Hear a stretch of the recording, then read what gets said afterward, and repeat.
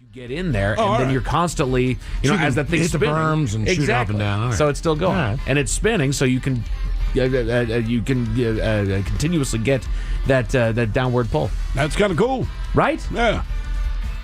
And I don't have to be freezing cold.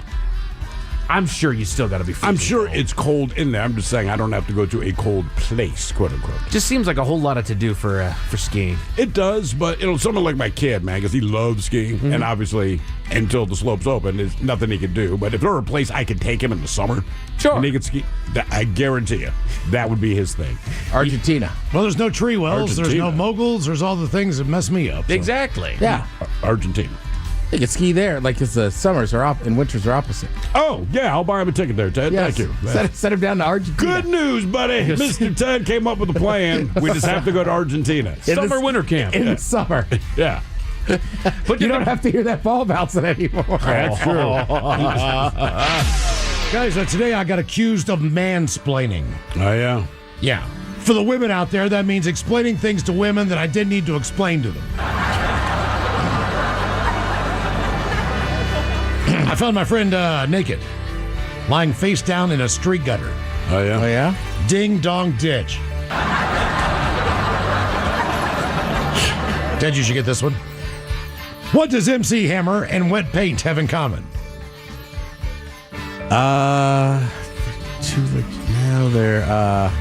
You can't touch it. Can't touch this. What pronouns does a chocolate maker use? Her, she. Her, she. Dark and milk. Couple more. I saw a guy pick up a 100-pound dumbbell this morning at the gym just with his toes. Oh, yeah? Amazing feat. And did you know when you buy a Tesla, it does not actually have a new car smell? No. No? It has a musk. All right. They're eating their breakfast, and he plops down right next to him, grabs a piece of toast off one of their plate, starts chomping on it and stuff like that, saying, hey, we could use a ride to the base. And he's eating their toast. We'll do ya. And next thing you know, we're out of there too. So now we're walking. There's a gas station right there. So a buddy of mine offers his watch up to a guy to give us a ride to the base. And he's selling it as a Gucci watch, right? He's doing the Twisto Flex with the wristband and everything from back in the day. And the guy's like, okay, we got $20. We'll give you his watch for $20. And sure as enough, he gives us a ride to the base. All right. You like that? The story took longer than the trip. Well, one more other time coming back from the beach, Baltimore City, got a little bit lost in there. That was a little bit weird. We were in East Baltimore the one time. And I'm like, bro, you need to turn your car around, and we need to get out of here. Yes, at that point in time. Can't be that bad. I'm like, brother, you need to turn the car around, and we need to get out of here. That is, so when people say, is Baltimore like The Wire? That part of Baltimore is very much like The Wire. It's like, I would say for me, Norfolk. oh, that's My mom's brutal. 97 Cadillac DeVille. Right? She was like, anyhow. At least you're rolling right. Atlantic City's another one. It's a hood classic car, this and that. I don't know why I got off to get gas, but now I'm in the neighborhoods, and I am lost. And I pull up, and I mean, look, it's a bad neighborhood, so there's just a cop on a corner. And I roll down the window. He looks in and goes, lost, huh? Follow me. You shouldn't be in this neighborhood. Oh, so he gave you a ride out. He was like, follow me to the highway. You shouldn't be in this neighborhood. I'll put it in perspective. That is my mother's side of the family, all right? They're from Norfolk, all right? So my father jokingly, I'm a kid at this point, maybe 10 years old, and my father asked my grandfather, jokingly, what do you call someone from Norfolk anyway?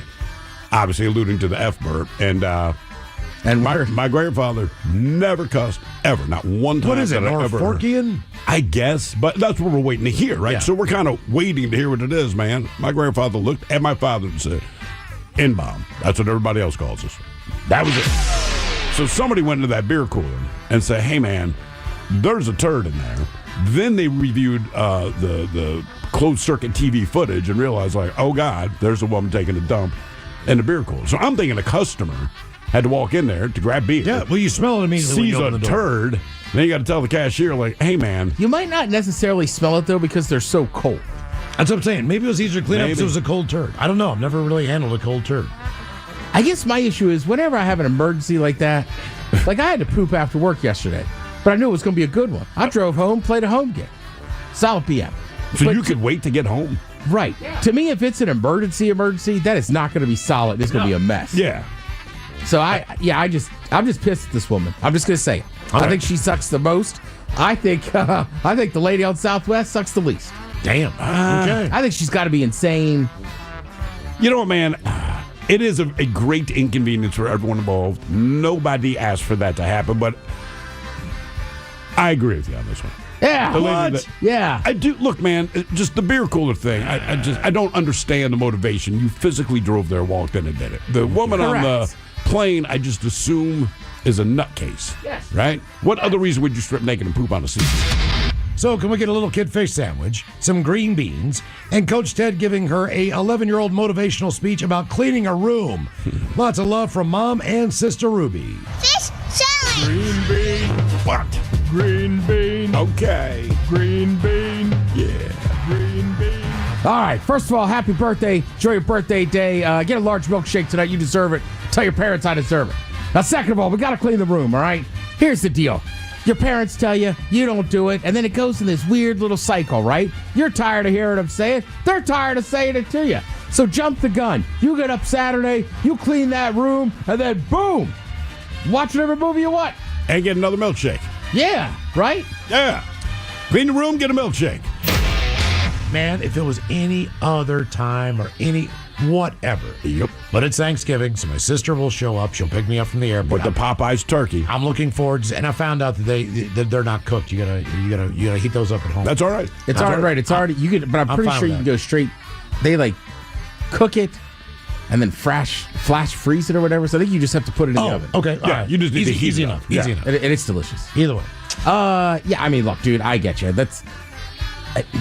Look, I'm not looking for sympathy, but having a mother that's early onset Alzheimer's, like, Yeah. You got to make those trips, man. Yes. getting on a train and taking her to Boston and then getting off of that bus station in Southie and trying to get her to hustle to a bus was not the easiest thing. But same thing, like, you don't know how that stuff progresses. So I was like, I could do it this summer. I'm going to do it with her. You got to do it. Right, while we can Yes. remember. So, like, you're right. Like, when your mom says, hey, grandma might not remember you next year, it's like, You I got to go do it. She's 99. Yeah. I mean, So I owe it to her to be there. Yeah, I'm just- 99. It didn't make me just scream, God damn it, at the top of my lungs. What's the when I got biggest the airport? phone. What's the closest big airport you fly into? It's about 2.5, 3 hours away from like Pittsburgh, maybe? No, Charleston, West Virginia. Jaeger National. That's the big airport you're flying into. There's no. I mean, you might want to look at just car rentals already. Seriously, man. I'm not driving to West Virginia from here. No, No. from Charleston. I would no, you fly- have to. Yeah. I mean, that's the only way to get there. All right, well, let's back up. What airport do you get to before you get to Charleston? O'Hare. Oh, you can't drive to O'Hare. God. And now, the men's room legacy continues. Unfortunately, what you're about to hear is real. The members of this radio program are simply not that bright, or what some people would call educated. They are merely stupid. They're not trying to offend anyone on purpose. And all have played doctors on TV. You have been warned and are cordially invited to join the party. This is the men's room. Forget it, man, and get with the countdown. Get with the countdown. Shake this square world and blast off for Kicksville. The trippers, the grasshoppers, the hip ones, all gathered in secrecy and flying high as a kite. This is the men's room with Miles and Thrill. You know what they say, shake your radio more than 3 times, and you're playing with it. You're listening to the men's room. And away we go. Welcome to the 20th anniversary season, episode number 4,424. Along with Steve the Thrill Hill, the Ted Smith, and Mike Hawk. And you are the men's room.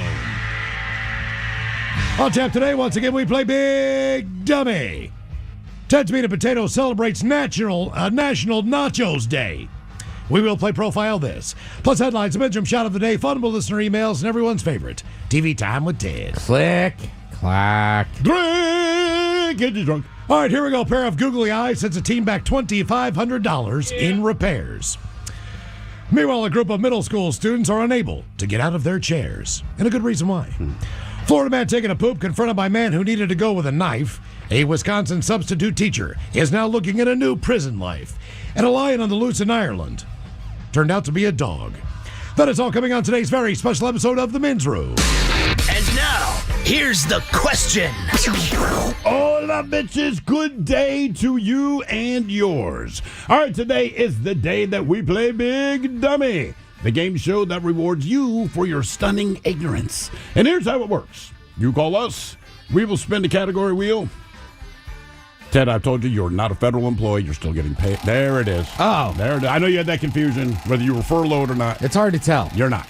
You're not. I know your paycheck's so small, you might think you're furloughed, but I'm still getting paid. you're still getting paid. You're still getting paid, man. I'll spin it today. There you Thank go. All right. So we will spin the category wheel, and then we'll ask you a question from that category. But here's where Big Dummy separates itself from your average, more reputable game show. We will continue to ask you questions until you get one right. Because, as always, we want you to leave here smarter than you showed up. Now, so far this year, our biggest dummy is a two-way tie between the lovely and talented Danny and the equally lovely and talented Melody, both of whom were surprised to learn that a titmouse was a bird, not Mickey's nickname for Minnie, and found a way to answer 11 consecutive questions wrong. Can you do better? Of course you can. Everyone else has. So give us a call, and off we go on Big Dummy, brought to you by our friends at Advanced Hair Restoration. To make a test to play Big Dummy, call 206-803-ROCK. Like the Men's Room on Facebook, follow us on X and Instagram at Men's Room Live. Send your emails to the Men's Room at KISW.com, and now watch the show live on YouTube at KISW Rock.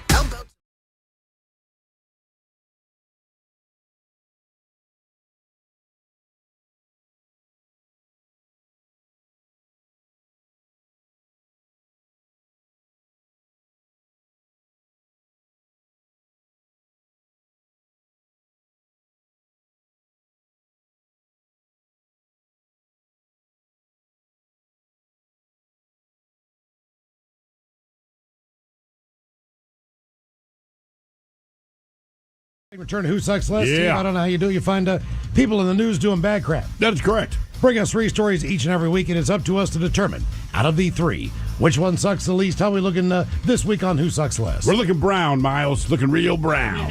Is this a UPS thing? No, this is a poop thing. Oh, it's poop. People doing bad things with poop. People can't just poop like normal people. They say, you know what? I'm not just going to poop, but I'm going to make it newsworthy. I don't think I've ever done anything bad with poop. You have. What did I do with poop? You threw a turd in some chick's face. Yeah, well, she called me the N-bomb. That's a bad thing. But it wasn't my poop. It was a dog. But that It was doesn't not matter. a You did thing. bad things with poop. I'm not. I don't think it was a bad thing. I don't know that's a I bad was thing. responding. Yeah. Because I got in trouble when I got home. It was on the walk home from school. I was in 3rd grade. Leslie West was her name. She dropped the N-bomb. There was a piece of dog ass there. I picked it up and smashed it in her face. I get home, and Leslie clearly has told her mother what went down, but not the whole story. And Leslie's mother is now on the phone with my mother. So when I walk into the door, I get this death stare, and my mom's telling me, you need to apologize to this girl, Leslie. I said, I am not going to do that. And my mom's super pissed, whatever. Apologized to the girl's mother, hangs up the phone, reads me the riot act, says, why did you do that? I said, she called me the M-bomb. She's like, hit her with 2 pieces next time. I said, that's all. That's all I'm saying. Bold move for her to tell her mom after what she did. I don't think she told her didn't what she say- said. I'm aware She of that. just told the story of, hey, But she didn't Steve think that Hill. you would follow it up with what she did? I don't know what she was thinking. Yeah, I don't yeah. know. But yeah, she got a dog turd. The don't worst think thing I've ever done much. with a turd And then, is, because when you're that young, like by the next day, we were fine. worst thing I ever did with the turd, I told you guys a couple weeks ago. It was in a hotel, and I was staying at this hotel. Should before- this have been the question before of a the flight day? out of town. What is What the did you worst do? thing No, you've done with look, a turd? Well, look, I told you, it was a perfect question mark. Oh, yeah. See? And I just left it there. I mean, I didn't. That I is just pretty gnarly, I just Miles. wanted someone else to see what I had done, and like if I could have just dotted that thing, it'd been perfect. But either way, I'm the only person in the studio that appreciates that. Yeah. I just said this. Because you guys gave him all a I lot said of was- grief. I'm like, that's funny. It's a ton of grief. Right. That's just a turd. But somebody's got to clean that toilet. Right. They just have to flush. It's just not have like to you put flush. it on the bed. No, I just it was It's in in the the wall. toilet. And then, Miles, I know, as the only person in this room who was a janitor, you're still pissed off. Right. Like, how did they not flush? Miles, I want you to imagine you go into a hotel room, you go to use the bathroom, you open it up, and there's a big brown question mark in there. I always leave a 20 on the counter before I leave a hotel room, so it's not like you're getting screwed It's over. not getting away from that. Flush the goddamn toilet. Right.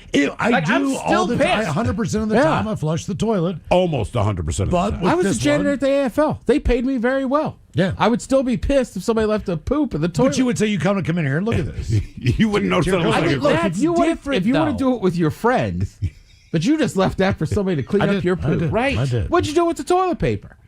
Toilet paper. I just put it to the side a little bit, so it wasn't blocking the actual toilet. Doggone it, Miles. I'm smarter than I did. Again, if you want to call Steve, Ted, or I in, like, you guys gotta check this out. All right, cool. That's fine. It is what it is. Poor housekeeping has to go in there, and they just see a turd in the toilet. They don't see a question mark. Yeah, They just see a turd. I'll stand by myself. That's all. That's all.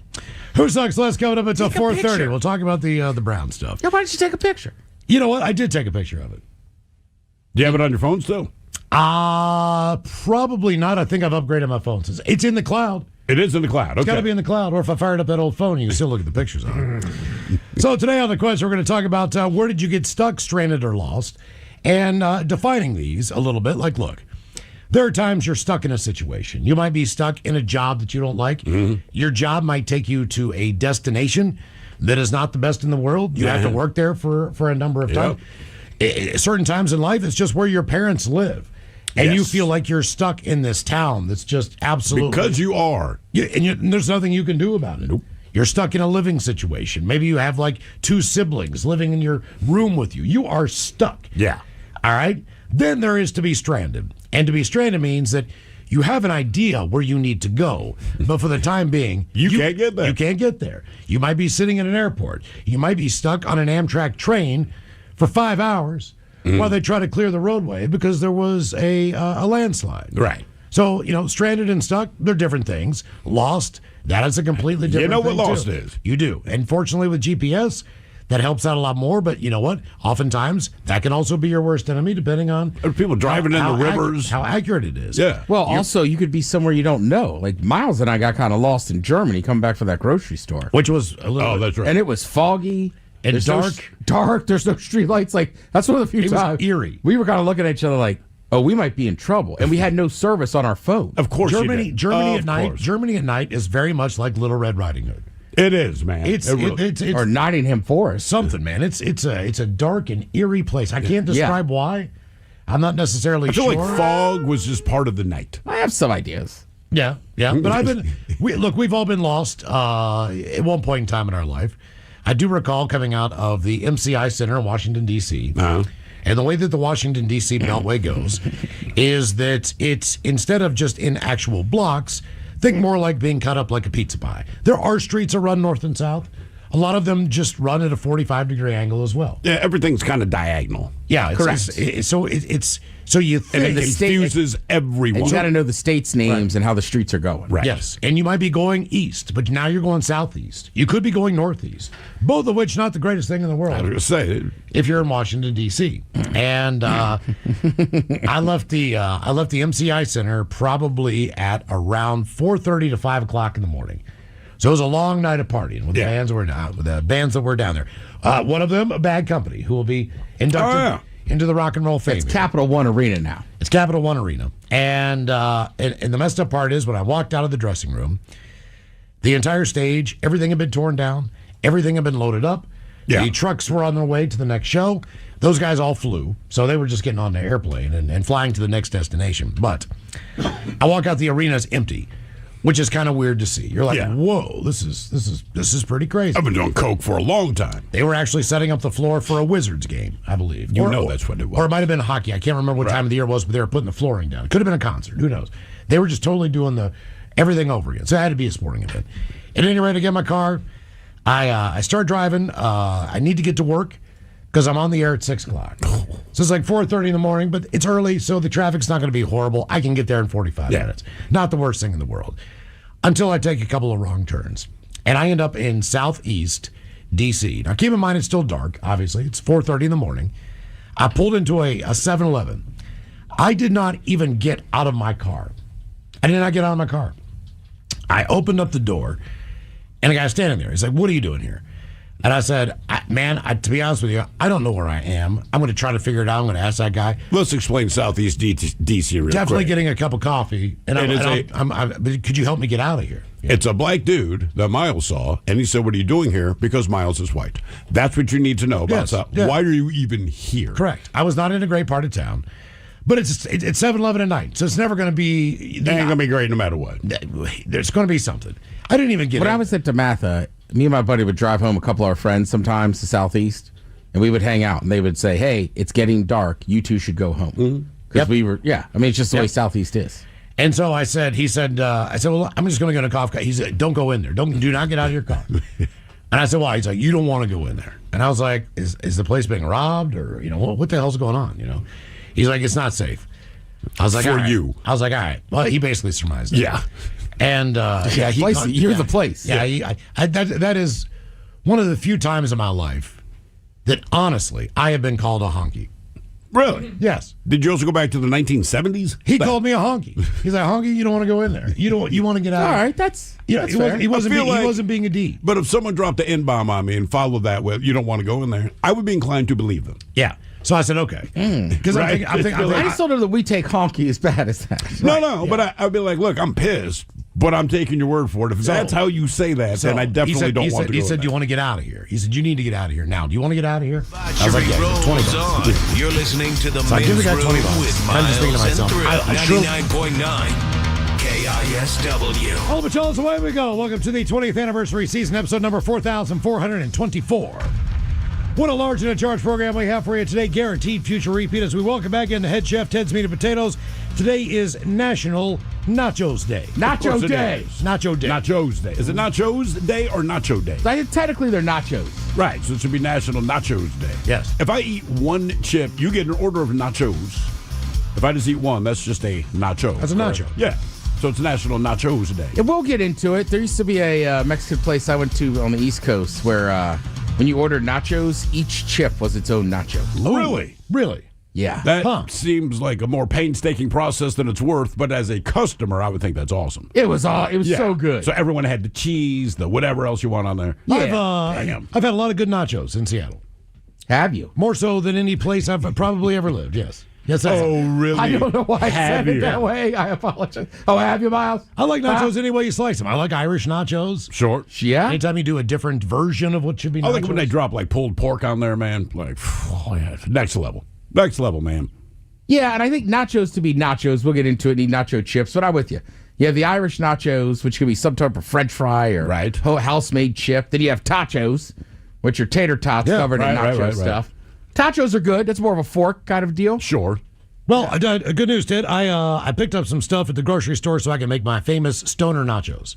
It is. I will say They're this. so famous, we're just hearing about it now. Yeah, Yes. you're very excited about National I am. Nachos Day. He was like, dude, Ted, I got you covered, head chef. Look, here's the thing. If I'm at home, obviously I put these bad boys in the oven. Sure. So they're not going to be as good as they normally are. Don't try to backsell it now, man. These are your famous stoner This nachos. is not how I would make them, but I'm making do with what we have. We have a very small air fryer. We would only get one chip if I did it in that way. So I'm going to do the Thrill only wants one chip. the microwave version. I'm just here for a nacho. And dessert, by the way, just so you guys will understand my love of bananas. Okay. So we've got nachos. That weird little Japanese sandwich looks good. Does it? Yes. Like just Castle looks- was sitting there talking to us, and I was turning around and went, hey, Miles, did you bring that sandwich? He goes, yeah, why? And I go, I can tell it's Japanese. There's no crust. It looks fluffy and good. It looks odd. We'll find out. It includes bananas, but it's a dessert type sandwich. So remember I was saying I like things that are banana. I know you like banana. If it's a just trying dessert, you want banana. Well, Kayla, the promotion director, brought it in. She's like, I was at the store this morning and I saw the sandwich. And I'm like, you are the best. That is awesome. I love it. And the only person I thought of was I love you. That's awesome. So we're going to try that too. By the way. Oh, it's in the free area. I already ate it. You did? No. Well, then you ate all the nacho stuff I brought too. I brought guacamole. I brought San Juan salsa. I was unresponsible with the dipping, Mike. Mint I ate all roasted the red nachos. salsa. I put it in there just to test you. Yeah, and I Every failed. single thing. You probably already dipped your finger into guacamole. I know you. There'll be a big thumbprint out of it or something. Yeah, a little spoonful. I know you picked everything up and looked at it, read the labels. Well, I got to see what kind of brands we got in there. Yeah, see, I knew that was going to happen. You're the refrigerator inspector. I am a bit of a refrigerator cop. Yes. Well, I just enjoy it. I know. First time I opened my fridge, we're living in Belltown, Ted comes over. All I did was open my fridge to grab something. What kind of mustard is that, man? And then Ted is in my fridge. Like, and what is this? And what is this? What do you use this for? This looks pretty good. I would never eat that. It's just like, just let him go. Just let him go, man. Truly, it's like the refrigerator inspector. Well, it's the head chef. You're never off duty. I guess not, man. You have to cook. I'll take care of the stoner nachos. All right. Coming up. Stoner nachos. In celebration of a national... I got a couple edibles in the bag if you need them. Nachos Day. I might need those for later, actually. That's coming up for you at 4:30. And today is the day we play the game known as Big Dummy. It's an easy game to play. We'll spin the category wheel. You're either playing for Team Sober or Team Not Sober. And we have a two-way tie for the biggest dummy. That would be Danny and Melody. Each of them took 11 to get one right. And as we do when we play Big Dummy, we like to do a little men's room poll for you. The last time it was Halloween, so it wasn't really the coolest costume. Excuse me. It's available. More ones that are not necessarily shameful or embarrassing, but exactly that. But not your more popular characters. And your choices were you could dress up as Jar Jar Binks. That's shameful. We had Robin from Batman and Robin Also fame. shameful. We had Barney. Shameful. We had Ted's costume growing up, which was a cardboard chocolate bar. Hershey's, I believe. Yes. Hershey's, yeah. Hershey chocolate bar. That may or may not have spelled Hershey.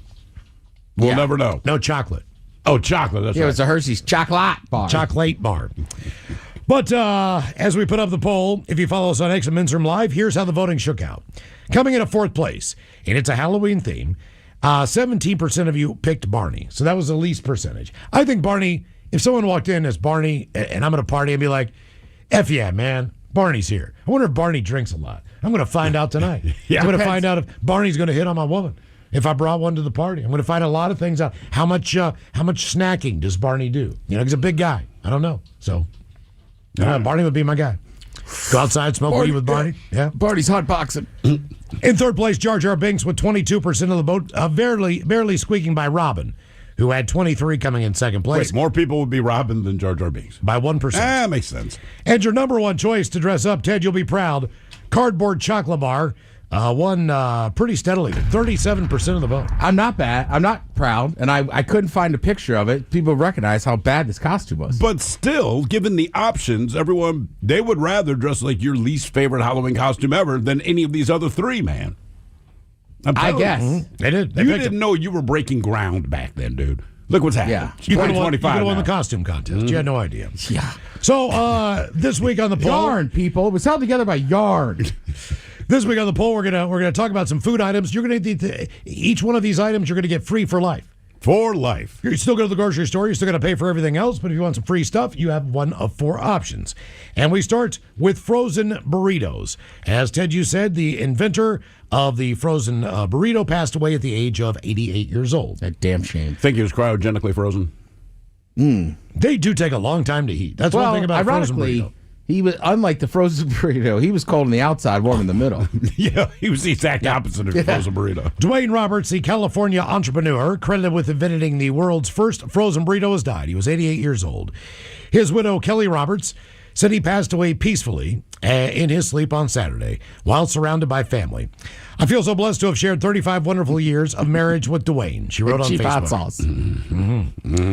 Born and raised in Riverside, California, Robert started working in the family business Butcher Boy Food Products when he was 19.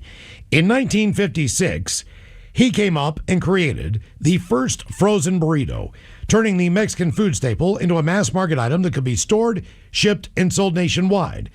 Guess what he never did once he invented this thing? Made any money off of it. He never patented the idea. So made no money off of it. Yeah, the product actually helped transform the frozen food industry. Yeah. And introduced a now ubiquitous item to grocery store aisles. Ubiquitous? Ubiquitous. Thank you. It's an easy word, dude. It really is. To you, look down and try to read it. So his innovation, although he never patented the idea, made him a fortune as Butcher Boy grew to generate $80 million in annual sales. In what year was this? This was 1956. So that would be, if they made $80 million in 50, that'd probably be what, like $400 million now, somewhere around there? In the 50s, how many frozen burritos did the plant produce per day? 1 million. 1 million. Damn. 1 million burritos a day. He then sold the business in 1980. By then, the frozen burrito had become a staple of American freezers, a quick, cheap meal that bridged cultural and culinary traditions across decades. There you go. That's As far as frozen foods go, I feel like that's the one that lasts the longest. Between in your freezer? Well, no, just between age groups. Oh, like at any age, you will go back and eat a frozen burrito. I think Like, you're even correct. to this day, for some reason, sometimes you're just walking through and it's like, maybe I should get some frozen burritos. I'm not above it. Yeah. What kind do you get? Do you get chicken? Do you get beef, pork? Do you get bean? What is your I steak? usually get beef and bean and cheese. Bean and cheese. All right. Okay. Seems like the basic. simplest, easy. I'd like a little meat in mine. So number one, frozen burritos, free for life. You can get those. You can get a big old box of them. Stick And them in your that's freezer. all burritos. Yes, frozen burritos. So breakfast burritos? If it's frozen. All right, that's what I have in my freezer. Next up on the list, we go Hamburger Helper, as their sales have skyrocketed as Americans try to stretch their food dollars. In the 1970s, they say Hamburger Helper became a staple of American dinner tables as families strained by inflation and soaring beef prices. They looked to turn a pound of ground beef, which was cheap then, into an entire meal. These days, those same pressures are why the flavored pasta mix is coming to the rescue, believe it or not, again. While most food companies are seeing declines in consumer demand for their products, sales of Hamburger Helper shot up 15% this year alone. Damn. Getting an extra bump from its appearance in the episode of The Bear in June, according to the company, Eagle Foods. And it's not just Hamburger Helper. Sales of foods commonly purchased by consumers when times get tough are on the rise. Purchases of rice are up. Distressed shoppers also buying more cans of tuna, salmon, sardines, beans. Boxes of macaroni and cheese are also strong, based on the data. Now, originally, Hamburger Helper came in 5 flavors. Beef noodle, I remember that one. rice oriental, I remember that. When which you they still said probably Oriental. changed the Yeah. name, but you can still say it in that context, Yeah, because I want to say, what is it, ramen noodles? sure. So Oriental flavor. right? Chili tomato, some of the ones. Beef noodle, you recall, more like a beef stroganoff, so to speak. Sort of. Yeah, many of the original flavors have been, they say, discontinued or updated. The brand's appeal grew over years as the number of flavors expanded to as many as 50, including tuna helper, cheeseburger macaroni. Cheeseburger all kinds one of- was good. All kinds of different things. The quick and easy dish that was easy to prepare. And they say the food also quickly became part of American pop culture. Its mascot, Lefty, a puffy white glove with a face on its palm, appeared in television commercials. In 1983's, as they say, comedy National Lampoon's Vacation, the financially struggling character of Cousin Eddie, played by Randy Quaid, said while grilling burgers made entirely of Hamburger Helper during a barbecue, "I don't know why they call this stuff Hamburger Helper, Clark. Does just fine by itself." So Hamburger Helper. Real tomato ketchup, Eddie? Yeah, nothing but the best. So, Hamburger Helper is choice number 2 on the list. What's the last time you ate some Hamburger Helper? It's been since I lived in Ballard, I'm with you. because they had Hamburger Helper at the 7-Eleven, and sometimes I would just go up there, buy like some macaroni and cheese, and Hamburger Helper, whatever, one pan, and like Cousin Eddie, I didn't use beef. I just used the hamburger. When I was living in Belltown, I made a pan one Monday night for Monday Night Football. My buddy came down the hall and he's like, "Ugh, what are you eating, Hamburger Helper?" He ate like the whole goddamn thing. Of course he did. Yeah, because Okay. like I made it thinking like I'll eat this for a couple days. Yeah, no, Yeah. you won't. I mean, it's been a dozen years, but I remember it still being good. That's right. Now, third on the list, as far as cheap foods, in these tough times, TV dinners. You could get a lifetime supply of free TV dinners. And there is a lot of TV dinners. They have upped their game for sure, man. Yes. Right, that's a lot of variety. And finally on the list, canned soup. Last time we put canned soup in the poll, it was amazing how many people went to the soup well. And have very strong opinions of it, man. That's right. And There's you a know, lot of big time soup out there. and there's also some higher end brands. Sure. The Progressos of the world, or whatever the equivalent of that is, with What about the chunky stuff from Campbell's? I mean, there's like sirloin this and chicken.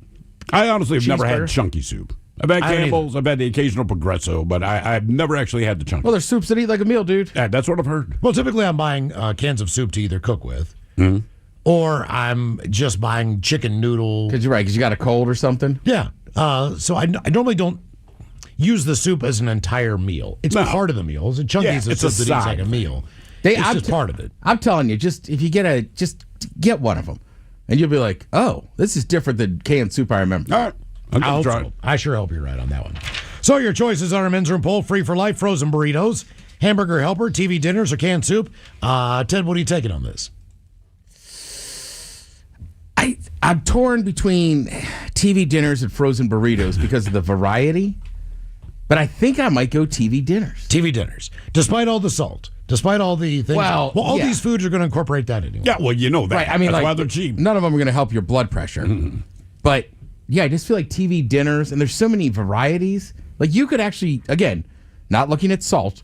Right. But in theory, you could watch calories and still eat TV dinner. What would you say were your favorite TV dinners when you were growing up? What was the standard brand? Was Swanson or Salisbury? Swanson with the Salisbury. Yeah. steak. The Salisbury steak, the little mashed potatoes, and that burnt brownie in the middle. And a little piece of corn. Sometimes And they there had, was- yeah. they had all three of those. And then when I got like teenager, that's when like Hungry Man came out, and it was like fried chicken. Oh yeah, they upped the Fried game, chicken man. was fantastic. Same sides for the most part. Now I will say the last couple times I was like, screw it, I'm getting a TV dinner. I was not impressed. Well, yeah. What'd you get? I think I got the fried chicken Hungry Man. Okay, all right. I will say this: Beechers, the cheese folks. Well, of course they're going to. They make about 5 or 6 boxes of stuff. And obviously it's Beechers. It's higher end. The times that I've had the lasagna or the baked ziti or any of those things. It's going to be good. It's Beechers, man. Like, I'm going to trust them. And for some reason, and I don't know what it is, that fried chicken in a box that you heat up in the oven is not the worst fried chicken in the world. It really is not. The bone, I know you'll go for the nuggets, but the actual bone-in fried chicken does not suck. Talk about the banquet brand. That's right. Yeah. Yeah, it's good stuff. Steve, where are you going on this one? Oh, burritos, man. Burritos? Yeah. You can eat it with your hands, eat it with a fork, enough variety. Doesn't matter. Yeah, I still enjoy, man. Absolutely. I used to live on a box of frozen burritos for years. Yeah. I mean, they were always there. You have a microwave. If I had some salsa, like, Tostitos salsa that you buy in the 7-Eleven or whatever. Sure. Dump that all over that. If I had sour cream, I mean, that was part I'm of the living reason we large. started calling you Martha Stewart. Was your girlfriend doctor at up the time. to cheap food. Yeah, and I just never seen anybody with frozen burritos take the time to put cheese on top and then salsa. I'm trying to sour kill the cream. taste of them. Yeah. As much as you That's can. ultimately what it is. Did you ever get the bomb? No. Like that big, it's like this long or whatever. They sell them at like corner stores. No. Oh, yeah. All I right. used to get those once in a while. Mike, what are you doing? Burritos, hamburger helper, TV dinners, or canned soup? I am torn between the frozen burritos and the canned soup because I knew canned soup would be part of your selection. because I like an in a pinch meal. Honestly, Sure. I love a just toss it in there and good to go. So I What think, is your soup of choice? honestly, I would go with the chunky soups just because of the variety that you get. What is your top chunky soup? Because again, I have not gone to the Veggie chunky beef. soup well. What is it? Veggie beef or the chicken and wild rice. God damn it! You're like so close. They've also got a jambalaya. They got a gumbo, which are Okay, fantastic, there dude. you I like go. both of those. Like you can really mix it up with those soups. So I think I got to go canned soup on this one. I had a recipe. I cannot remember what the hell I was making. I think it was some kind of seafood pasta type dish. And I bought a more expensive can of lobster bisque. Now, if you get lobster bisque at a restaurant, there's some chunks of lobster in there. Oh yeah, for sure. Now I poured this thing into the saucepan. to Straight eat it. liquid. There's not one. Of course. I mean, it was like almost like trying to find the pork and beans. It just did not exist. It was not even there. So I mean, dude, Campbell's Chunky now has a Pabst Blue Ribbon line. A Pabst Blue with beer Ribbon. in Beer cheese with potatoes and chorizo, Oh, okay. beef bacon and beer chili with beans. There's a Texas style barbecue burger. I mean, Mike's right. Like these chunky soups. And I think if you changing buy the a game. can of the soup, you actually get a coupon 50% off of a 4-pack of toilet paper. I think based on all the You should. flavors you just said, Yeah. you're going to need this. I think I'm going TV dinners. All right. TV dinners, just because I grew up on them. They do have a nostalgia aspect to them. They also have some meals now with crinkle cut fries, kind of Ew. like dino nuggets, corn, the little brownie in there. Why does corn always show up? Like corn, Those people like corn. I know, but it just seems that most people like a lot of things, but somehow corn seems to be the one like, hey, corn, you're up. You need to complete this meal, throw in corn. Yep. All right, here's our main dish. Just throw in corn, it's good. So our men's room poll, it's free for life, and if you follow us on X at Men's Room Live, vote now. Frozen burritos, hamburger helpers, TV dinner, or canned soup. That is our men's room poll. We'll take a break, come back and play the game known as Big Dummy next.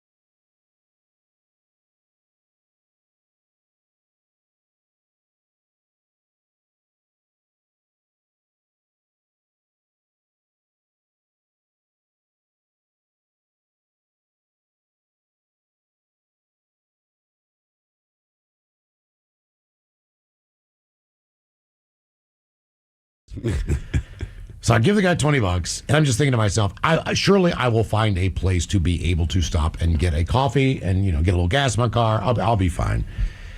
Okay, the way he took me out was actually more through southeast. Right. So I'm still going toward the Beltway in the same direction that I was going. I'm just going toward, what's that bridge?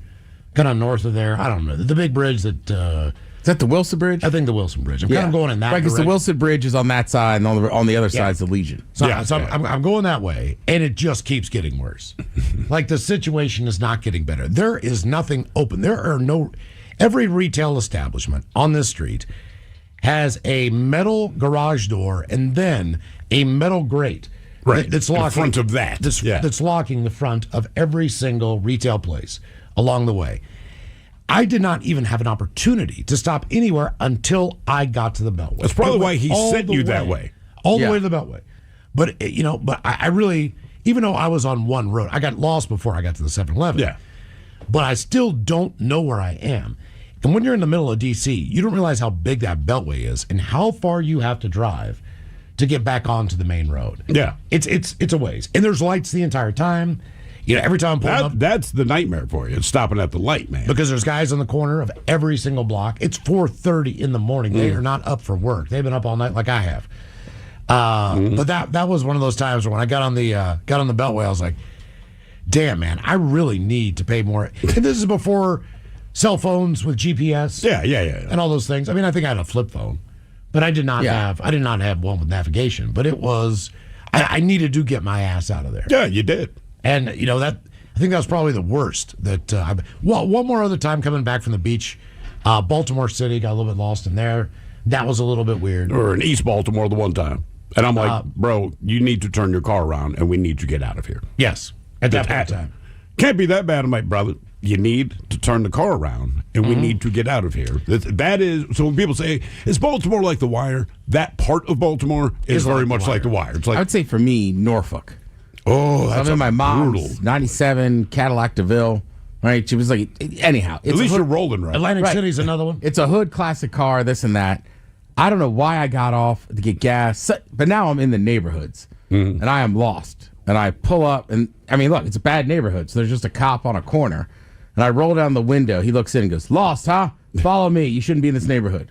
Oh, so he gave you a ride out. He was like, "Follow me to the highway. You shouldn't be in this neighborhood." I'll put it in perspective. That is my mother's side of the family, all right? They're from Norfolk, all right? So my father jokingly, I'm a kid at this point, maybe 10 years old, and my father asked my grandfather, jokingly, what do you call someone from Norfolk anyway? Obviously alluding to the F-burp. And my grandfather never cussed, ever, not one time. What is it, that I ever heard. Norfolkian? I guess, but that's what we're waiting to hear, right? Yeah. So we're kind of waiting to hear what it is, man. My grandfather looked at my father and said, N-bomb. That's what everybody else calls us. That was it. That is what you call it. Not nearly as bad as being lost in space or stuck in space. Yeah. A group of Chinese astronauts face the a difference? delayed return to Earth. Because at least being stuck in space, man, look, it sucks, but at least you can look out the window and say, that is Earth. As opposed to looking out the window and saying, I do not know where we are. That would be terrifying. Here's the problem. Their spacecraft was struck by a small piece of debris, which they actually believe to be a man-made satellite. Oh, really? So not like space crap.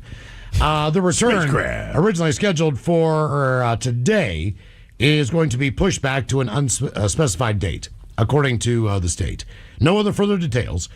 Unspecified means we don't know. Yeah, they were on their Shenzhou 20 mission. They flew to the space station in April, and were done with their 6-month rotation. All right. So they've been up there for a half a year. Suni Williams and Butch Wilmore.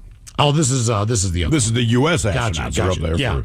Yeah. So they docked onto the space station, I guess, on Saturday.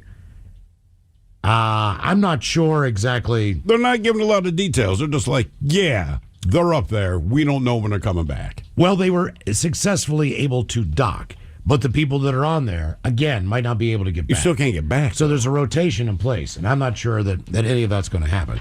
Much the same as our NASA astronauts, Suni Williams and Butch Wilmore, who returned to Earth after the mission was extended 9 months due to technical issues. We'll say this, though. I saw a video of the Chinese space station a couple days ago. Yeah. And they do have an air fryer. They have a convection oven, and they were making chicken wings. So, at the very least, Right. they can just sit up there, hopefully, Eat wings. and eat chicken wings. What else are you going to do in space? Nothing to do. Like, make wings, man. Where did you get stuck, stranded, or lost? 206-803-ROCK. No, somebody on an island. You basically didn't go over there. Yeah. And like the vineyard's fine, right? Vineyard, people are friendly, and it's hoity-toity, but it's not nearly the same. Okay. And then, Nantucket, they built a brewery, and they built like what do you call it? A distillery and stuff. So people are going over there now, like partying and stuff, and the locals are just Are they losing their they're minds? beyond themselves. I can believe it. Where did you get stuck, stranded, or lost? 206-803-ROCK. Hello, Daryl. Welcome to the men's room. How you guys doing? Hola. Bitches and hoes. Yeah, man. Bitches and hoes, dog. I hear you. It's my whole life. So where'd you get stuck? You guys there? Yeah. Yeah, Yeah, you man. got, Yeah, can you you got hear some us? talking.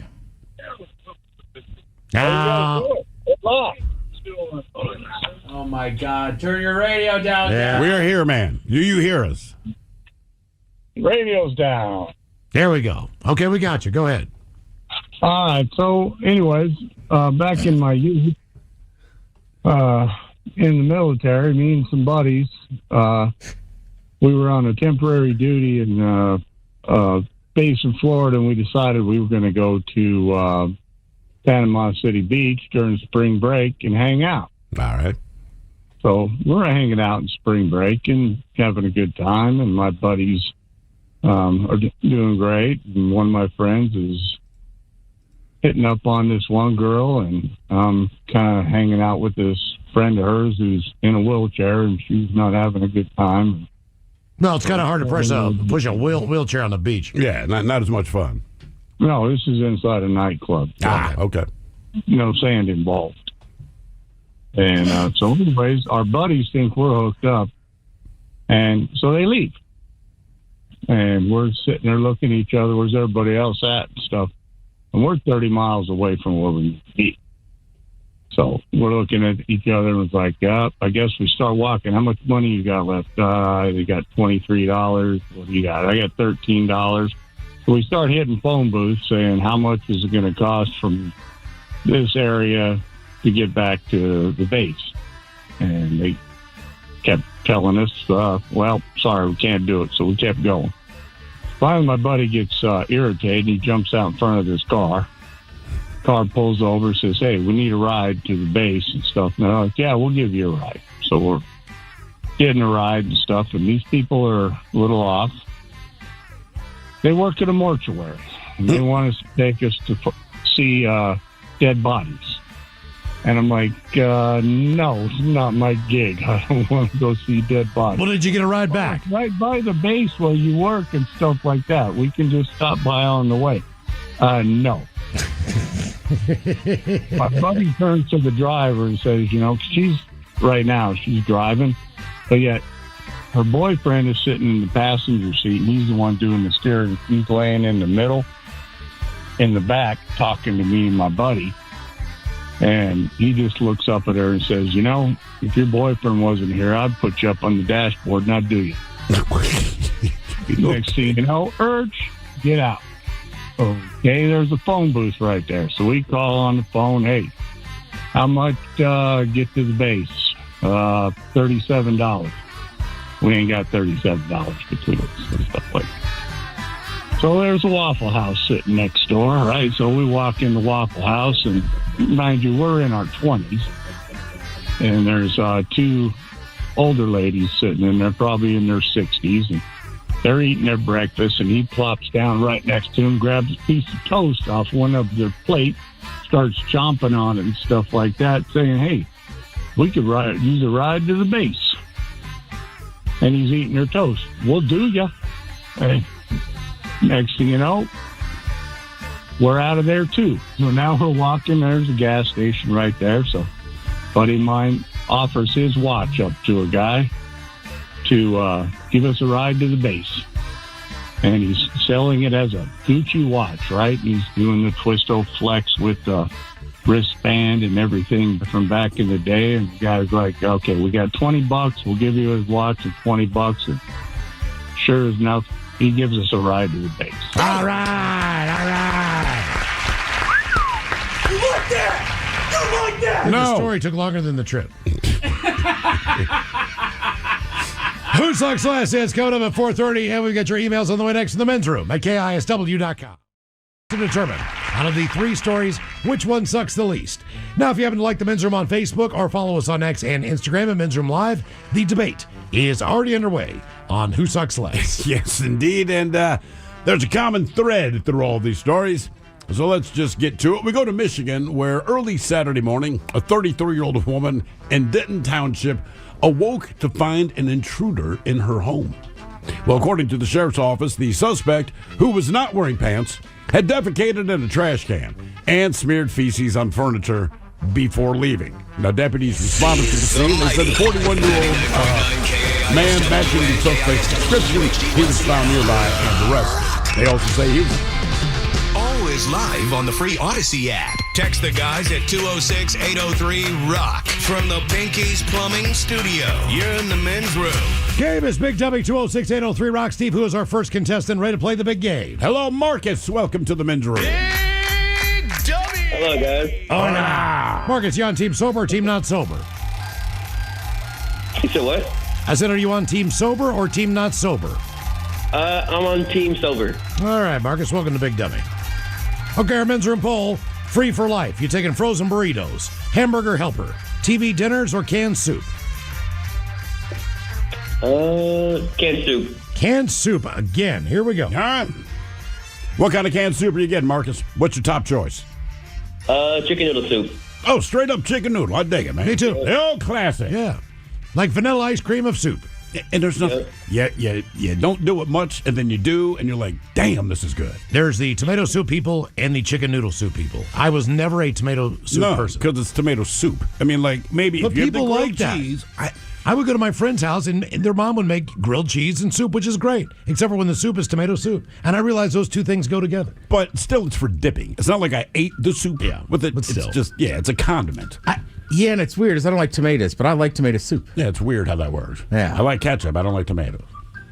All right, here's your question. Before switching their logo to a lightning bolt, what animal did the LA Chargers have on their helmet? LA Chargers. A horse? What was it? A horse? A horse.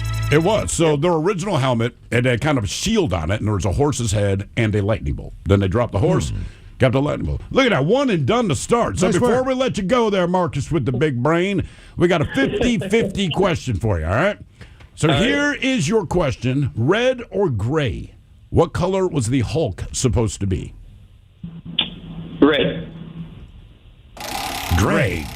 Gray? Yeah, so Gray? he was supposed to be gray. I do not know why, but as it worked out, because of the ink and the color printing process back then, the gray just didn't work. The red didn't quite work, and that's why they settled on green. I'll be damned. Yep, that's it. Game is Big Dummy 206-803-ROCK.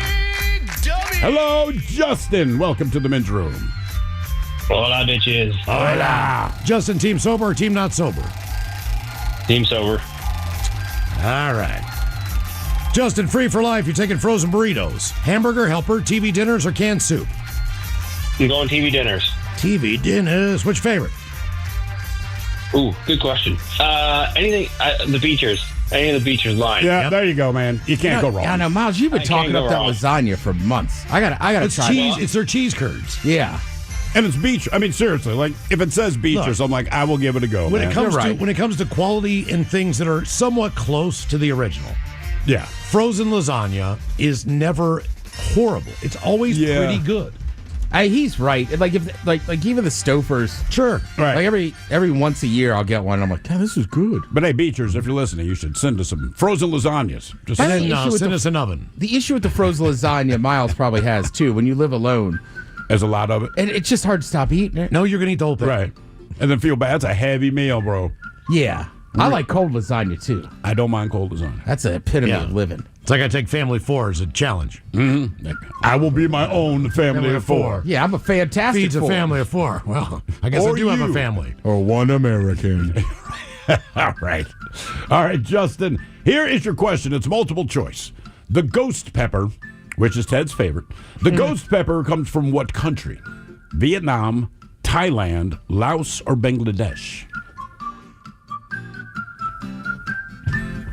I'll give you a hint. No, It's in Laos. Asia.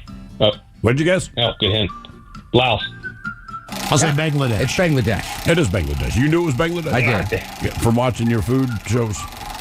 Well, to know the enemy, you got to know thy enemy. And so, what you heard about the ghost pepper? Like, where's this bitch from? Right, basically. Who's doing this? I thought it was that dude in Carolina that keeps just. Oh, he was the Reaper guy. Well, he made the He's the Reaper to Reaper. overtake the ghost pepper. And then he made what the X, I believe it's called now, There, to overtake. At some point, brother, like, we're not going to be able to eat what you're doing. So here, eat a hot coal.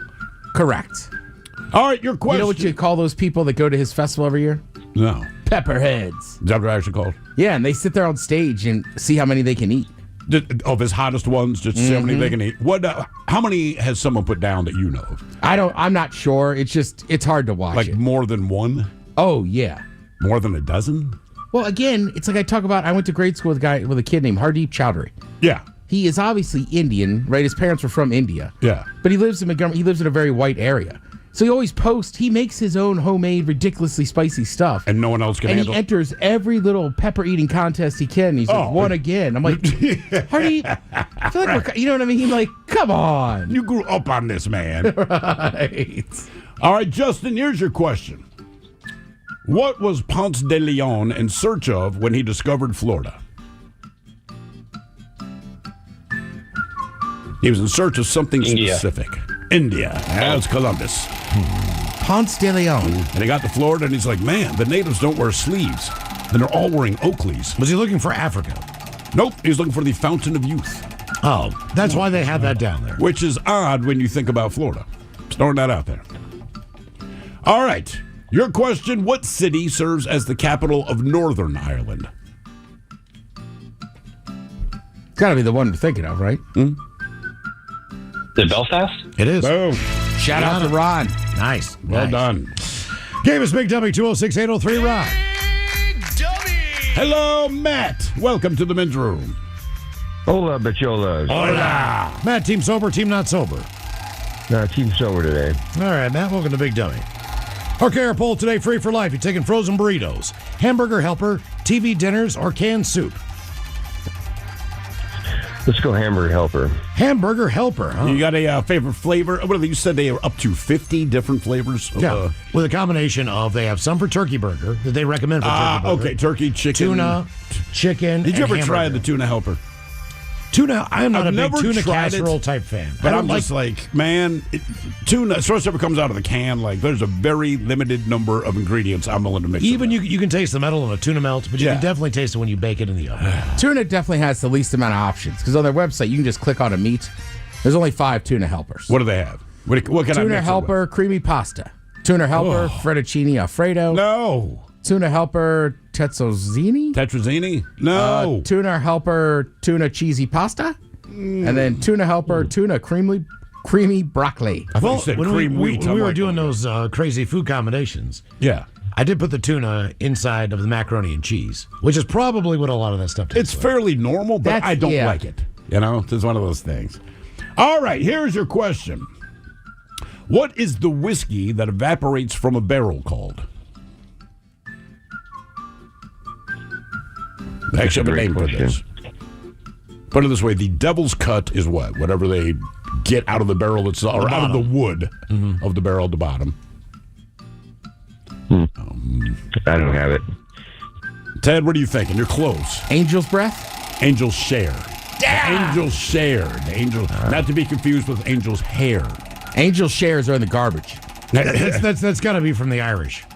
I'm guessing because you have the devil's cut, Yeah, which means there's exactly. actual whiskey, and then the whiskey that evaporates that you can't enjoy, of course, is the angel's share.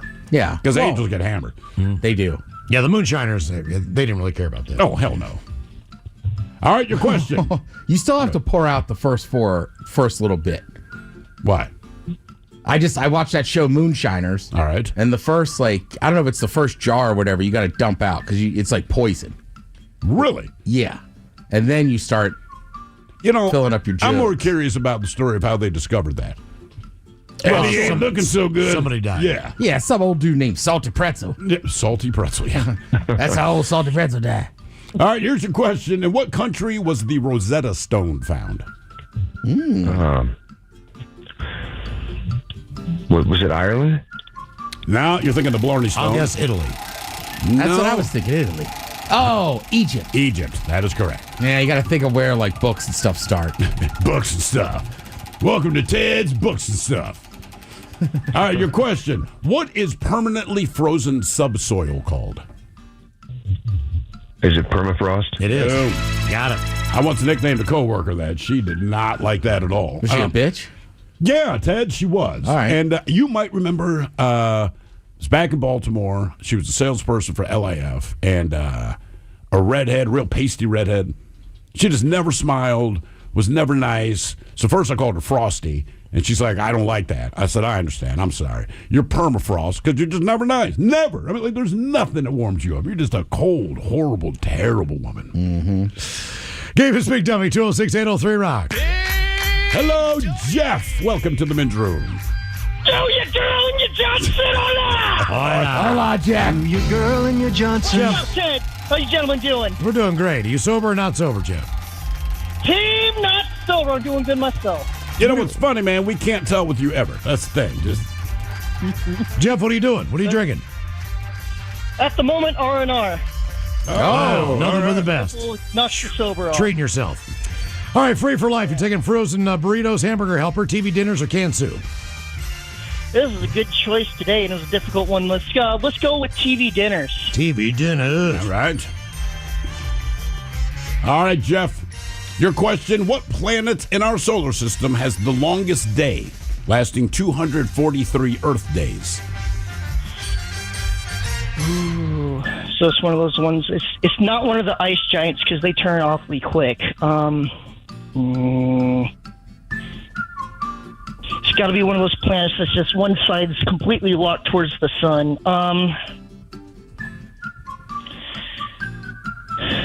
Does it have the fastest year? It does not. I see how you're deducing Venus. this. It's not Mercury. Boom. Okay. All right. Yeah, man. Just doesn't turn. It does, but it goes around the sun in like 240 some days or something like. Either way, one day lasts longer than its year. Yeah, that's why it's so poisonous. It's completely burning. Yeah, it is not a place you'd want to be. I'm surprised with your planetary knowledge, my friend. All right, here is your question. It's one of the few classes I actually had an A in. Really? Oh, all right. All right. Good boy, Jeff. I thought one of the few, though. Don't ask me What was anything your worst subject? Math.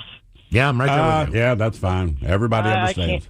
Yep. After simple math, after that is once you start getting the fractions, don't come to me. I'm gonna have a brain fart. I can do fractions. I can do decimals. But once you once you start adding letters, I'm like that. I'm algebra. Oh, I'm yeah. out, and I don't letters, care. Yeah. All I right. hate how the letters is like it just somehow this actual like it comes up to like an actual number. It's like how do you get 23 out of R? That was always my thing. They're like, well, R represents blank. I'm like, no, why don't you just say blank? That's all. That's the answer. Sometimes R doesn't represent blank. All right, here's your question. 50-50 chance. True. I like your style. I like how he's really bald. like your You style. guys think he's right? I like your style. Don't even ask it. Don't even ask it. Be right, Jeff. Don't even ask it. Save it. It is false. Oh, It is false. Now damn, look, sorry, y'all guys. the next one and doneer, I will ask the question I was going to ask you. Okay. We'll All find out. And hopefully they'll build the they'll- pieces together. Yeah, exactly. Big W is the game, 206-803-ROCK. I'm with Miles. I like Jeff. True. Done. Hello, Elliot. Welcome to the men's room. Hey, hello, guys. Elliot, are you sober or not sober? I am sober. All right, welcome to Big Dummy, Elliot. Okay, free food for life. Are you taking frozen burritos, hamburger helper, TV dinners, or canned soup? Man, I was just at the grocery store earlier and picked up a TV dinner for the first time in like a year. So give me TV dinner. What variety did you get? I've never seen it before. It's from the show Yellowstone. They're making TV dinners now. Yellowstone is making TV dinner. I saw those last night and went, you got to be kidding me. What flavor Yeah, is it's it? Oh, they have the flavors from like every character has their own flavor name. I mean, they got to be Rich.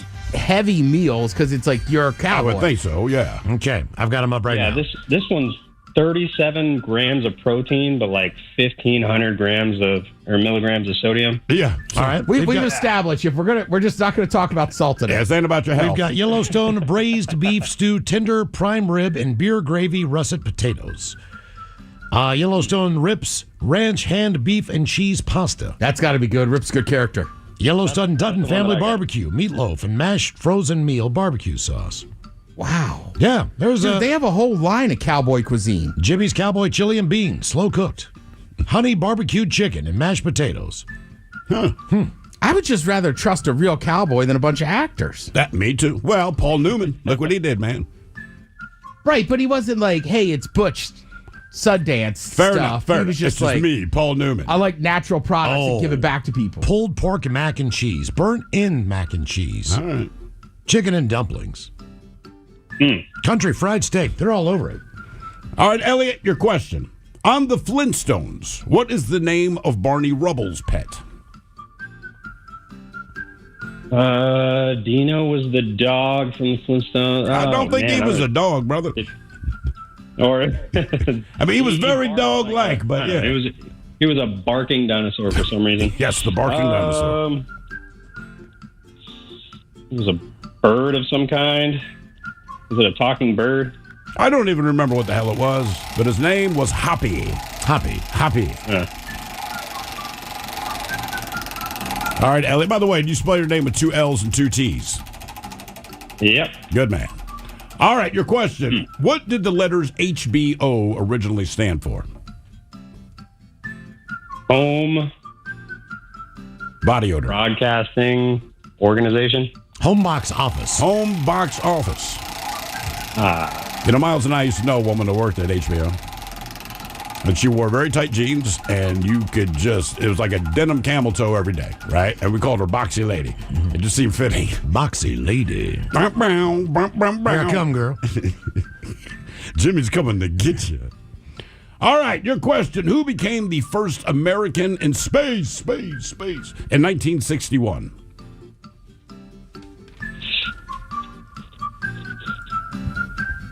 Buzz Aldrin. I know I'm wrong. Chuck Yeager? Nope. He broke the sound barrier.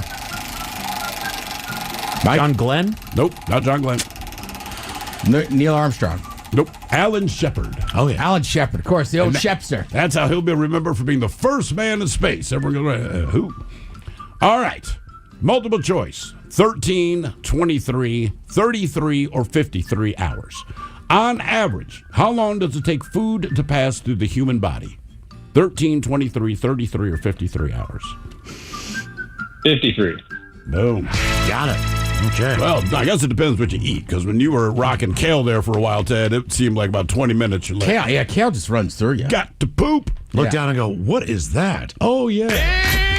I usually eat lunch around the same time, and I couldn't make it through the show without pooping with the kale salad. It was every day. Yeah. That's a guarantee.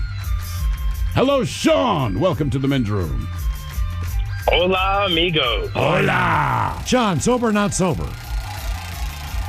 We're going to go sober today. Okay, Sean, welcome to Big Dummy. Sean, you sure about that? I know the way you said it. Like, nah, we'll go sober. Sober. I'm taking a day off. Free for life, Sean. Yep. Frozen burritos, hamburger helper, TV dinners, or canned soup. Where you at? You know, I was frozen burritos until I heard Ted talk about the new PBR flavors for Chunky. So I might have to go with canned soup. Okay. All right, here's your question. What are plants that grow, reproduce, and die all in one season called? Getting it done. Is it also like a sale? Annuals? What's that? Annuals? One and done. Very good. All right. There you go. Here's All a right, true now, falser. Thank you, boys. Oh, hang on. We got it. You got a bonus question. We got a true or false question for you that you should not get wrong. You should know the answer. True or false? The U.S. nuclear launch system used floppy disk until 2022. Oh, wow. I'm going to go true. But wait, here's the thing. Now, they were not still on floppy disk in 2022, but they were still on floppy disk until 2019. The nuclear codes on floppy disk. Damn. We knew it was false because the other guy just said true. I was one giveaway. You probably couldn't hack them. You know what? That's a good point, man. There is some they're not benefit in a to hard that. drive. You take them. You take them out. You take them home. It's like a game cartridge, man. If you don't have the cartridge, you ain't playing the game. That's a strong point. More Big Dummy coming up. 206-803-ROCK.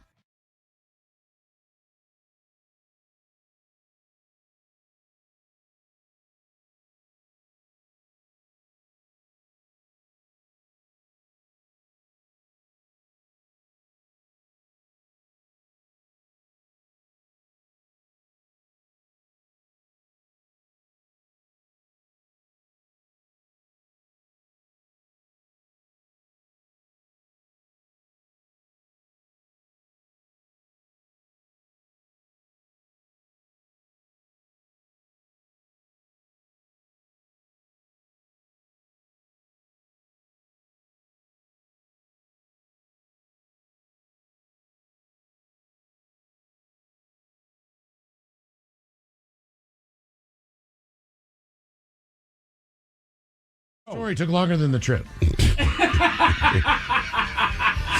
Who Sucks Last is coming up at 4:30, and we got your emails on the way next to the men's room at KISW.com to determine out of the three stories which one sucks the least. Now, if you happen to like the men's room on Facebook or follow us on X and Instagram at Men's Room Live, the debate is already underway on Who Sucks Less. Yes, indeed. And there's a common thread through all these stories. So let's just get to it. We go to Michigan, where early Saturday morning, a 33-year-old woman in Denton Township awoke to find an intruder in her home. Well, according to the sheriff's office, the suspect, who was not wearing pants, had defecated in a trash can and smeared feces on furniture before leaving. Now, deputies responded to the scene. They said the 41-year-old man matching the suspect's description, he was found nearby and arrested. They also say he was intoxicated and had entered the home through a broken window screen. The suspect had been inside for over 4 hours. His name is being withheld pending arraignment. So he's drunk, goes into a woman's house, he's pantsless, he poops in her trash can and then smears poop on her furniture. No explanation. That's just what the guy did. Now, they say ears weren't the only thing popping on a Southwest Airlines flight on Saturday when one passenger allegedly stripped naked and defecated on her seat. It was reported that police and medical crews were called to meet the passenger after the flight from Philadelphia landed in Chicago's Midway Airport. The passenger reportedly took off her clothes before pooping on the seat, forcing the plane to be taken out of service and cleaned. Then, no explanation. She got fully naked and just pooped in her seat. That is correct, Ed. Mid-flight, got up, stripped naked, turned around, pooped on her seat. Plane has to land. God, that is awful.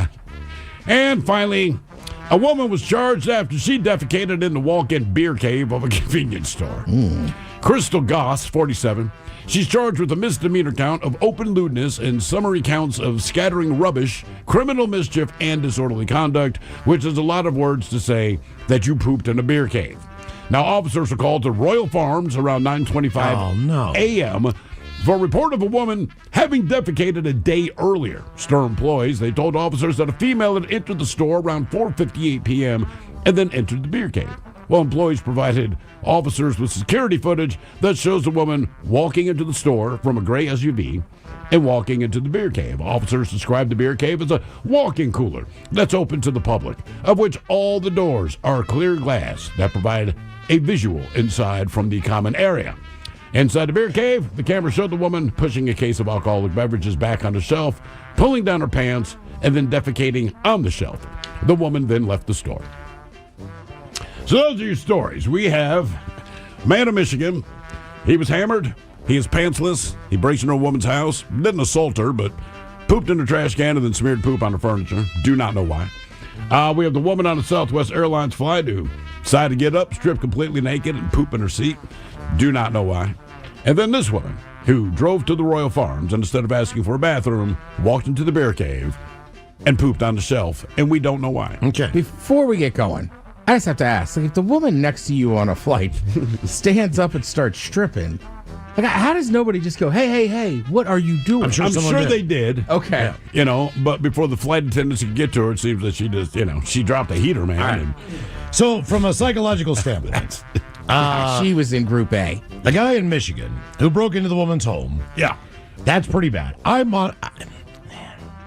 Here's the reason why.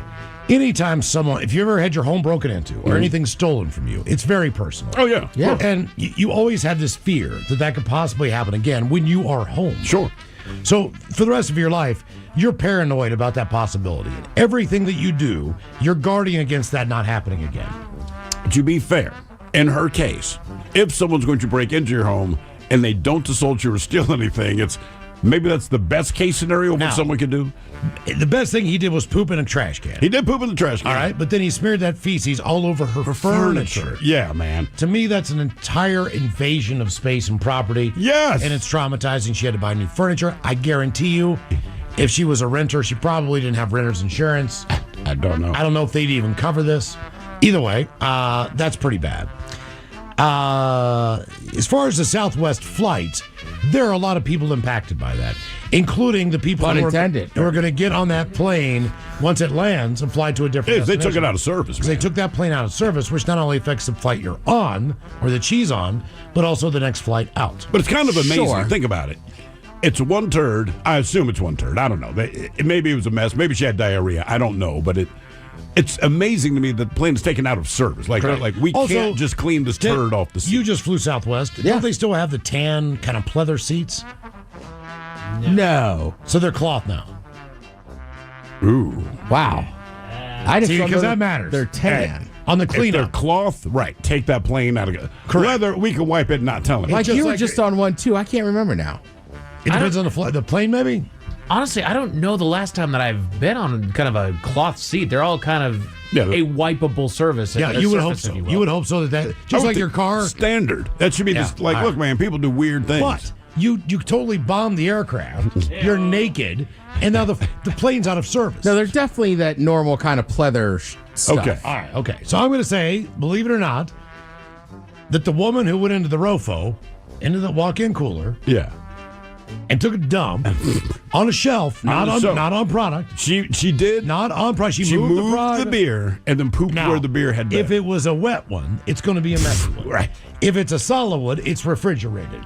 It might have been. Think about 'cause the it's been a shelf. day It's later. also a Royal Farms. The people that don't know here, Royal Farms is like a gas really cool station. convenience Yeah. store. Right. Great chicken sandwiches. But keep in mind, man, it's also those like metal wire shelves. Oh. So it's not like it's a solid shelf, man. So like, why didn't she just ask to use the bathroom? Is I point? do not know. She physically drove I don't there. know if Royal Farms has bathrooms. They have to I think if you somewhere. said, hey, it's an emergency. I got to poop, man. I go to the back of the store. Something. Either way, I'm going to say that the woman who took a dump in the cooler sucks the least. I completely disagree. Really? Yeah, for a couple reasons. Mainly because I like Royal Farms, and now they have delicious little slider sandwiches. And I like beer.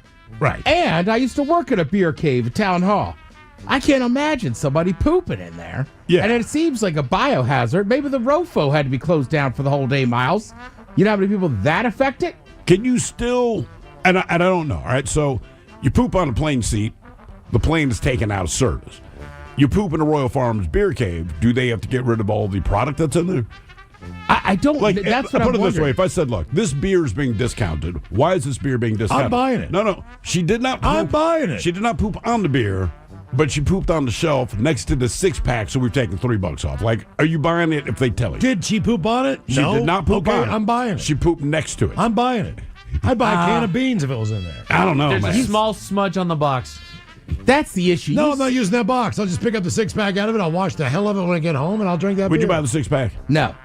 I It's would. human poop on it. No, there's not. She did not. I can even show you video. She pooped Look, in she the- pooped next to it. Yeah. So I'm giving you a discount. But she did not poop on drove it. there. She physically drove up in her This SUV. woman sucks the most. She's ruining the day for the Royal Farms employee. Yeah, it is a Rofo's up a card in the hood. My question is, did no one see her do it at the time? Because they called the cops to talk about someone who had done it the day before. Correct. So somebody went into that beer cooler and said, hey, man, there's a turd in there. Then they reviewed the closed-circuit TV footage and realized, like, oh, God, there's a woman taking a dump in the beer cooler. So I'm thinking a customer had to walk in there to grab beer. Yeah, well, you smell it immediately when Sees you open a the door. turd. Then you got to tell the cashier, like, hey, man. You might not necessarily smell it, though, because they're so cold. That's what I'm saying. Maybe it was easier to clean up because Maybe. it was a cold turd. I don't know. I've never really handled a cold turd.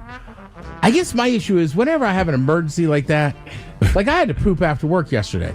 But I knew it was going to be a good one. I drove home, played a home game. Solid PM. So But you could wait to get home? Right. To me, if it's an emergency, that is not going to be solid. It's going to be a mess. Yeah. So I'm just pissed at this woman. I'm just going to say it. I think she sucks the most. I think the lady on Southwest sucks the least. Damn. Okay. I think she's got to be insane. You know what, man? It is a great inconvenience for everyone involved. Nobody asked for that to happen, but I agree with you on this one. Yeah. What? Yeah. I do. Look, man, just the beer cooler thing. I don't understand the motivation. You physically drove there, walked in, and did it. The woman on the plane, I just assume, is a nutcase. Yes. Right? What other reason would you strip naked and poop on a seat? To make continues on Who Sucks Less, if you like the men's room on Facebook or follow us on X and Instagram. Continue. This is the men's room with Miles and Thrill. Hope you can join us there for Unwrapped and Acoustic Holiday Friday night, December 12th, Angel of the Winds Arena in Everett. This is a hell of a lineup. Brent Smith and Zach Myers of Shinedown. If you know anything about those two, their acoustic set is absolutely incredible. Yep. Those guys are incredibly talented. Pretty Reckless included. Taylor Monson, she'll be doing the Rock and Roll Hall of Fame induction ceremony along with Soundgarden. Which is pretty freaking cool. Daughtry will be there. Hollywood Undead, Mammoth, and a lot more. Tickets on sale now, KISW.com. Tomorrow morning, Daily Miggs has another pair of tickets for you at about 9:10 a.m. They are just givers, aren't they? They are. And tickets are as low as $55, so get them now, KISW.com. All right, the game is Big Dummy, 206-803-ROCK. Hello, John. Welcome to the men's room. Hola, bichola! Hola! John, sober or not sober? I'm driving a semi. I'd say sober. I hope so, John. Thank you for doing that. All right, our men's room poll. Free for life. You taking frozen burritos, hamburger helper, TV dinners, or canned soup? Question. Does frozen pizzas count as a TV dinner? No. Nope. They're frozen. They're their own animal, man. Yep. Okay, then burritos. Frozen burritos. Okay, John, I got to ask you. Are you driving an 18-wheeler? Yes. Do you have a mini kitchenette like in the back? Do you have a microwave? Do you have... I'm driving a day cab. Are you driving a day cab? Okay, gotcha. Have you ever driven the like long distance haulers? And if so, do you have that stuff with coffee maker, microwave, anything like that? Yes. Those ones are called studio sleepers. You can literally live out of the semi. Is there like a place to boil water? Is there a hot pan? Is there a little stove in there? What do they got? Yeah, basically everything runs off the truck batteries. So you can get a what do they call it? An AC/DC adapter. Okay. So you can have like micro stoves in your truck. I mean, yeah, air fryer, all that. The truck stops are the best. Yeah, I can believe that. Yep. Dude, I follow a guy on Instagram that's a truck driver, and he just shows the meals he makes every day. And he has like one hot plate. And he just plugs it in and starts cooking. All right. Yep. It's just that easy. Just that easy, ladies and gentlemen. Hamburger helper. Anytime you want it. Yep. Satellite TV. Yeah, when you I have was satellite TV, you said? Yeah. Damn. You can have satellite TV on that truck. That makes sense. Yeah. Well, good for you, man. Okay. All right, John. Here's your question. In what city would you find Euro Disney? Paris. France. One and done. Boom. Nice job. All right, before we let you go, let's see. Okay, 50-50 question. Belgium or Morocco? Which is America's oldest ally? Belgium or Morocco? Belgium. Morocco. Yep. Been our ally since 1777. Boy, haven't they come in handy. Ted, question for you. Yeah. So there's Euro Disney in Paris, which originally was called... it was not Euro Was it Disney. called Disney Paris? It may have just been called Disney Paris. Le Disney. Is the Chinese Disneyland still open? It was in Shanghai. I'm not sure. Because I know it opened there. Something went down. I don't remember. And I feel like they may have either axed it or they figured out whatever it is they had to figure out. But I'm just like, how many Disney properties are there then? Because there's L.A., there's Florida. Because if you count the island. Does that count? Well, it's a Disney property. There's Tokyo. Sure. There's a Hong Kong Disney, a Tokyo Disney, Shanghai Disney. Okay, it is still there. What's wrong? I didn't have to say it like that. Shanghai Disney. Yeah. Yeah. It looks like I think a lot of the Tokyo stuff is all together. Then Hong Kong and Shanghai, I think, are different. Yeah, I would think so. And then, the island is what, in the Caribbean? Mm-hmm. That is. I think it might be in the Atlantic. Maybe it is in the Caribbean. I'm not sure. I think it's Caribbean. My kids have been there. Oh, really? Yeah, they took the Disney cruise there. Okay. Big W is the game, 206-803-ROCK. Hello, David. Welcome to the men's room. Hello. Hola. Hola. David, sober or not sober? I am sober. Okay, welcome to Big Dummy. All right, David, free for life. Are you taking frozen burritos, hamburger helper, TV dinners, or canned soup? Oh, man. You know, that guy got me to start thinking about pizza. That's all the options. I will go with burritos. Frozen burritos. All right. Yeah, I'm right there with you, man. I mean, I think if we put frozen pizza on here, it'd probably win. Gonna win. Oh, easy. Oh, no doubt about it. All right, here is your question. What hormone is secreted by the pancreas that lowers blood glucose levels? Oh, I know it. No, 1 second. Some people have to inject it, right? Mm-hmm. I've been dealing with this for the past couple weeks. Oh, really? I can't. I'm diabetic. Why can't I remember his name? You're diabetic? Come on, man. diabetic. Come on, dude. You are the target audience of this question. Are you kidding me? 1 second. You're a bad diabetic. I don't He have probably a is. You seriously can't remember, man. Why can't I think of it? I don't know. Can you tell me why I can't think of it? It is important to you, my friend. Your pancreas, secretes insulin. Mike, why are you dealing with insulin and diabetics? Because I was dealing with breakthrough T1D for my auctions, which is fighting type 1 diabetes. Oh. Wonderful organization. Yeah. That was an odd way to announce to the world you had type 2. Brother, how can you have diabetes and you couldn't figure out the insulin one? I mean, I don't know a lot about diabetes, but I do know the insulin is huge, right? David, do you have type 1 or type 2?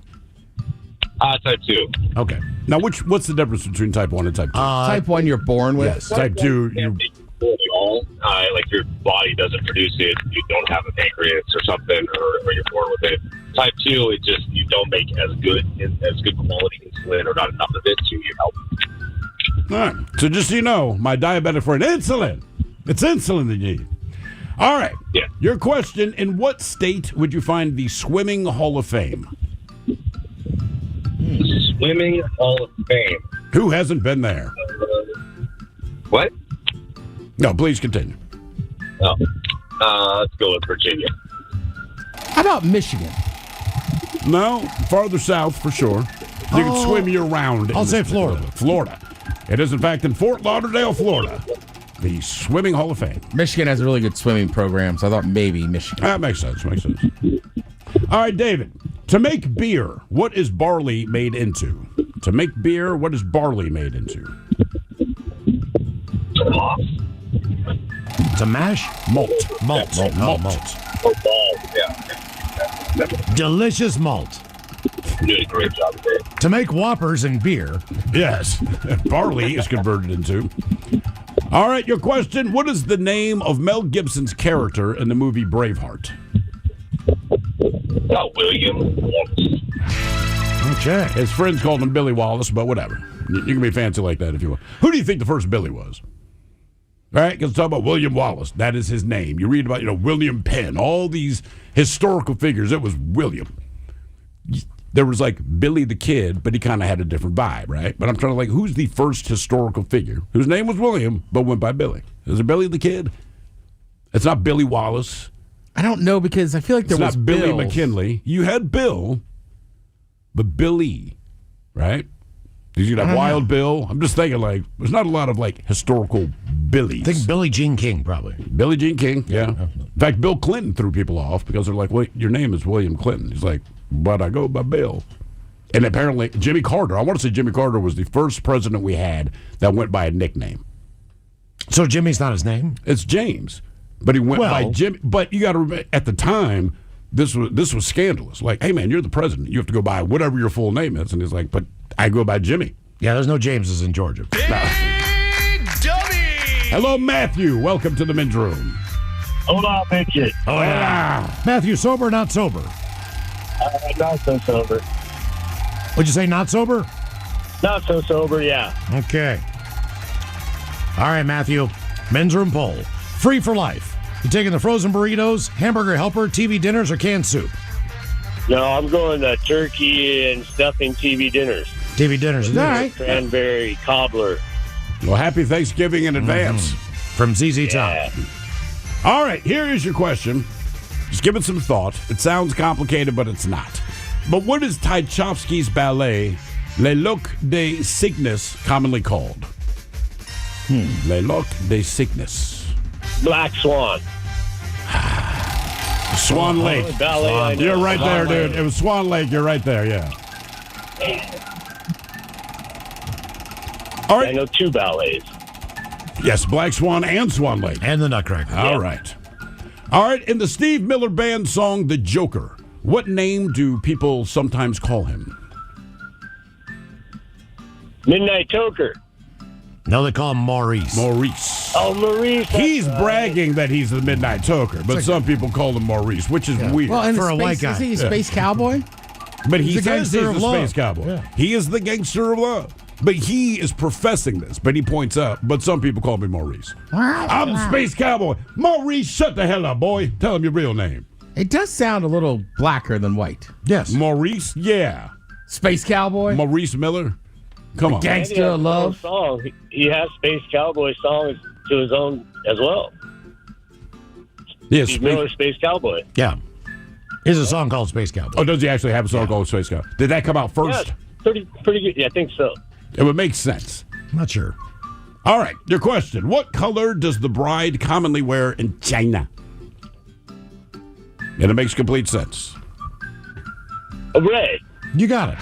Nice job. Cool. Big W is the game, 206-803-ROCK. I think we should go back to the old rules. What do you mean? Your second wedding, you're not wearing white. Now, look, the point of wearing white, there's all that Christian stuff that goes along with it. It was your purity, the fact that you're a virgin. Of all the weddings I've been to, I'm pretty sure not a single one of those brides that was up on that stage was a virgin. Hey, do whatever you want in life. I don't Just like, care. it should be If like- a porn star gets married, she's still wearing white. Get real. No. Get real. What are you doing? Hello, John. Welcome to the men's room. Hola, Petrola. Hola. John, sober or not sober? Sober. Have to work. That's all right, John. So do we. Men's room poll, free for life. You're taking frozen burritos, hamburger helper, TV dinners, or canned soup? Is the TV dinner still first? It can be. Sure. Then yes, that. All right. All right. Here is your question. Pound cake got its name from the pound of what 3 ingredients? Flour, sugar. Oh God, I cake. And cake. Flour, sugar, butter? Flour, sugar, butter. Real pound cake's unreal. Remember Robin used to make it once in a while. Oh, yeah. I like yours. And cake. Pound cake. What's the secret ingredient of your cake? Cake. Delicious. That's what you need to start telling people. Dude, what's the secret of your sausage dip? The sausage and dip. All right. Your question. And schnozberries taste like schnozberries. I can't believe it. Cetology, Cetology. Cetology is the study of what marine animals? Whales. Boom. Whoops. Got it. Wow. Nice Technically, job. whales, dolphins, and porpoises. Okay. Or porpoise. Big W is the game, 206-803-ROCK. Hello, Adam. Welcome to the men's room. Hola. Adam, sober or not sober? I'm sober. All right, Adam, welcome to Big Dummy. Okay, you're going to get one free for life. Are you taking frozen burritos, hamburger helper, TV dinners, or canned soup? Oh, canned soup for sure. Canned soup, Canned no soup, questions all right, asked. easy. All right, what kind of soup are you getting, man? Oh, like Campbell's Chunky, all that kind of stuff. All right. Yeah. What's your favorite? What's your go-to? It's either going to be the beef barley with the sirloin or the chicken and dumpling. Ooh, chicken and dumpling. Okay. All right. Even Ted looks impressed with that one. Yeah. All right. All right, your question. In what month, and Ted absolutely demanded that I ask this question because he's a nerd. In what month were all 6 of the first Star Wars movies released? Let's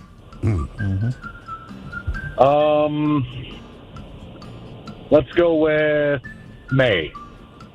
Boom. Oh. Is that just coincidental? Well, they did it. Some are blockbusters. Well, I know, but may the 4th be with you. It just worked out that way. Right, so I it's don't just think that coincidental. Lucas was thinking that at the time, but, leave it to the nerds to go, hey, seemed to work out. let's make it a thing. All right, before we let you go, we have a one-and-done question for you. Let's see. True or false? Sorry, not true or false. Alley-oop. The term alley-oop was originally a term used in football or boxing. Boxing. Football. Football. Was that a Hail Mary? Not necessarily a Hail Mary, but definitely kind of a rainbow pass. But it's with a Hail Mary, you're covering like 40 yards, say, or something like that. This was just the style of the pass. So it might be only a 7-yard pass. Looked like a Russell Wilson throw. Yeah, and it was about the fact you took advantage of a tall receiver to pick it out of the air. That was the idea. Game is Big Dummy, 206-803-ROCK. Hello, Ian. Welcome to the men's room. Hola. Hola. Ian, sober or not sober? Sober. Sober Ian.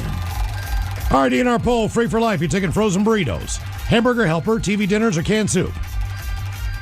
I got to go hamburger helper. Hamburger helper. You got a flavor in mind? Cheeseburger. Cheeseburger. Grew up on it. All right. That doesn't sound like the worst one. It doesn't. To be honest with you. When's the last time you think you had that? How long ago? Probably a couple months ago. All right. Right on, man. Good for you. All right, Ian, here's your question. What is the only sign of the zodiac not represented by a living thing?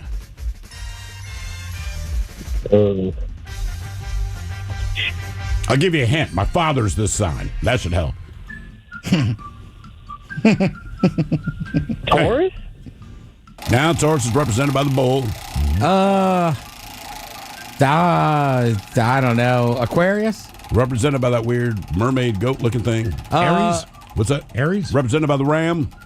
Who are the people that are like in June that are like a pain in the butt? And they're like, well, I'm a Pisces. Pisces. Gemini? Not Pisces. Gemini? And Gemini is who you're thinking of. There's Cancer represented by the crab. It's Libra, just represented by the scales. Oh. Libra. Libra. What's your exact date and time you were born? That's French for the bra. All right, your question. Libra. Look at Libra. What animal produces the milk for Roquefort, Manchego, and feta cheeses? Oh, that's goat. I'm sorry, it's bat. No, actually, it's sheep. Those are good cheeses. Would you eat bat cheese? No. Why not? It's just milk. It's milk from a bat. Who milked it? Doesn't matter. I don't know who's the biggest. Dairy Gold. Dairy Gold starts milking bats. All right. They're like, dude, I'm telling you, this is a delicious cheese. It's just milk from a bat. Would you try it? I think I'd like to try it first. And so he said, you're eating bat cheese. Okay. Would you try baboon cheese? I'd give it a shot, man. I would. How about breast milk cheese from an actual human? Do I know who it is, or it's just mass produced No, it's somewhere? just produced. I'd give it a shot. I would try it. I'd give it a shot. I mean, I grew up on it. Well, I didn't grow up on it. I stopped at, like 2. I don't know how you do. Miles was 17, being breastfed. Delicious. Strong bones. I like bones. But not by his own mother. That's what's weird. All right. Your question. In the movie, Robin Williams played a character named Daniel Hillard. Who was Daniel Hillard's alter ego in this 1993 movie? Oh, jeez. I have no idea. The only movie I really know him from is Doubtfire. You got it. You got it. Mrs. Doubtfire. That is, in fact, his alter ego. Right, it's right there. Only one I knew is You this don't one. think about it like that, but it's like, right. He was not Mrs. Doubtfire. He was Daniel Hillard. He played Mrs. Doubtfire. Game is Big Dummy, 206-803-ROCK. Hello, Henry. Welcome to the men's room. Hey, how we doing, guys? Hola. Henry, are you sober or not sober? We are not sober. Okay, Henry, turn your radio down. Oh, yeah, hold on one second. There we go. We are not sober. Okay. All right, Henry, free for life. You taking frozen burritos, hamburger helper, TV dinners, or canned soup?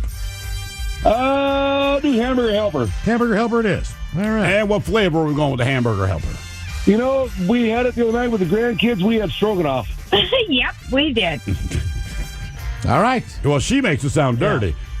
Do you We've been dirty all day. All right, I like it. All right, Dirty Henry, here is your question. In what country did the concept of the Easter Bunny originate? Multiple choice. Was it Ireland, England, Sweden, or Germany? Oh, no, that would be Ireland. I think Germany. Germany. I think so too. I think Germany too. Well, after I gave the answer, of course you do. Yeah. All right, your question. What is the name of the unleavened bread that is eaten at Passover? Oh, shoot. You were close. Just missed it by a vowel. Yeah, you're right. You're right, I did. That's a dry ass. It's shoot, where they broke the bread. It's called, it is unleavened bread. Holy cow, I can't think of the name of it. I will, once you mention it. That's called not sober. Matzo. Oh, Also known as the brother of Groucho Marx. Could you sub in pita bread? Matzo? No, because it's lemon. No. Hey, man, thank you for joining me for our Passover. You mind if I brought some pita? Go ahead and get that. There we go. Good man, Drew. Good man. All right, your question. What is the capital of Missouri? Oh, that's St. Louis.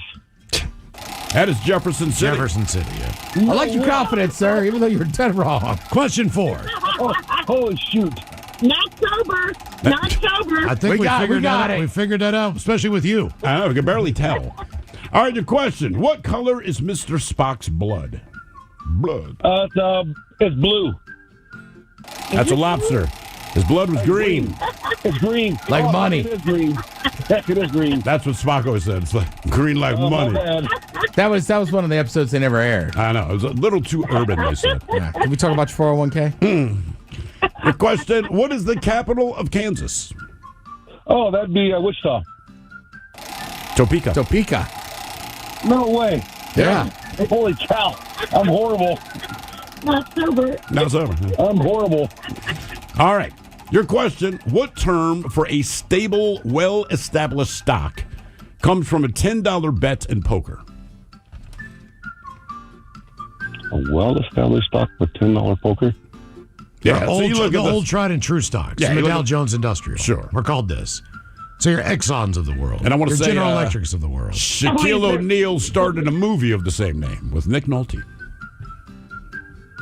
Boy, I have no idea. It represents us in a game of great call. poker. So you play with chips, right? They're all different colors. It's a great athlete. He's coming out of high school. Boy, I have no idea on that one. I mean, wow. I'm going to go chips. But I need a color. Color. Oh, blue. There you go. Blue chip. All Blue right. chip. Had to talk him into it, but there you go. All right. Not sober. More of Big Dummy coming up. 206-803 Rocks.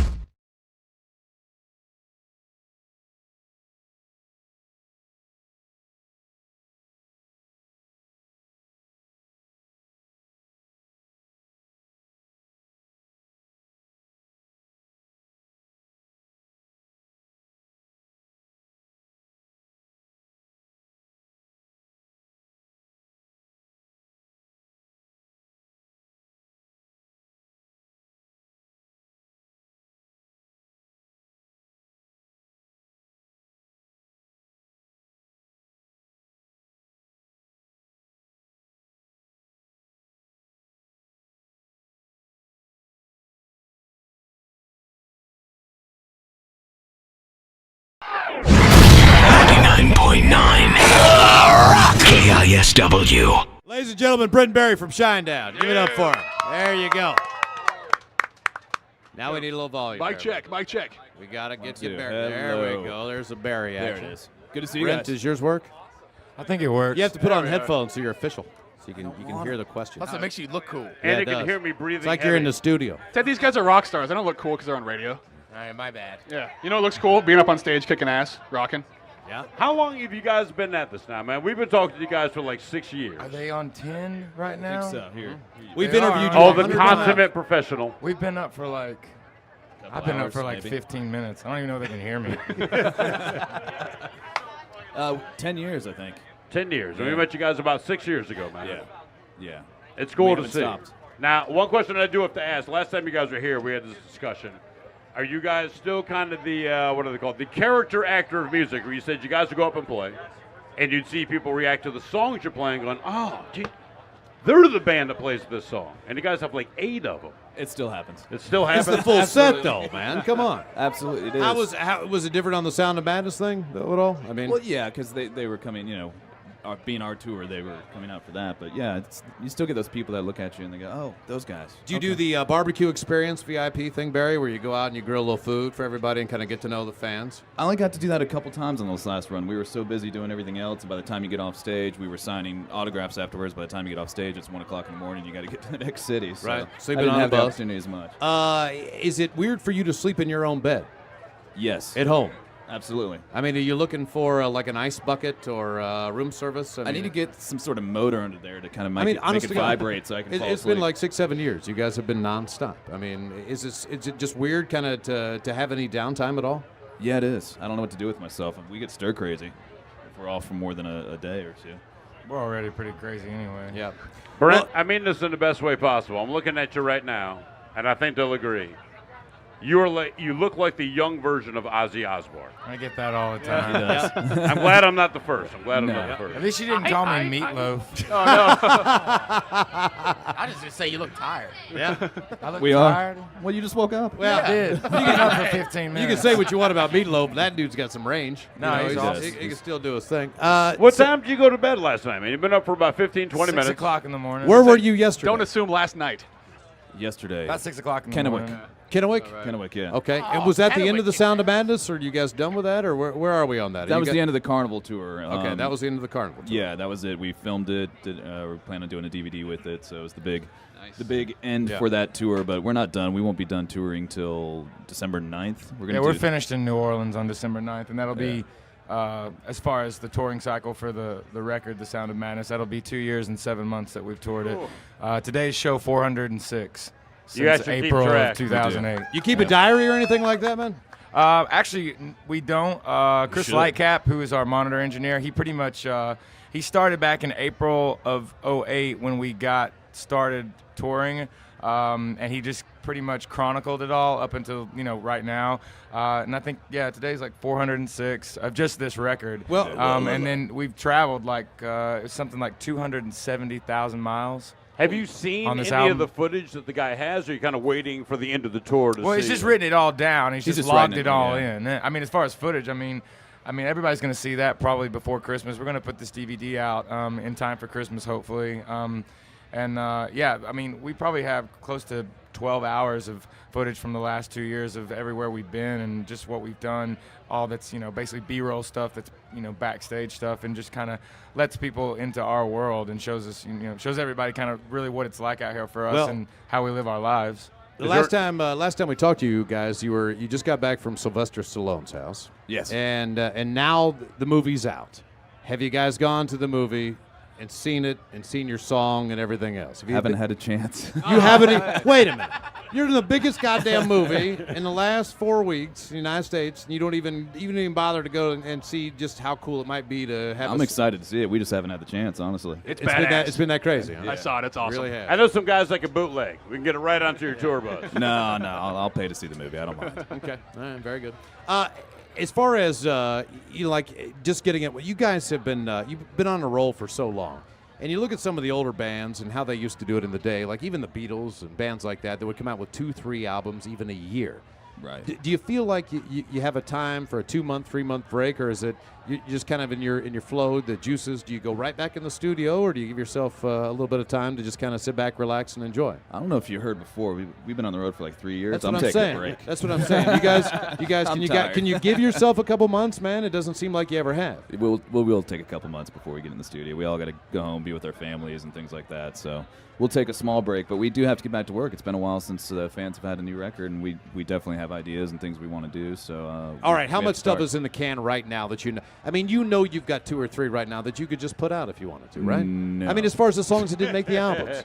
No. You know? No, I mean, No, we don't do it like Brent and I that. don't even ride on the road. So when you're done and it doesn't make it, you're done with it. Yeah, we're finished with it. Okay, If, all right. if it didn't make, the thing is that we don't write records. We did this once before on Us and Them. We really, really rushed that record. A really good friend of mine once told me, he said, you know what?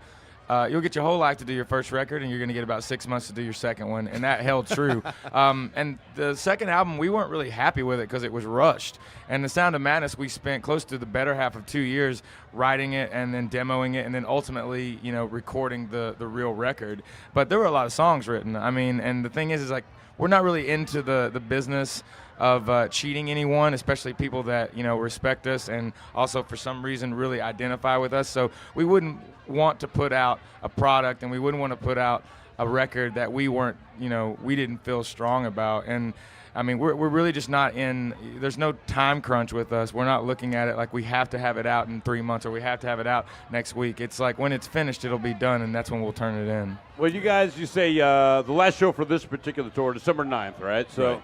You get to that show, you break it out, you have a great time, everyone goes their separate ways, you hang out with family, but... Just for like a month or so, and then we all say, come back honestly, together. What's the minimum amount of downtime you think you could have before this party starts coming back out again? A year maybe altogether. All of 2011 we'll be writing a record and recording it. So, I mean, I wouldn't see us, I won't see it... Probably 2012 before you see us again as far as a full-on lineup and us out there with another touring, with another tour, that is, with other bands and this and that and the other. I mean, the thing is that when we come back in 2012, we're probably not going to come back like slowly into it. We're just going to come out like full-on. And hopefully we'll start out, in arenas again. We just got off this tour, the Carnival of Madness, that we were able to do with, all of our friends, basically. We got to have the summer with all of our pals and the 5 bands that we were with, this summer. So we're not really looking to come back and it be something that we kind of ease into. We're going to do everything that we have to do in order to, when we do come back out, it'll be the biggest thing that anyone's ever seen. In the meantime, you're cutting grass, taking out the trash. I love those being things. A dad, hanging out, and laying low. Seattle loves you guys, man. We're happy getting to see you. It's going to be a great show today. Guys in Shinedown, Brent Barry, everybody, give it up. Thank you. Absolutely. Thank you guys so much. You have no idea.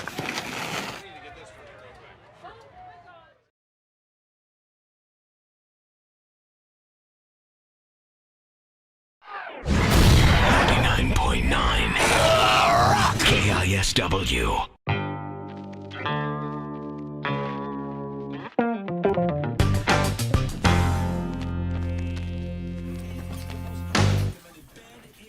I'm having trouble with the spotted dick. Just want to say for the record, see, it has heating instructions. So Ben says we can eat it cold. I say, oh, damn it. I say Ben's wrong. Sorry, Ben. Idiot. God damn it. That's what spotted dick looks like.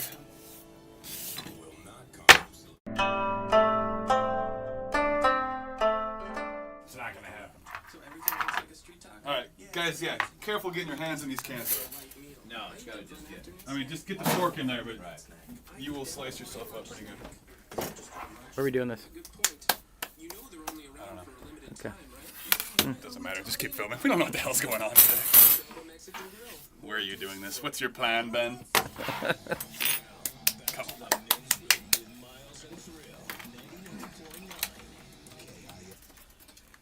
It is Rock Girl Gala Week, and we have more tickets coming up at 5:51, right before the lovely Jolene joins us in studio, and Joe's got them for the rest of the night, too. The mighty 99.9 KISW and KISW HD1 Seattle.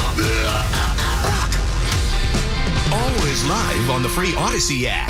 From the Pinky's Plumbing Studio, you're in the men's room. Text the guys at 206-803-ROCK. Nachos are on the way as the head chef celebrates National Nachos Day with Ted's Meat and Potatoes. Yes. You hungry? You better be. You're going to like my stoner nacho. Tell me. I hope so. Yeah. I'll check them out, by the way, if you watch the show on YouTube at KISW Rock. We'll take a picture of it. You can see it there. There you go. Live in action. Okay. Watch us enjoy them. In the meantime, the game is Big Dummy, 206-803-ROCK. Hello, Bill. Welcome to the men's room. Hello, Bill. Hey, hello. Hola. Bill on Team Sober? Hola. Sober. Okay. Sober. All right, Bill, welcome to Big Dummy. Okay, free for life, Bill. You taking frozen burritos, hamburger helper, TV dinners, or canned soup?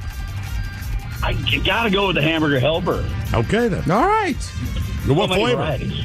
Oh, so many. Yeah, well, Stroganoff's probably number one, but then cheeseburger. They got all those Italian ones now, like 4 cheese something or other. I had a taco one that wasn't bad. Did you ever have the lasagna one? No. It had like tiny little. lasagna. Yeah, it was like tiny little lasagna noodles.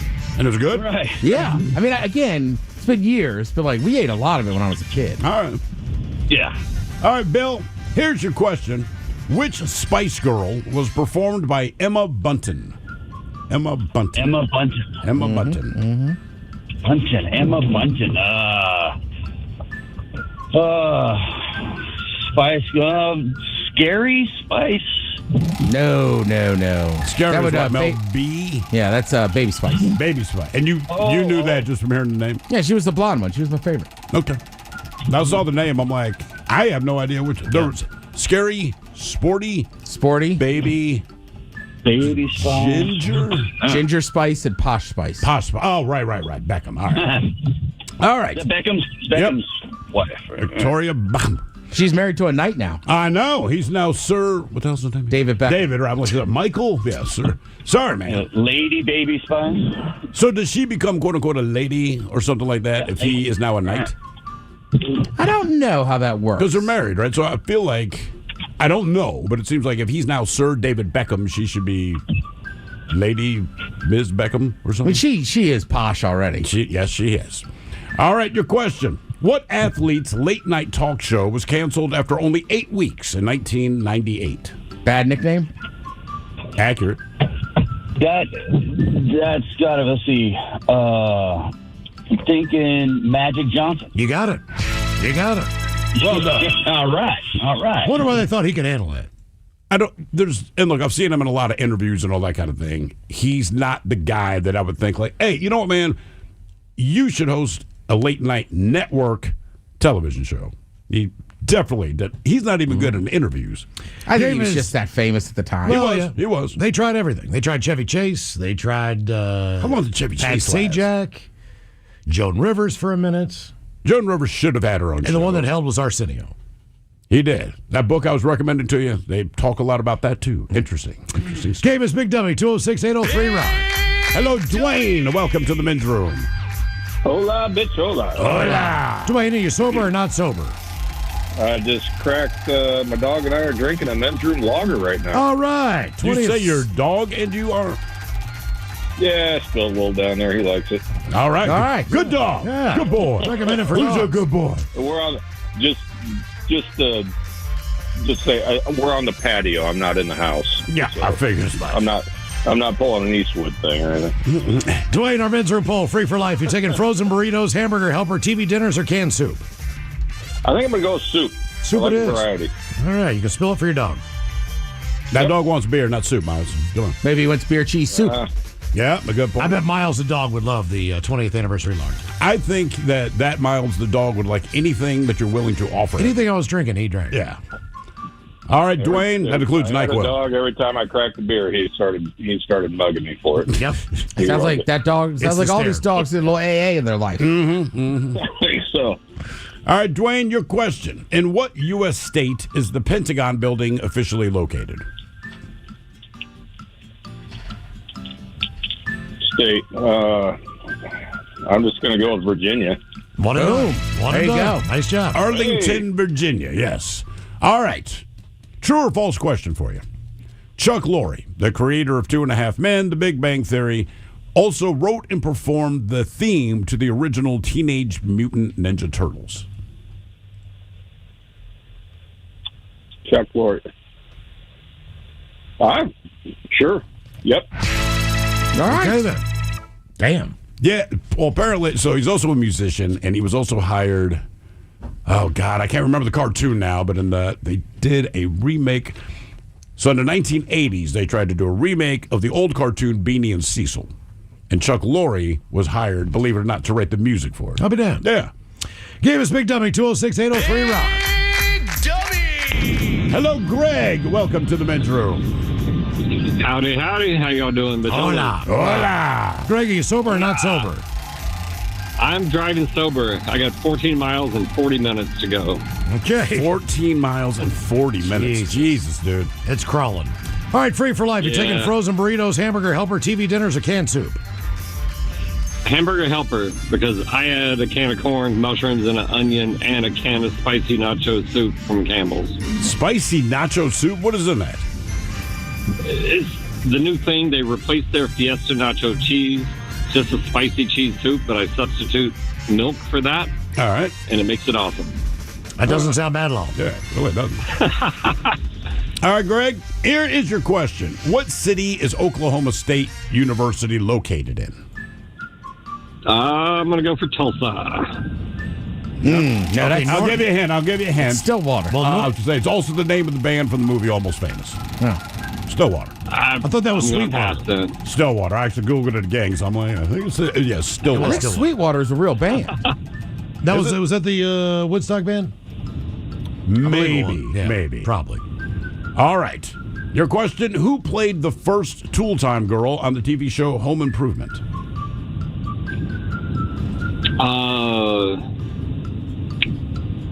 Baywatch. Oh, my God. Yep. That's her. That is her. Pamela Anderson. You got it. You got it. Nice job. Well done. Big W is the game, 206-803-ROCK. Hello, Adam. Welcome to the men's room. Hola, bichola. Hola. Adam, you on team sober or team not sober? Not sober, Miles. All right, good for you, Adam. What are you doing over there? I'm just drinking some Bud Lights. It's a work night. Nice. Okay, free for life, Adam. What are you taking? Frozen burritos, hamburger helper, TV dinners, or canned soup? What goes best with a nice cold Bud Light? I got a question for you. Does that include chimichangas and enchiladas with the frozen burritos? Why don't you ask that question again, man? No. It's not a burrito. We didn't say frozen Mexican. Chimichanga is a burrito. It's just deep fried. Technically, you are correct. Yes. Yes, you can include chimichangas. All right, then I'm going frozen burrito. Okay, I'm glad But you no thought that through. enchiladas. Just chimichangas. Yeah, no enchiladas. None. All right. All right, your question. Genuphobia. Genuphobia is the fear of what body part? Hands, elbows, knees, or feet? Ooh. Elbows. Feet. Knees. Scary knees. Huh. Yeah. That's got to be a weird thing to live with. What's your phobia? Knees. That is weird. Mm-hmm. All right, your question. Normandy Beach of D-Day fame is located in what country? France. Boom. Got that one. Easy. Big W's the game, 206-803-ROCK. Hello, Ron. Welcome to the men's room. Hola, bitches. Hola. Ronnie, you sober or not sober? I am sober. I'm driving an 18-wheeler up and down the freeway with the sleeper and all the amenities I can want in the back of this bad boy. Like, All right. what are you going to impress us with? If we climb into that cab, what are we going to be amazed that you have in there? Well, we got satellite TV on top. We got the dish on top as well because I get cable. And I actually do have a smaller unit. It's a little dryer where I can actually throw a couple pieces of clothes in there and warm it up. And like the other guy said, it's ran by the AC/DC current plug in. I mean, I've got the microwave and I've got pretty much all the creature comforts from home you want. Do you have a hot plate? Yes, I do. So what is your typical dinner? Like, what could you make tonight if you want to? What do you got? Right now, I've got a T-bone steak and mashed potatoes. Damn, buddy. Damn. Good for you, man. All right, free for life there. What are you taking, Ron? Frozen burritos, hamburger helper, TV dinners, or canned soup? Oh, I'm going to Hungry Man Salisbury Steak TV dinner, baby. That's TV dinners it good is. stuff. All right, here is your question. Billie Eilish sang the song to what 2020 James Bond movie? Is it GoldenEye? Also known as Urethra. No, she sang the theme to No Time to Die. No Time to Die. I don't have time for that. I just don't have time for it, man. All right, in the movie Thor, who tells Thor that his father Odin is dead? I believe that's Loki, his brother. Man, oh man. It's half brother. I thought it was Iron Man. The Iron Man's like, hey man, Loki's got something to tell you, bro. Game is Big Dummy, 206-803-ROCK. Hello, Kyle. Welcome to the men's room. Hola. Kyle, sober or not sober? Sober. Sober count. All right, Kyle, what are you doing on our men's room poll? Free for life. Frozen burritos, hamburger helper, TV dinners, or canned soup? I'll have to go with canned soup. Soup is doing real well today. It's crushing, man. Frozen burritos aren't doing nearly as well as far as our contestants. That actually really surprises me.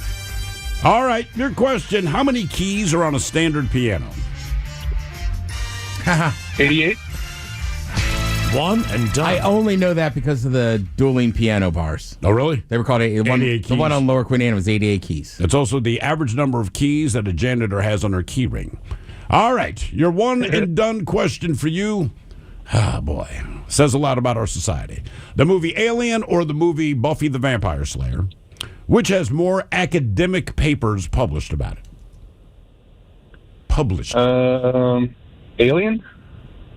Buffy. So believe it or not, I want to say Buffy has 200 academic papers published on it, but Alien is number 2 with 90 published papers written about Alien.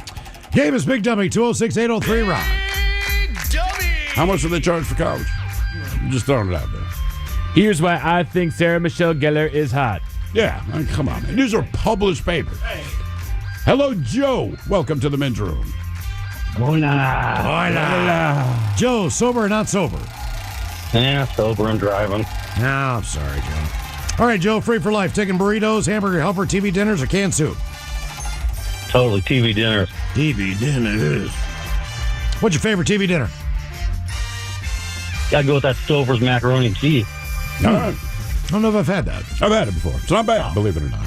It's quick. It's easy. I mean, honestly, the Stouffer's lasagna is probably my favorite. I mean, they've been at it for a long time, man. Yeah. Are they or was Bird's Eye the first, I think? Bird's Eye was the frozen like vegetables and stuff. But not the dinners. I don't know if they were doing the dinners. Okay. Yeah, me and Bird's Eye, not friends. All right, your question. The Chicago Bulls take the court to a song called Sirius, an instrumental track by what prog rock band? You fired up there, Miles? Oh, I know that one. Yeah. I was saying. Oh, yeah, we got it. We got it fired up. Hold on, let me look. I don't know it outside of being. Yes, and I'm gonna go AC/DC. I don't know. Rock and rolla. Well, you're right. You're right with the letter. It's Alan Parsons Project. Yep. I never knew that song except for the Bulls. I did not know it either until they said, I'm like, I know Alan Parsons Project, just not the tune I would have guessed. 23 from North Carolina. Michael. My son just got a Dennis Rodman shirt. Wow. And it's his favorite shirt. So he basically got a bunch of new clothes last week. He's like, Dad, I want to show you what I got. Kids are kids. I'm like, cool. So he got a Michael Jordan shirt, got an NWA shirt, got an Eazy-E shirt, and he goes, this one's my favorite. And it's the Dennis Rodman shirt. How does he even know Dennis Rodman? I don't entirely know, man. All right. I was just like, all right, good for you. And then I told him the story of the sushi chef in Miami thinking that I was Dennis Rodman and giving me the meal on the house and kept bowing to me with a big smile. He's like, why did he think you're Dennis Rodman? I was like, because I'm black and I have tattoos, dude. That's why he thought I was Dennis Rodman. Well, yeah. Okay, because I look a little like Dennis Rodman, I guess. That's Is this why. Dennis Rodman like when he had his hair dyed and all that stuff? You know, I don't know, but in my mind, I kept saying Dennis Rodman's the ugliest person on earth. And then a lot of women told me that I was wrong. So maybe I look like him, and that is unfortunate. All right, your question. What product used the slogan, "Where's your mustache?" And no, it was not Lady Gillette. Milk. Got it. Boom. Nice job. Yes, indeed. Nice job. Game is Big Dummy, 206-803-ROCK. Oh, crap. Sound like he donged us already. Yeah. We don't got him? Nope. We had him, then he donged us. All right. Well, give us a question then. All right, here's one for you. What do the words Auld Lang Syne mean? Say it again? Auld Lang Syne. You know the song, For all the acquaintance we've forgotten. I don't know that I do. You've heard this song. You don't know the song? May all forget be forgotten. Brought to mind. Should all acquaintance be forgotten. It's the New Year's song. Yeah. Thank you, Mike. You know the song, right? I know it now. You guys don't. You're not really singing. Hey, it. F you, man. Happy New Year. No? Any guesses? Begin anew? No. They're Say goodbye to the past. Old acquaintance, right? Be forgotten. That it means old long since. Oh. Okay. National Nachos Day. The head chef is coming up. We'll celebrate with Ted's Meat and Potatoes. And we get your emails coming up next from the men's room at KISW.com.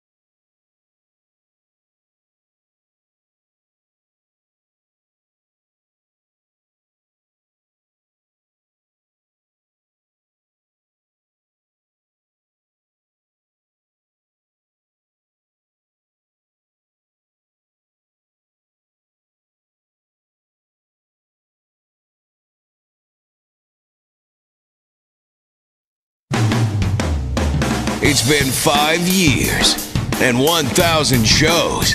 Now the men's room welcomes all of you to the official after party.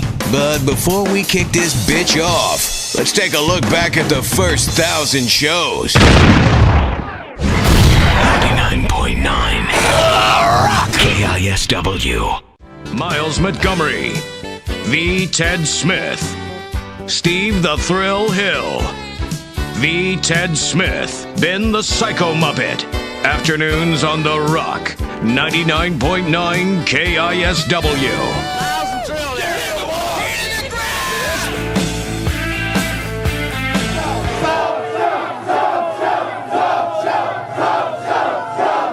The winner is... Are you kidding me? I won the whole damn thing, baby!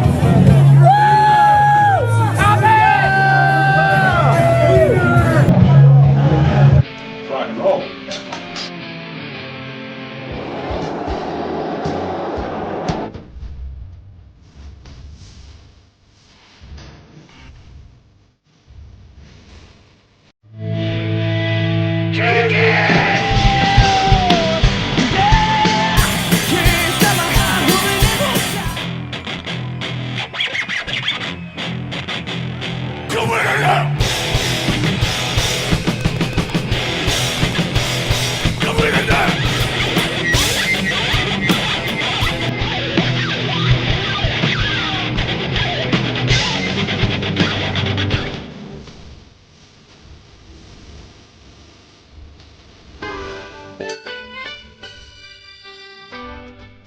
Good morning. It's Ben the Psycho Muppet and Miles Montgomery from the men's room. We're filling in. It's Ted's Excellent Adventure number 3. Only there's no Ted. Yeah, we got to go find him, I guess. So we're going to do one of those things. So it's an excellent adventure to find Ted for his excellent adventure. All right, we're on our way to Seafair here, and still no sign of Ted. Well, he's not going to show up while we're in the limo. That's a good point. But I think if we crack some Miller Lights, he'll hear like the beck and call. It'll be like Ted's mating call. And he'll go, Miller Lite. It'll be like the bat signal. First I was excited about the limo. Then I was excited about the Miller Lite. Now, golf carts. My day is made. Tassels in my face. We love drinking. We got our own goddamn beer, so thank you. This is going to be an awesome night.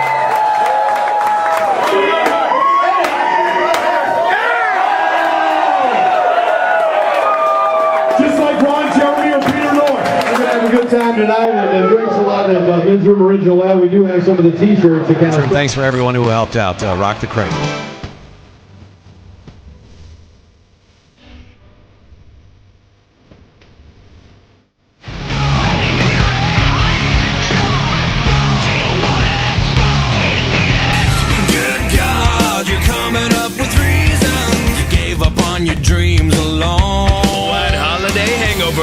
Remind you to drink responsibly. Yup. I don't even know how I'm gonna get home. The Rock of Seattle.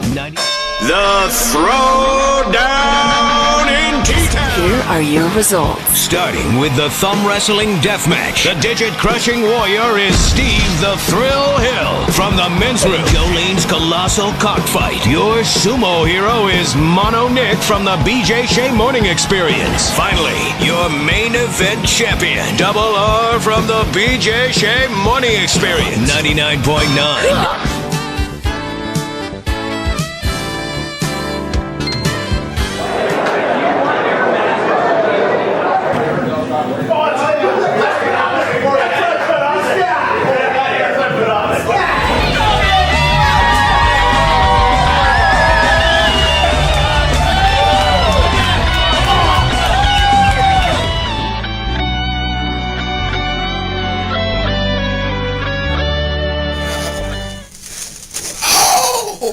Dance, bacon, dance. Yeah. You gotta sizzle, Ted. Sizzle.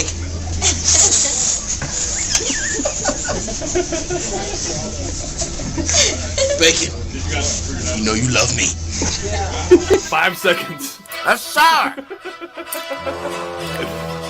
I feel good. Man, 15. I didn't get much sour, Ben.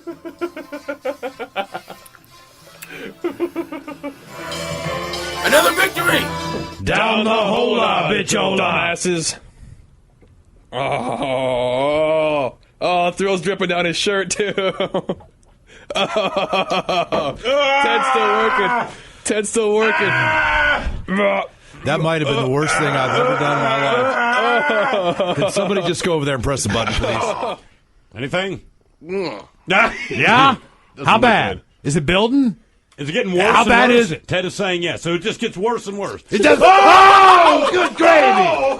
Damn, and that's something. For 10, 9, 8, 7, 6, 5. You gotta swallow it, 4.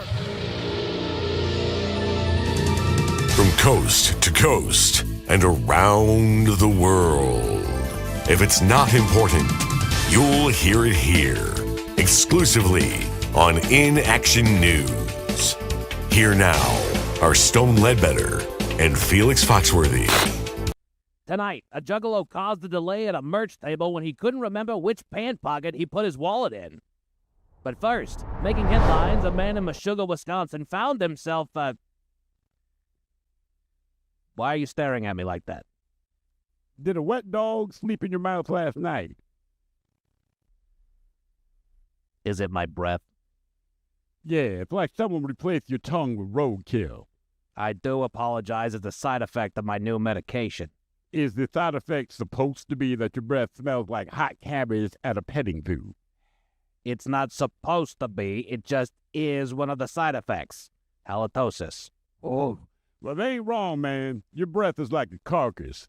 Been smothered in diesel. Okay, listen. I chewed 2 packs of gum and an entire tin of Altoids earlier today. Yeah, man, you need more than that. Your breath is like somebody pepper sprayed a hobo's socks. I know that, Felix, but I'm not sure what else I can do. Learn sign language? That wouldn't help my breath, Felix. but it would help me not smell your breath. Seriously, man, it's like you gargle raw onions and sewage. What's your medication for anyway? I'm not sure this is the setting to discuss something as medically personal as what I've... Man, Katie Couric put a camera in her anus to show the world this ain't that, man. Point taken. I may have come into contact with a rare Peruvian flower at the Arboretum last week with my wife. So what? What does coming into contact with a rare Peruvian flower do, man? The pollen has left me with a unique fungal infection. Yeah. A unique fungal infection. You crazy, Stone. I'm not crazy, Felix. I'm suffering from a fungal infection. Yeah, so there's a fungus among us. Yes. But you have a dedication to your medication. Yes, Felix. And now your breath smells like fresh death. Will you stop rhyming everything? I would if I could, but it feels too good. Let's just get back to our headline, shall we? Ooh. As I stated earlier, a man in Meshuggah, Wisconsin found himself... Okay, I'm sorry, man. I'm sorry. But your breath is like a sweaty pig just pulled its foot out of your mouth. I hope your medication works soon, man. I do too, Felix, and I apologize for my breath. That has derailed an otherwise professional broadcast. But also causing an unbearable itch in places best left unmentioned. I think he means his penis. Damn, Barney, we got it. Why you gotta call the man out about his itchy penis? I never said where I was itching. I just said... Now we're getting emails from concerned viewers. Are Stone's kit and caboodle okay? That from Lucille in Cincinnati. My kit and caboodle are just fine, thank you. It's just a little bit of a... Angie in San Diego wants to know if you expect a full recovery of your Alvin and your chipmunks. Okay, Bonnie, I think this would be a good time to go to break now. And Stacy in Detroit is hoping for a speedy recovery of your twig and berries. That's a quote. I appreciate everyone's concern. Let's please just collect ourselves and come back next hour for celebrity birthdays. And we're out. Yeah, Bonnie, the red light is still on. I think we're still on camera. Oh, geez, you're right. Hang on, it's a technical thing. Bonnie, please. I need to scratch where I itch.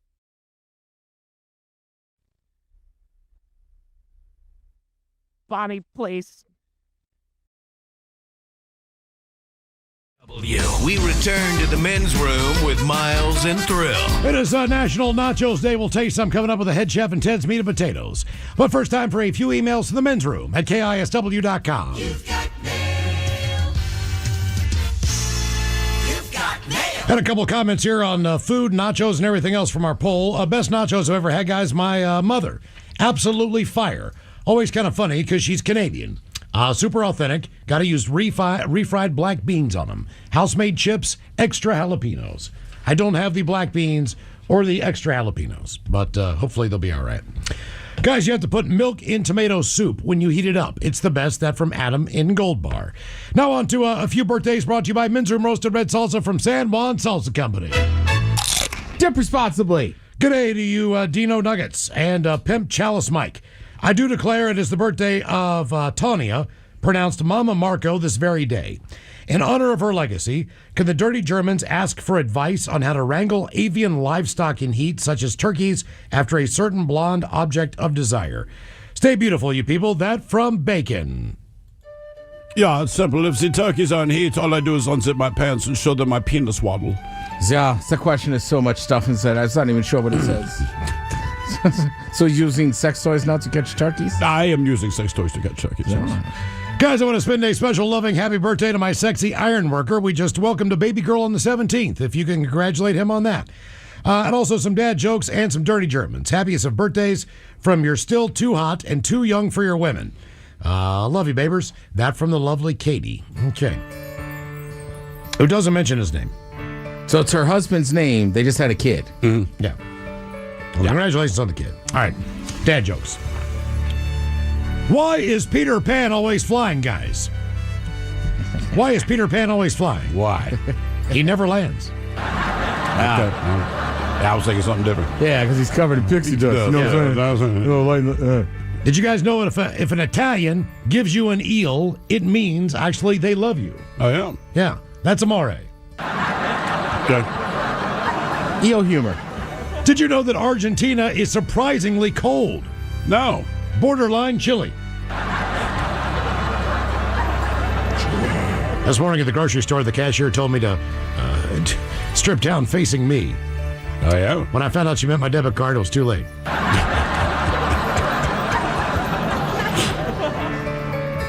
I finally bought some shoes with memory foam insoles. Oh, yeah? No more forgetting when I walk into a room I was there.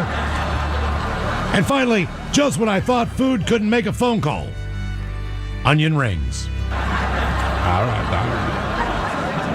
That's got to be said at a restaurant when they hit the table. Mm-hmm. Yeah, why are we congratulating him on the child? It's not that he was the one pushing and the placenta and all the pain. All he was doing was checking his phone to check out the college football scores and say, yeah, baby, just keep pushing. Yeah, but at the end of the day, without the chef prepping some meal and putting the right ingredients is. Yeah, I'm not saying that he did not prep the meal. She just had to carry it in the oven. He added his own special relish. Hey, you don't give credit to the pan. Woman's basically the pan. Oh, she's just the pan. You're just carrying it. You couldn't have done this without him. Right? I put the ingredients in there. Right. All right, guys, here you go. Happy, happy, happy birthday. Happy, happy, happy birthday. Happy, happy, happy birthday to you. BJ. Ya's a Dirty Germans brought to you by Men's Room Original Sausage. Available through Uli's World Famous Sausage, mensroomlive.com, and other fine retailers. Schweinefleisch. Thank you, Bob. A couple extra emails. Ola Bacholas catching up on your show on the Odyssey app. What happened to your downstairs was the topic that day. I figured you would appreciate this story. I'm a Chicago transplant in Bellingham, going to grad school at Western. When I was about 5 years old, my family went to the Lincoln Park Zoo in downtown Chicago. When we were at the elephant exhibit, my brother, who was a year younger than me, jumped up to the bars and was sitting there looking at the elephants. I, of course, wanted to join him. As I tried to angle my body with one leg up on the bar and the other on the ground, I jumped, assuming I could swing my other leg up and sit on top there too. I could not. My downstairs slammed into the vertical bars. The next thing I remember is crying in the bathroom and my mom pulling down my underwear.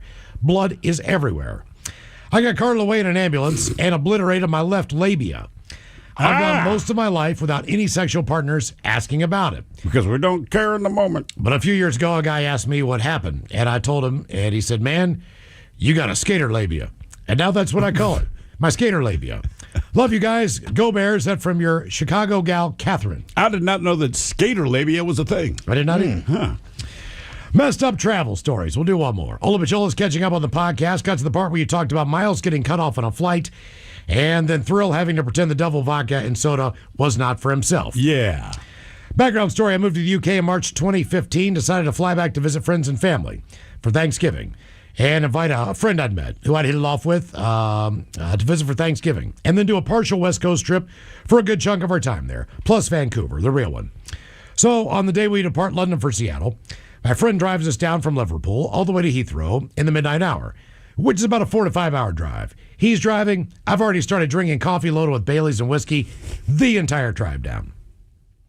By the way, England does not have open container laws, so I'm in the clear so as long as I don't endanger the driver. Get to the airport, and my friend finally has a pint with some breakfast at the airport cafe. I stay foodless and just keep on throwing back shots and pints. Finally, we get on the plane.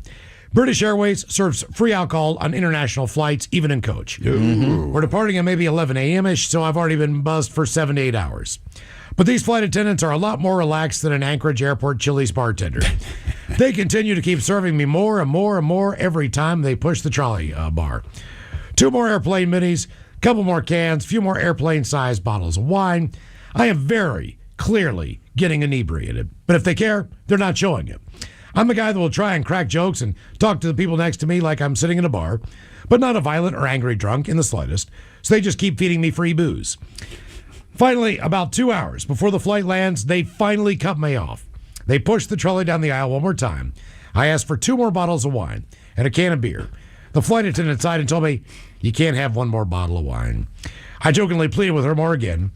I'm not belligerent, but I took that courtesy as an acknowledgement that I can't handle my stuff. But enough's enough. And she was probably right anyway. Later, bitches. That from Sean in England. Time to open wide and sample Ted's meat and potatoes. Now, here's your host, head chef of the men's room, the Ted Nugent. Head chef in the house. Thank you, folks. Thank you. It's great to be back here. See everybody here looking good. Now, today is National Nachos Day. I think first, I'm going to talk about the history of the nacho and this and that, but also there's a lot of different, to me, versions of nachos. All right. Right? You go to restaurants, that's one version. To me, if you go to a ballpark or a movie theater, that's kind of the nacho cheese. So those are almost like ballpark nachos, which, look, I have a spot in my heart for them. Sometimes I like crummy nacho cheese on my nachos. I do not, man. I know. It depends. Just depends. Is it still hot? Even if that's it's a key. hot, I don't like it. Do you like not like nacho cheese at all? Not what people call nacho cheese. No, like if you gave me a nacho cheese flavored Dorito, outstanding. You like it on a cheese wit, probably. And cheese wit's okay, but I don't know. The nacho cheese is the ballpark, and not just this one, just across the country. I don't like the nacho cheese, man. It just tastes like chemicals to me. Yeah, all right. I like that vat of cheese in there, cooking in there. So like I'm saying, there's different types of nachos. You can elevate them. You can have kind of ballpark ones, whatever you want. The history of the nacho basically goes down in Mexico, right? Across the border from Eagle Pass, Texas. A lady named Ingala Nacho Añeño. Basically, she created these in 1943 at a restaurant, the Victory Club. Right? So a woman comes in with a group of military officers' wives, right? Okay. Their husbands are stationed, obviously, right across the border at Fort Duncan. They go over there. They want to eat at the Victory Club. The woman running it, right, this nacho lady, she can't find the cook, goes in the kitchen, finds the freshly fried pieces of corn tortilla. All right. Right? Cuts them into triangles, adds the shredded cheese, pickled jalapeno peppers. They don't have to be spicy as hell. Quickly heated them, served them. After they had them, somebody asked what they was called. She said, well, I guess you can just call them Nacho Special. In Spanish, Nacho is a common nickname for whatever her last name is. Okay. All right. So she basically is like, hey, try them. And then, as Miles was saying, like the popularity, it spreads through Texas, southwestern United States. The first appearance of nachos in English dates back to 1949. But the big one, really, in a modified version of the dish with cheese sauce and prepared tortilla chips, was marketed in 1976. The Texas Rangers bought baseball games. That makes a lot of sense, actually. Arlington Stadium in Arlington. The version became known as ballpark nachos. September 4th, 1978, Monday Night Football between the Colts and the Cowboys. Howard Cosell enjoys some nachos. Okay, so that's like the first time on national TV someone sees someone eat a nacho. And he likes the name so much that he made a point of mentioning the dish in his broadcast the following weeks. So it basically, and people got to understand, when Howard Cosell was doing Monday Night Football, that was the... Right, he was the voice. That was it. Now, Miles, you have made what you're calling stoner nachos. Stoner nachos. Tell us what was the process here? You put down a layer of chips. Then you put down a layer of shredded cheese. All right. You put more chips on top. Then another layer of cheddar cheese. Then I added Men's Room roasted red salsa from San Juan Salsa Dip Company. responsibly. And these are San Juan salsa chips. Excellent. Some fresh guacamole. Dip responsibly. A little sour cream and some black olives on there, which I prefer. Well, let's try them. All right. Steve, give it a shot. Yeah, man. I like that you layered the cheese. That is a key when That making is very key, man. Yeah. A lot of people, let me rephrase that. Not enough people do that. Okay. Well, and sometimes, too, when sharing nachos, the problem is all the good stuff's in the middle. Right. So everybody kind of dances around it and is afraid. And also, you have to check with people, Brad, because sometimes people order nachos and you don't realize it's just their meal. You thought they were for sharing. Tell me what you think. All right. You know what? I'm going to dig in the middle and get it. Obviously, they'd be better hot, but they're good. It's a good flavor combo. I'm telling you, man, like some shredded pork on that bitch or something like that would be outstanding. It's basic. It's all the ingredients that you need. Yeah. Right? It's just simple. Oh, thank you. Take some for mine. And you did a good job of spreading the stuff out. Yes. That is another key. Mm-hmm. Sorry, I didn't think about it when I ate a big nacho. I was still doing the segment. Yeah, well, yeah, it kind of happens. Now, according to Yelp, I got excited, man. I don't know. You got a mouthful of food. Yeah. Right. Trying to talk over it. They got to wait for me. I had to run over to the doctor's. I'm hungry. I will say, though, Miles, you nailed the important... Ooh, the hot sauce. You nailed the important part. Got to try with that. First of all, double layer the cheese.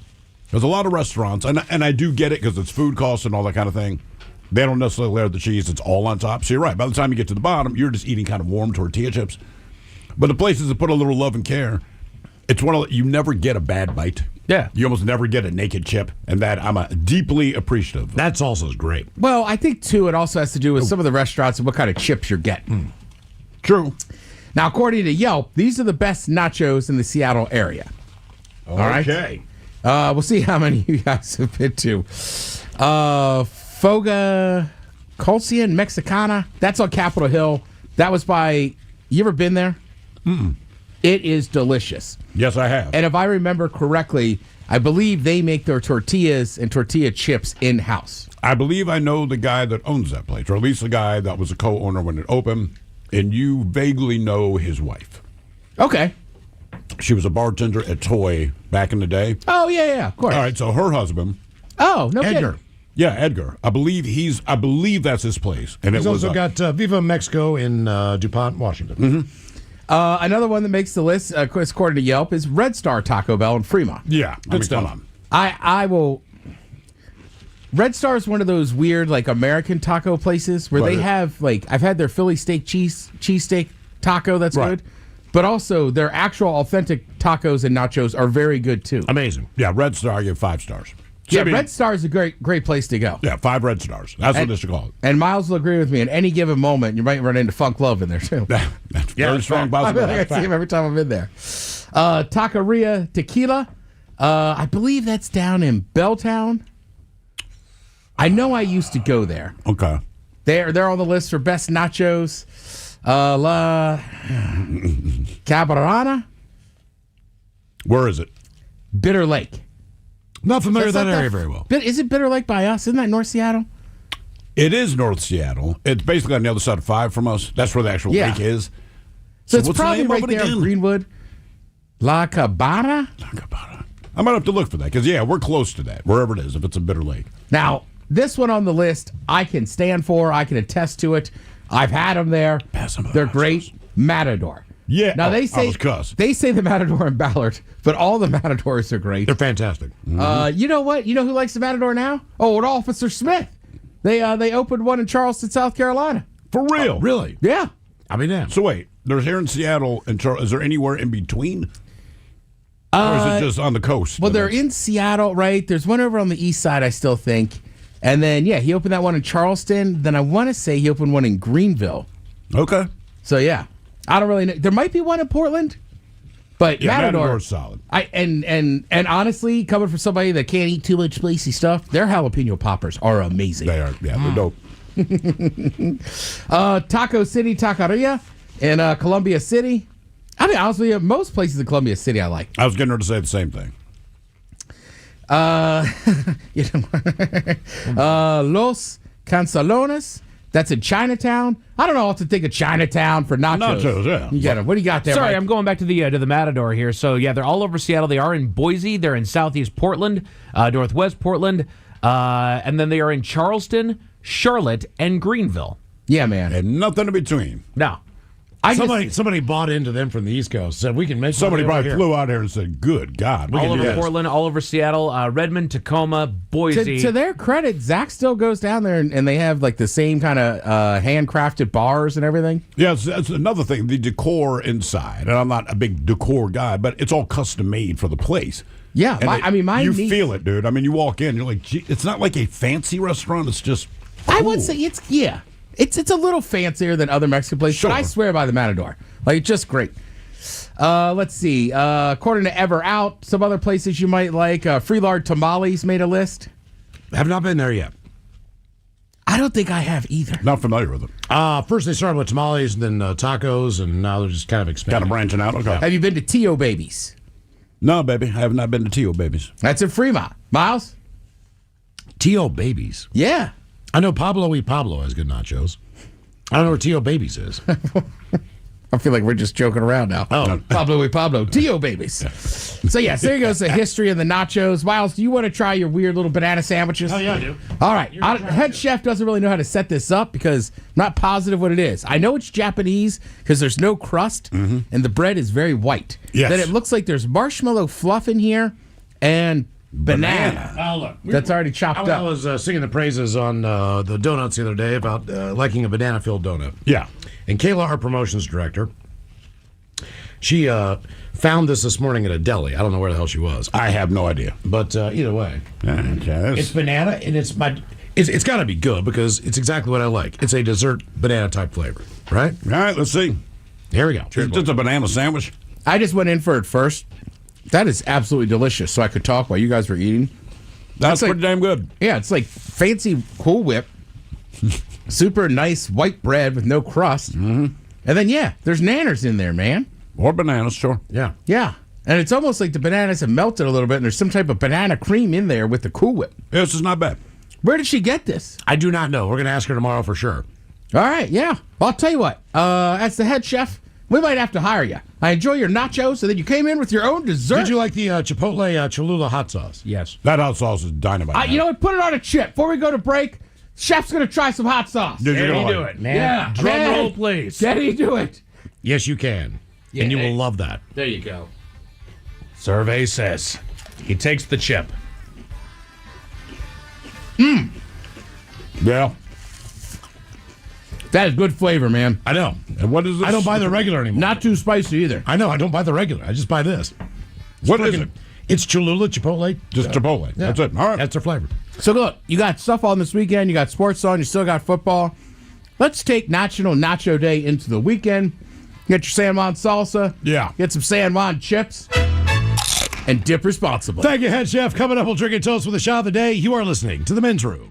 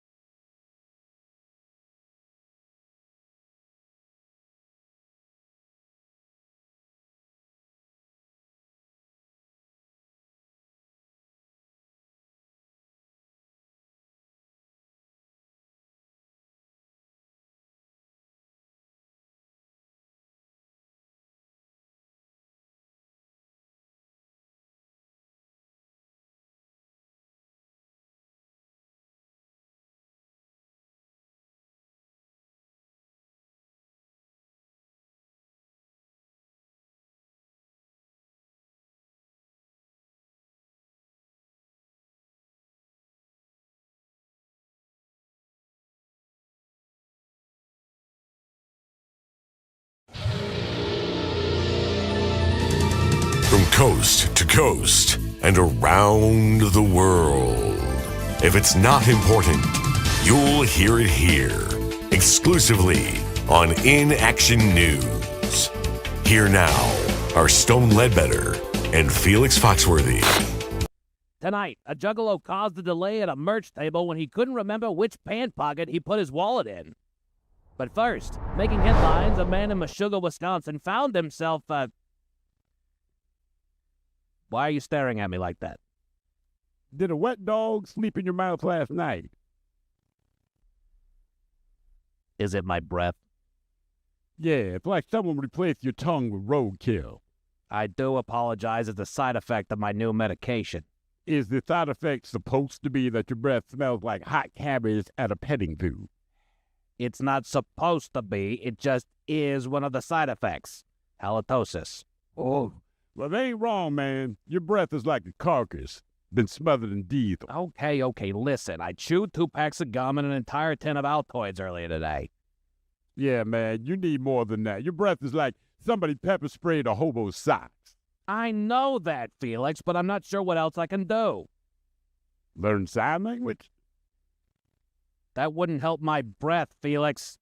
But it would help me not smell your breath. Seriously, man, it's like you gargle raw onions and sewage. What's your medication for anyway?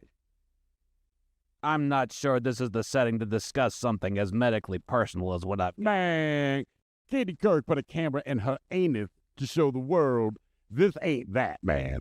Point taken. I may have come into contact with a rare Peruvian flower at the Arboretum last week with my wife.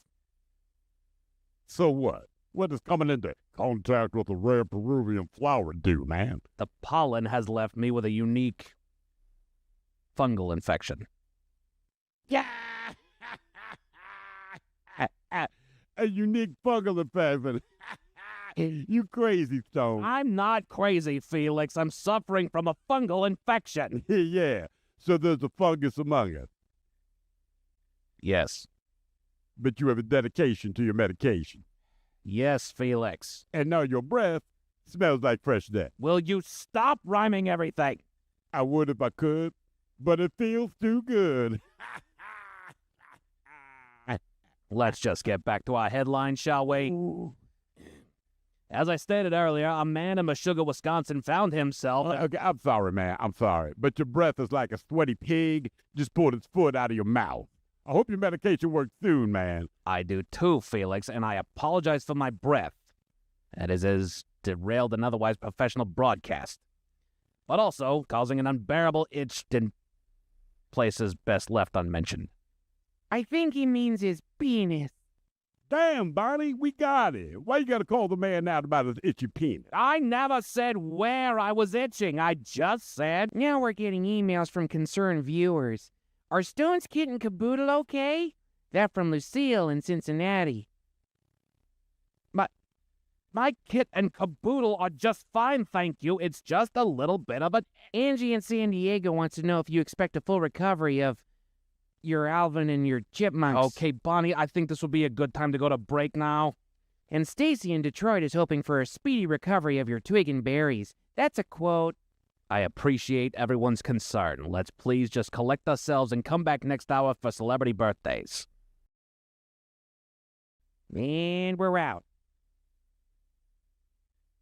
Yeah, Bonnie, the red light is still on. I think we're still on camera. Oh, geez, you're right. Hang on, it's a technical thing. Bonnie, please. I need to scratch where I itch.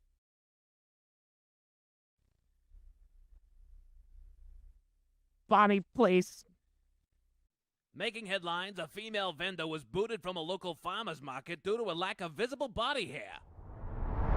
First, fast food lovers rejoice. A new hamburger chain is opening downtown. Okay, I can get with that. You may have seen the commercials during various sporting events, but our fair city is finally getting its first Stinky Beef Burger franchise. Oh, man, Stinky Beef. Heard nothing but good things about the burgers, Playboy. Voted best burger in the country the last 3 years, my friend, and it's not just because they're burgers that people are excited about. Word has it that Stinky Beef also has fantastic milkshakes and fries. I myself am a sucker for a burger, shake, and fries. It's a classic combination. Yeah, right there with you, man. Truth be told, though, I was 12 years old before I realized that hamburgers weren't made out of ham. Oh, yes, I've met a lot of people like that, actually. Hamburgers are, they're named after the German town, not the meat. But until you know that, the name seems a little misleading. Man, there's a lot of food like that, right? Like, I love cheese. You know what I'm saying.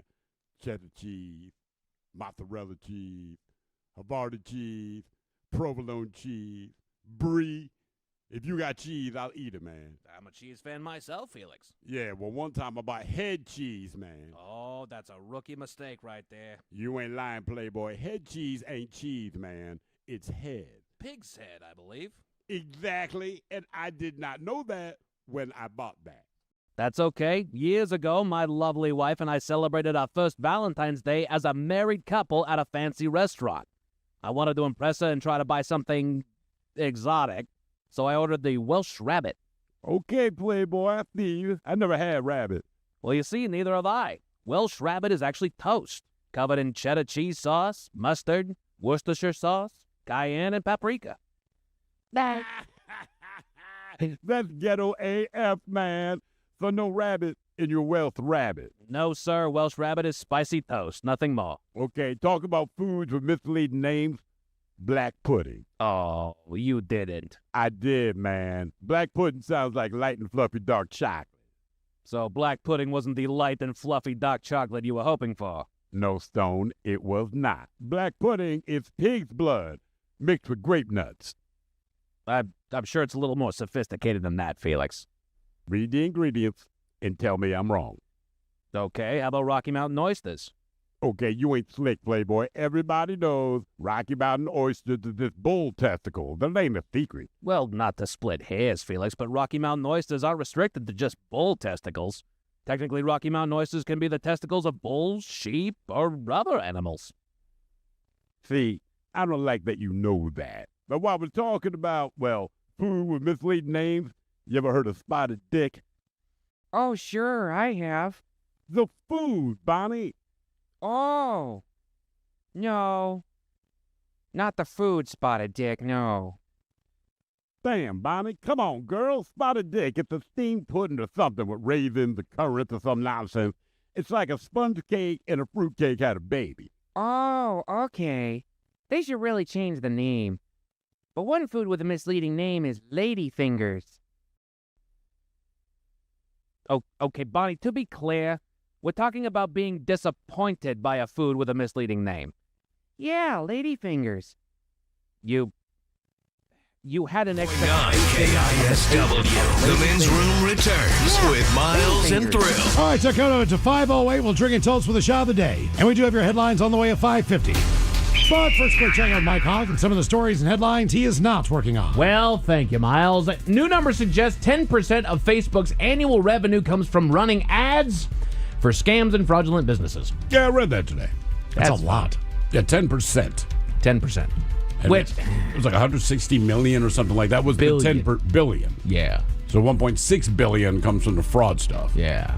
So, I mean, they knowingly put it up there. Just say, do your due diligence, man. And like, the companies are not going to stop doing it because they make money. So it's kind of, it's up to you, essentially. Well, and I think the reason why they know that is just because they, eventually somebody's going to report it. There's so many of them that they're getting that it goes on a reporting basis. It's not like they're going to be doing their due diligence on everybody that they put on there. It's just, do you want to buy this space? Here you go. Yep. So then they're done. Yeah. As long as when it gets reported, get them the hell out of there. But they'll punt the one company. Trust me, they'll still make 15% next year. You bet. The Maldives has officially banned anyone born on or after January 1st, 2007 from smoking. I read that. Yeah, I read that too. I mean, it is what it is, man.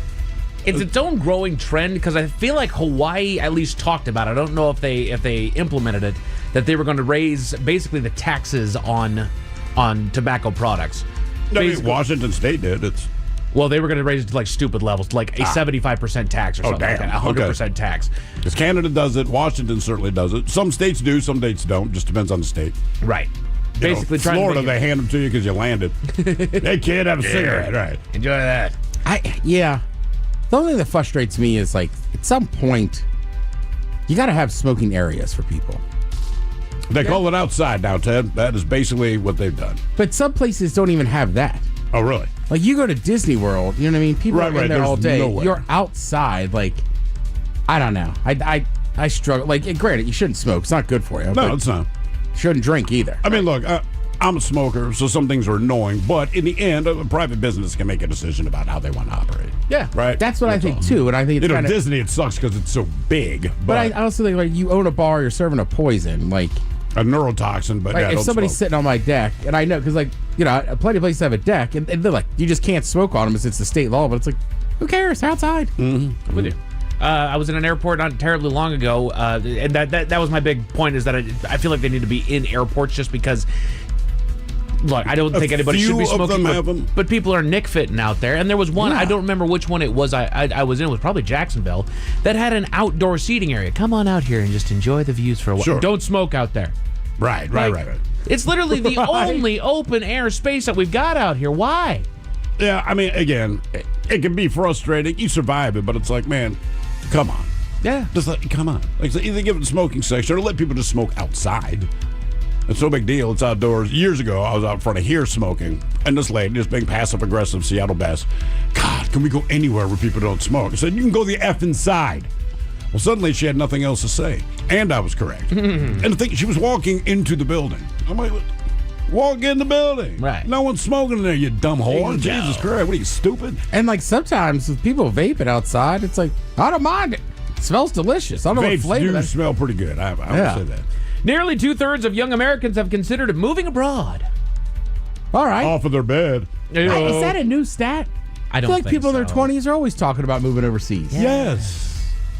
And again, it doesn't necessarily have to be a reflection on how the country is going. Sometimes it's people want to adventure. To see the world. Right. Yes. Have you seen the world? No. Ooh, I have this idea. Maybe I move abroad. Right. That's all. I want to see what this culture's like. Right now we got one planet. Yeah, that's pretty much it. Yeah, one planet, try to see what you can. Exactly. And the other thing is, once you leave the States, because other countries are so geographically smaller than here, and the languages change every 300 miles, like, it's just a much different mind F, Yeah.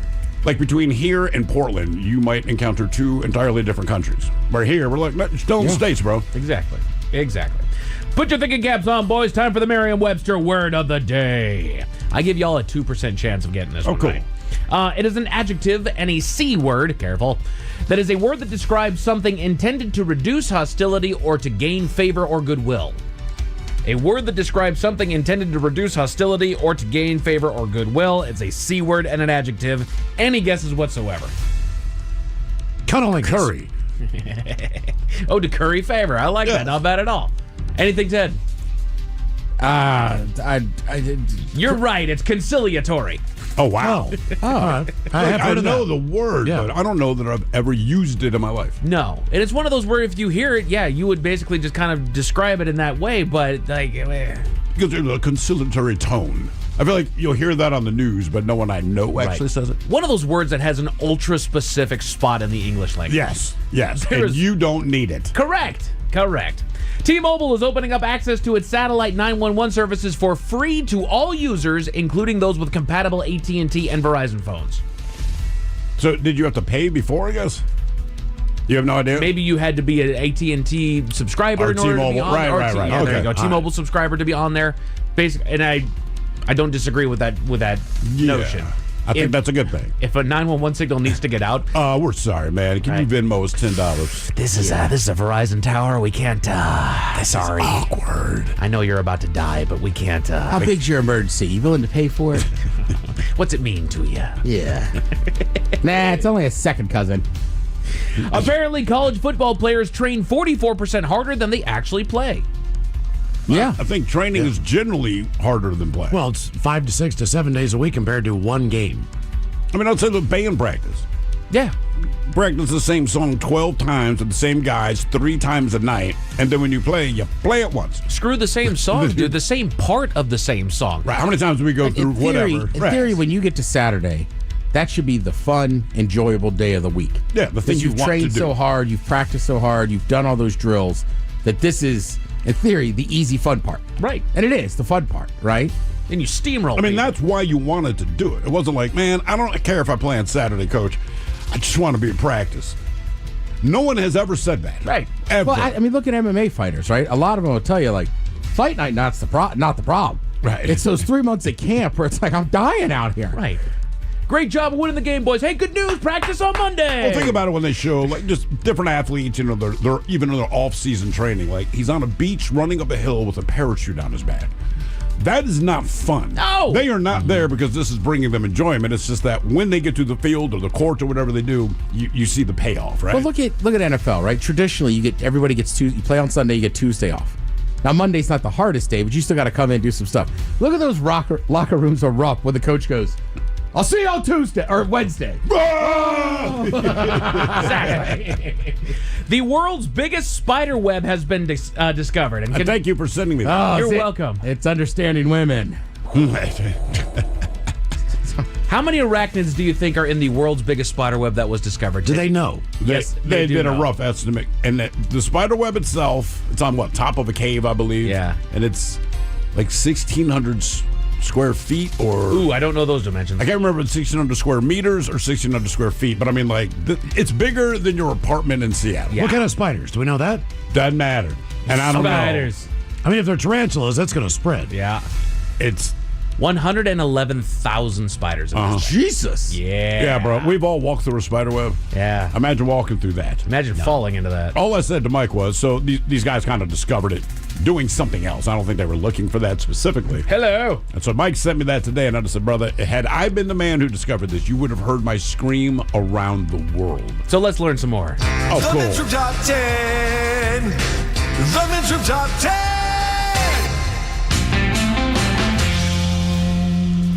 Someone just learned what that means yesterday.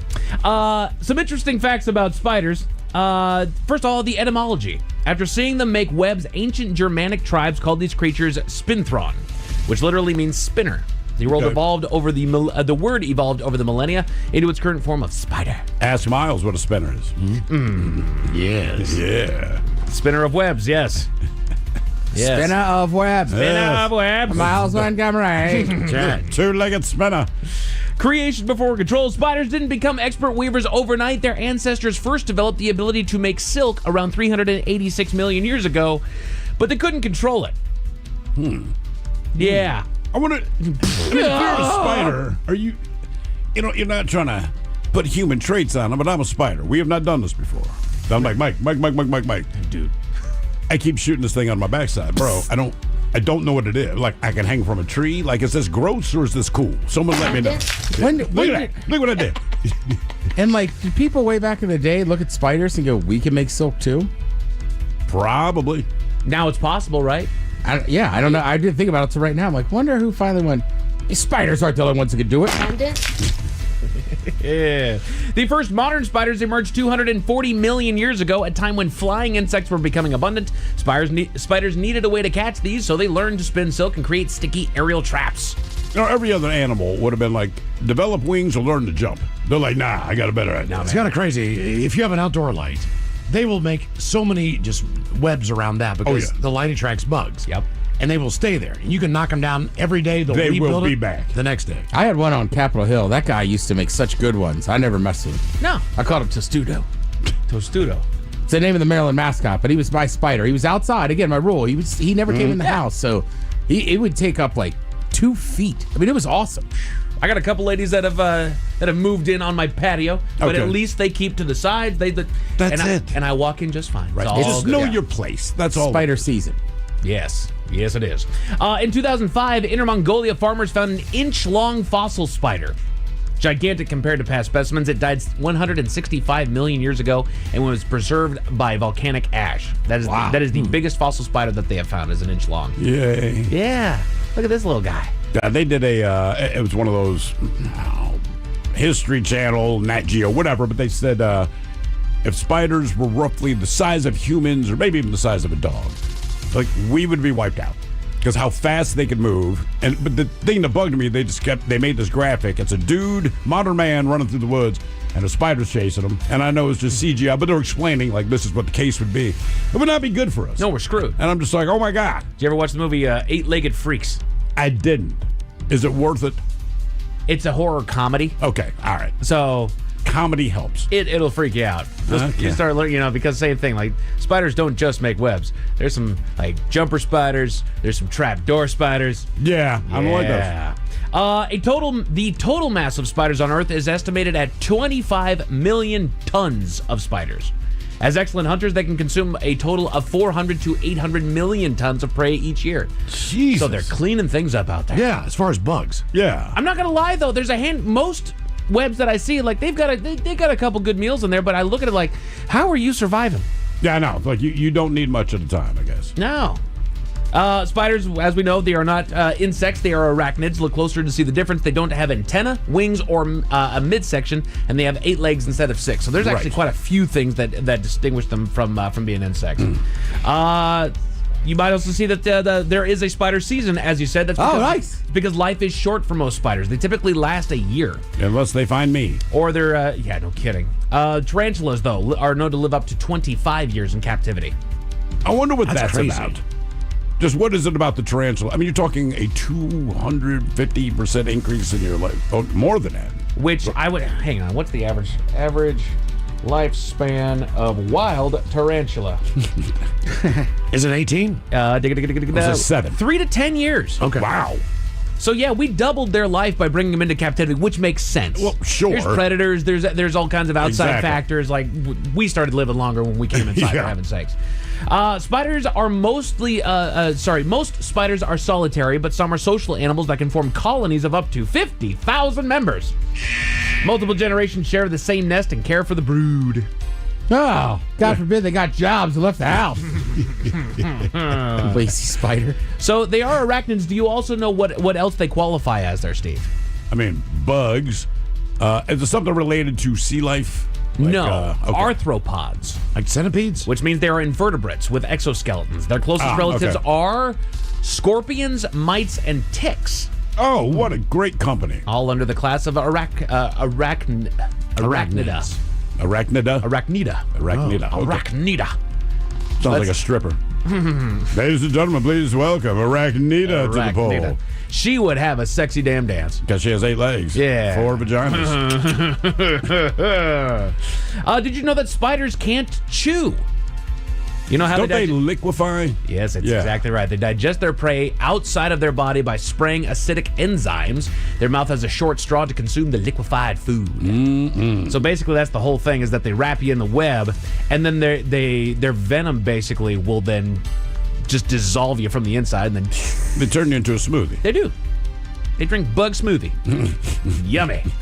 Spider fangs often stay hidden, swinging out only to inject prey with paralyzing venom. This chemical weapon reduces the risk of a dangerous struggle. I feel like most fangs on like snakes, you see them, their tongues. It's not like they're walking around with fangs out. No. Well, they're not bucktooth, but just saying. The dumbest snake out there. Well, some spiders do appear to have fangs that are external. Most do not. Yeah, I just assume most of them keep them hidden. If I had big ass fangs, you wouldn't know. Yeah. Hide your fangs, bro. Till I bite you. They have what are called book lungs. They have a All right. pair of book lungs in their abdomen. It consists of alternating air pockets and blood-filled tissues, which looks a lot like a stack of pages under a microscope. Huh, okay. Which is interesting. Spinnerets at the end of the abdomen are one of 4 pairs of spinnerets. Silk comes out of these small appendages, which carefully weave them into intricate patterns. Yeah, I got silk coming out of that. Sorry, That's still coming out that backside. You got some silk on me. Most spiders have 8 eyes, each with a single lens. Hunting spiders tend to have excellent color and vision, but web-bound spiders, they often have really poor eyesight. So if I smack a spider on the wall, doesn't see you coming. To all 8 eyes, loser. Not one of them was looking behind you? Man, once they develop glasses, we're screwed. They're working on it now. I see you coming. Spiders with poor vision make up for it with their extreme sensitivity to vibrations. Isn't that like the trapdoor, I'm guessing? Pretty much. They can sense waves on soil, water, or their own silk threads, which is kind of the whole thing. That's why they go high ground during a hurricane. Oh, they know. Damn. Yeah, good call. Days Keep before in it mind, hits. it's still Days before sunny it out. hits. They're all making their pilgrimage.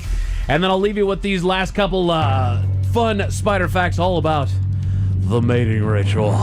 Nice. Spider dating is a dangerous game. Wary females may eat males who wander into their territory. Males perform courtship rituals to make their intention clear and stay safe. Hey, girl. Let me get up in there. Let me perform my dance for you. Some male spiders literally die for love. After mating, they don't escape to safety. Instead, they sacrifice themselves, jumping directly into the female's venomous fangs. Kill me! Why do they say they die for love? It is not about love. It is about sex. Correct. These spiders are not in love. Thanks, baby. Here you go. All I want to do before I die. I'm out. In certain species, spider mothers may die while guarding their eggs. When these hatch, the baby spiders feed on the corpse to grow stronger. They're sexy. That's fun. Enjoy that. So some fun spider facts for you to take home there. Miles, a man pulled a knife on another man inside of a Publix market. Why did he do that? Tell you about it at 5:50. Thank you, sir. Headlines are coming up at 5:50 in the meantime. Have we made it to drinking time? Somebody out there deserves to be recognized. And the men's room knows just who it is. So to you, we say, bottoms up, sailor. You're the toast of our shot of the day. Drink time it is, and as usual, we head to the drink desk and Steve and Thrill Hill to find out who we're toasting.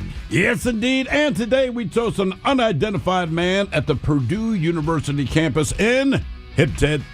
Purdue. Boilermakers. It's in Indiana. West. God, I don't know. West Lafayette, Indiana. Lafayette? Yes. Well, yesterday afternoon, police responded to a call at the Active Learning Center about a, quote, suspicious man. Now, no one was sure if he was a student or if he was just some random dude, but a heavy police presence as well as the local news all responded. The thing that made the man suspicious, he was covered from head to toe in peanut butter. They got a few pictures of him from people's cell phones. He was not accosting anyone. He did not interact with anyone. He simply walked across the campus again, covered head to toe in peanut butter. Now, no one knows why. No one, including the police, could find him after the fact. He's still at large. I guess that's what you call it. Now, police are working with the campus police to, quote, get more information. But cleaning crews, they were called to sanitize any surfaces coated in peanut butter out of concern for those with peanut butter allergies. But I want to be clear, it's not like he was trying to vandalize anything, just if he used a railing or if he stepped on the stairs there. And I saw the picture, and sure enough, dude's covered head to toe in peanut butter. Jesus. Nobody knows why. They don't know who he is, and everyone was a little freaked out. It is wild. Did you see the picture? Yeah. Yeah, I mean, it's just like, what are you doing? I mean, it looks like he might be wearing shorts, though. He is. He's not naked. Right, so he's not naked. But he's still covered head to toe in peanut butter. And it freaked everyone out. So we pour this booze and we drink this booze because we think it's yummy. Yummy! I like this guy. So over the tongue and down the throat to party in our tummies. Down the hola bichola. All right, it's going to get tested now on the line for Profile This, 206-803-ROCK. Profile This is next. Life comes with...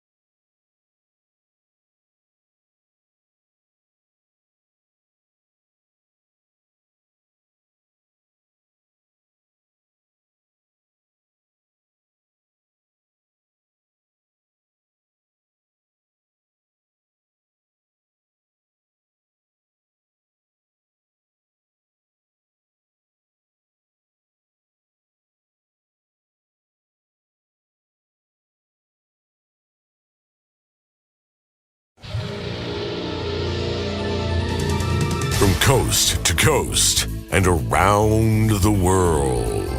If it's not important, you'll hear it here, exclusively on In Action News. Here now are Stone Ledbetter and Felix Foxworthy.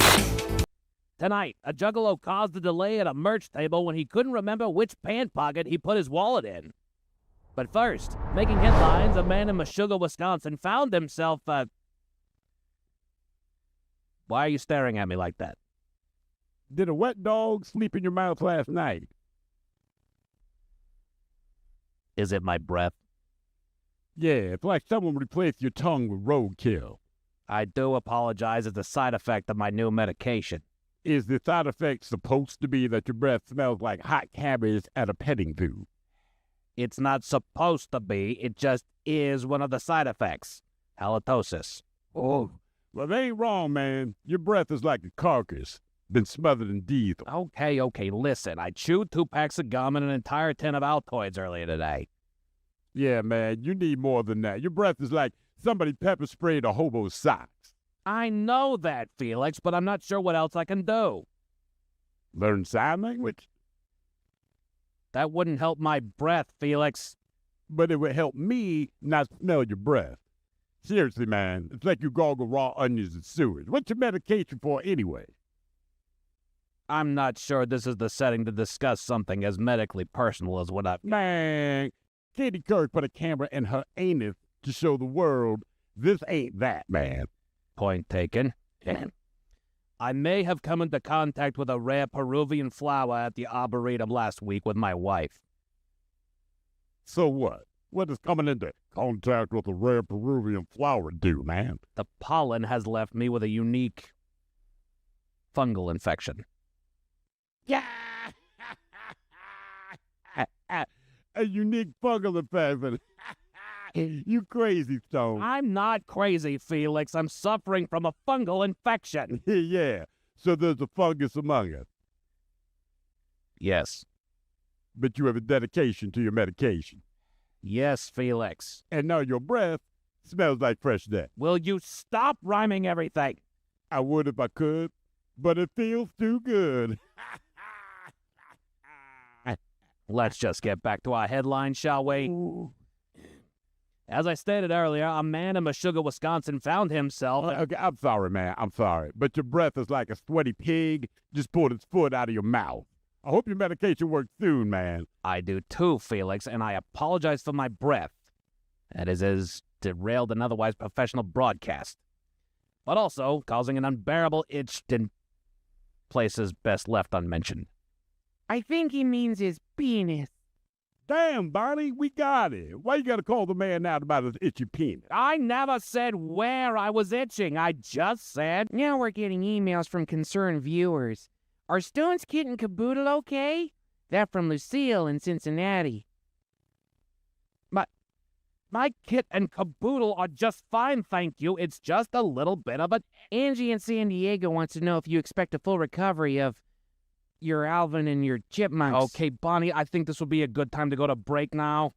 And Stacy in Detroit is hoping for a speedy recovery of your twig and berries. That's a quote. I appreciate everyone's concern. Let's please just collect ourselves and come back next hour for celebrity birthdays. And we're out.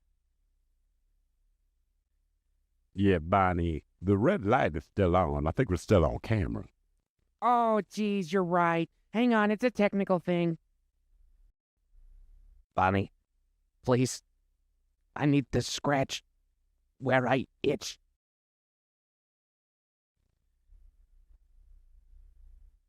Bonnie, please.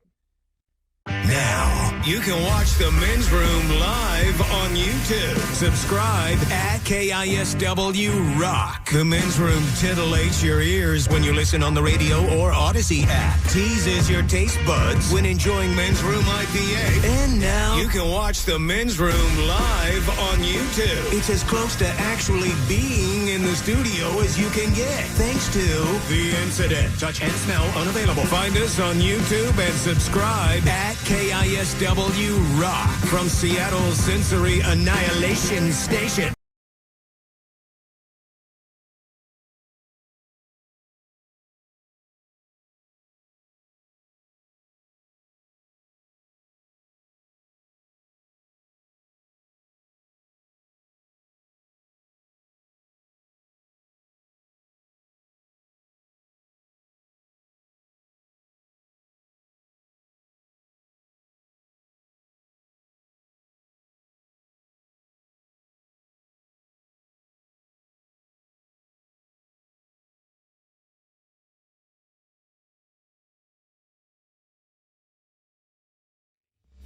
The Men's Room presents Profile This. And Stephen Throwhook, could you please tell everyone on Profile This is played? I sure can, Miles. It's a simple game where we share with you a real-life news story, something that happened right here on planet Earth. Earth. And as you listen to the story, based on the stereotypes you believe to be true of people and the decisions that people make, we'll ask you what it is you think makes a story a story. Hello, Dave. Welcome to the Men's Room. Liquor and horse. All right, Dave, you understand how this here game is played? Yes, I do. Fantastic. You have your choice today of 3 stories. We offer you Animalize This, where you guess the animal responsible for causing the problem. We also have Bite Me. In other words, what did someone find in their food? And finally today, we have Seriously, where you guess the petty conflict that led to violence. Go with Bite Me. Just eat it.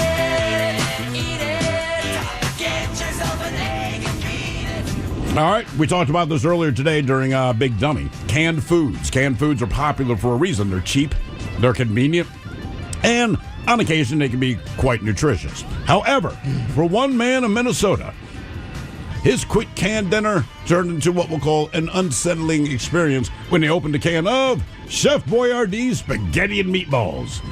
And then he found something unusual inside. The man posted a video showing the discovery. This clip's been viewed over 26,000 times. Now, in the video, he goes by Mr. Squirrel. In the video, Mr. Squirrel holds up the open can to the camera and says, quote, "Everybody, I just opened this can of Chef Boyardee, and look." Then he pans the camera a little closer, and he says, "Look at that. Now, on top of the thick tomato sauce is something gross." And he says, "This is real. I just opened this." Now, he wraps up by warning others to always check their packaged foods before consuming them. Now, food scientists say the entire point of canning is to prevent exactly this sort of thing. The process involves heating the container to a high temperature to kill bacteria and then sealing it in a vacuum, removing oxygen so that no organism can survive inside. Because without air, no living thing can grow or reproduce, which is why canned goods can sit on the pantry for years. In theory. The question is, what did this guy find in his can of Chef Boyardee spaghetti and meatballs? Did he find a frog? Did he find maggots? Did he find a moth? Or did he find worms? So frog, maggots, moth, or worms, what did he find in a delicious can of Chef Boyardee spaghetti and meatballs? Miles and Chad, what are you guys thinking? Dave, I'll go maggots. Yeah, I don't know. I think it's a tiny little frog. Just been in there living, man. Just living his best life. Yeah. Swimming in sauce. I was thinking frog too, but I don't think it should be a maggot because I don't think it would be spoiled when they were putting it in the can, and if it's sealed, unless it actually wasn't sealed, the maggot wouldn't be able to grow. Just to be different, I'll go moth. Moth, okay. What did he find in his can of spaghetti and meatballs there? A frog, maggots, moth, or worms? We'll find out next. That was a tease. You are listening to The Men's Room.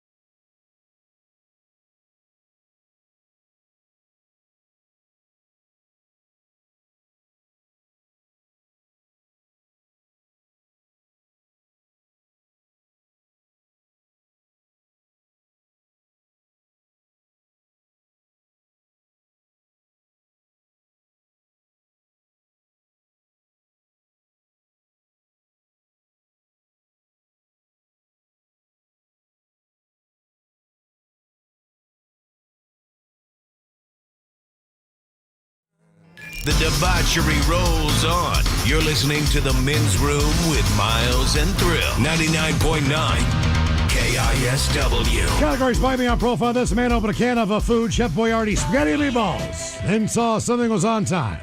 Right on top of the can there. Maybe not swimming, but in there. It was in there. Question is, what was it? A frog, maggots, a moth, or worms? And Dave, that is a question that we posed to you. Let us start with the Ted Smith. You thought a frog was in there living its best life. It was not a frog. Miles Montgomery, you went maggots. Maggots. It was not maggots. Thank God. Dave, that leaves you. What was in the top of the can? You went with the moth. No, I'm afraid that was not a moth. It was, in fact, worms. Huh. Wow. Yeah. It's a good thing you could see them in the spaghetti. They were still moving, so the only thing they could figure out is that there had to be a dent or something in the can that let the air in. Yeah. Oh, my God. Mm-hmm. Now for all TV news. And now, because your pathetic life is confined to countless hours in front of a talking box, the Men's Room presents TV Time with Ted.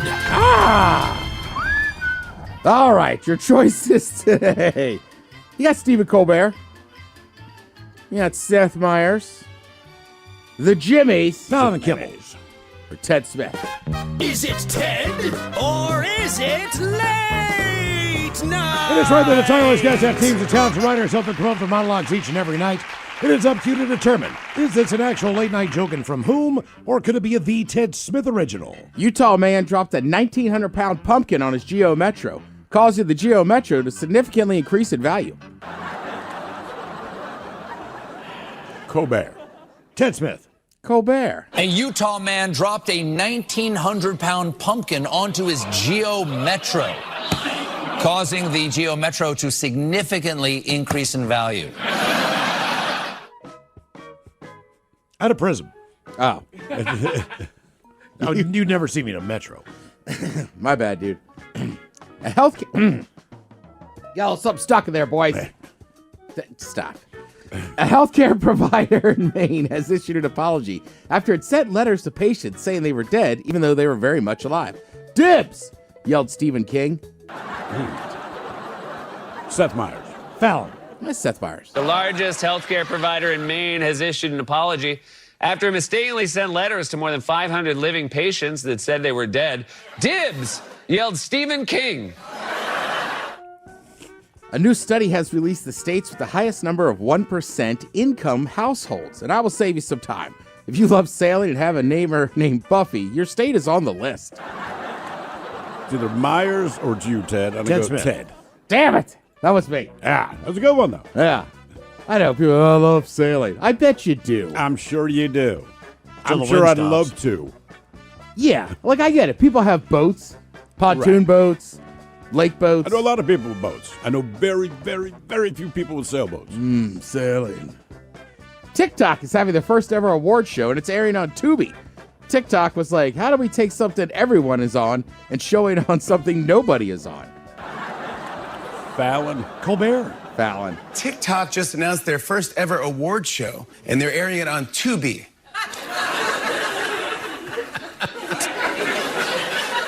TikTok was like, how can we take something everyone is on and show it on something nobody is on?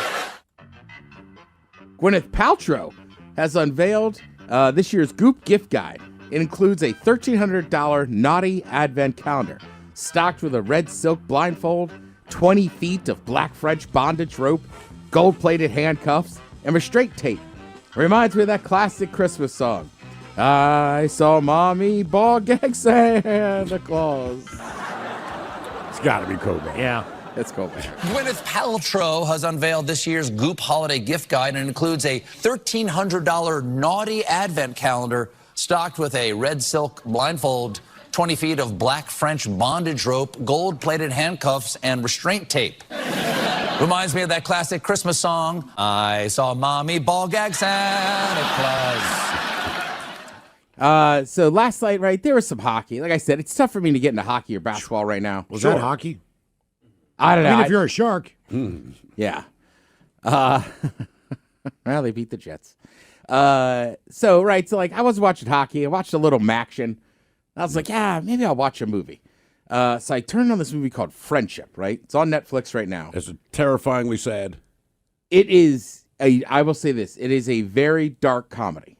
Okay. But it is funny as hell. All right. But there's some moments where you kind of go, is this going to get better? Like it's one of those, right? Does it? Just know it is. I don't know how to answer that. No. It's a dark comedy. I mean, have you ever seen Detroiters? No. Was that a TV show? Yes. Okay. I vaguely remember it, but I never saw it. How about, what's it? God, I'm trying to think of that guy's name. Tim Robinson. Right. Okay, So yeah. he's in that other show where he always kind of plays like a quirky, kind of weird character. All right. So he's kind of in that same role. Paul Rudd is kind of like cool Paul Rudd from whatever. They're neighbors, but it's just about male friendship and this and that. It just, again, I don't want to give too much away. I will just say this. It is very dark. There is sometimes you don't know if it's going to be good or bad. And then there's just some lines. Like I do like a water spit take. I was like, God damn. All right. Like, that's really good. I was stone sober. Right? Like this wasn't like I was to qualify this. This is I crazy. was sober. That never happens. Well, sometimes you watch a movie when you're stoned or you have a couple beers. So funny. You're like, this is so funny, right? Then you go back and watch it and go, I don't know if it's that good. This is what I'm telling you. It's stone sober. But again, I don't know that this is for everybody. Like, I don't know if you want to pull the wife over and say, hey, watch this. Or if you're the wife and you like dark comedies and your husband doesn't. So that's what I'm saying. You got to know what you're getting into. But again, very funny. And again, what service is it on? I watched it on Netflix. Okay. That's a lie. I think I might have watched it on HBO. Yep, it's on HBO Max. Yep.